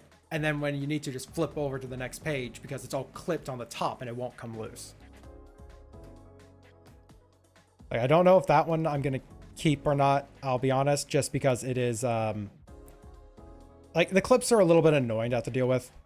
I'm going to be honest. And not annoying as in like they're badly designed. They're annoying because it's old. And I remember it not holding on to my pages as well as I'd like. But I don't know, I have to take another look at it, but at least that one has a carrying handle on the side. The intent of it is you also put a giant, like 1-inch thick elastic band around the page at the bottom. So you clip in the whole newsprint at the top. Stretch your wrist, Zay.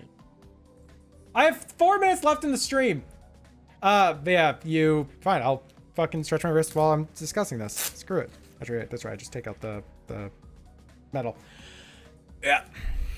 Hello, how you doing? We have 4 minutes left in stream. That's how I'm doing. I'm stretching, damn it. Everyone else stretch too. Like, everyone, like, take your meds, grab a glass of water, get up and stretch, check your back. Stretch your streams, eh? Just stretch the stream. I'll make it go so much longer than it has any right to. Gosh, you know, the intent of this thing is, I could probably just fucking grab it at this point. I don't know. What on earth is this? It's a Discord link. But yeah, you clip in the fucking newsprint, you put a giant elastic band at the base of it, and you can pick it up and carry it places. Woke up at 2. I've been changing my schedule so that I wake up so much earlier. That might be the one I was talking about. That fucking fits really well, bud.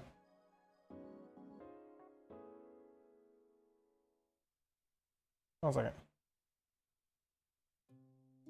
But yeah, this guy. Every single frame he changes. Where the gear is located changes. If he even has it. I don't know, it's right around his mouth that time. If his mouth is even visible or by what methods it is. But every single frame, it's the same fucking character. The rest of the characters aren't changing. It's just him. But for some reason that fits so well with the like concept of like what it feels like to have prosopagnosia. All right, I'm catching up a little bit of a chat here as well. Tio, from what I've read, prosopagnosia, there's a part of the brain that specializes in recognizing faces, and if that doesn't work, part especially in general, object recognition takes over. It seems like an accurate description. Yeah, probably. Reading that is such a usually finding first reason I feel guilty when I don't explain I'm not good at remembering phrases. Yeah, exactly. Searching as a stretch. For a dream treat, can you give yourself a treat some herb abandoned or post? No, I should actually disable the treat thing. Yeah, I wouldn't eat a cat treat. Yeah, no, this is the character. This may not be the exact frame, the exact like page that like it struck, where I was like, that's the same fucking idea, but it is. This does a really good job of summarizing this concept really fucking well. So yeah, if you want to know what prosopagnosia is like, try following that guy and think that's everyone you know and love. Because if he changes his outfit, he will not be recognizable anymore.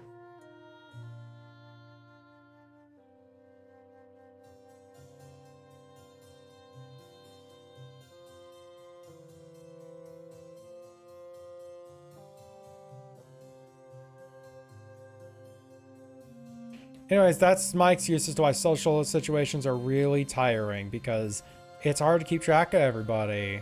That's what I'm sticking with. Those cases where I wish I knew I was face blind from like a young age, because that would have made high school a lot easier getting started. Instead of being like, I don't know who you are. Because at a certain point I just stopped giving a fuck. It would have been great just to be like, I am disabled. And that is the stream timer. Oh, who are you? Who are you again? So funny story. I was at a, gosh, I was, oh, I don't know where the fuck I was, but I was at a store and, like somebody was like, oh, you know, hi, Zay. I mean, obviously name. And I turned around and went like, hi? And she was like, do you not know who I am? I was like, no, I don't. I actually have to get going anyways. Because like, I don't give a fuck anymore. And like when I got home, I realized like, oh wait, I think I know who that is. I think that's my, like my cousin who I fucking hate. Like, she's like a really, like, she's really spoiled, and like not because of parent spoiler. She's just entitled, right? And I realized this, and I like called my mother and was like, hey, if next time you see this person, like just ask, because I'm kind of curious. Yeah, no, my mother thought it was fucking hilarious because, yeah, she's the type who'd be like, yeah, this person didn't, like, said they didn't know me at the store. Like, what the fuck is wrong with them? And people, like, my mother would just be like, he's face blind, he's disabled. What are you talking about? It's like, I gave her fuel, and I love that. It's like, he can't recognize people by just a look. What do you mean? So, that's funny to me. It has its benefits. Someone's tries to make fun of you for it, and you're just like, no, you're the asshole here. Get bent.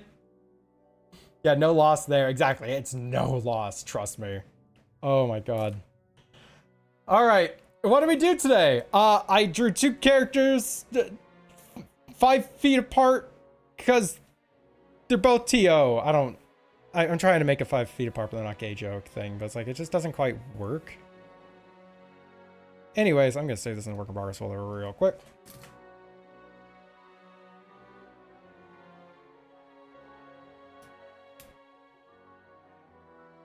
Yep, all that's saving. So yeah, we did that and we did that. That's all we did today. They're a little gay. As a treat. Yep, that is the summary of today's stream. And thank you so much, Entimo, for finding this. Amazing so far, though. I dig the concept. We'll have to see how it carries forwards.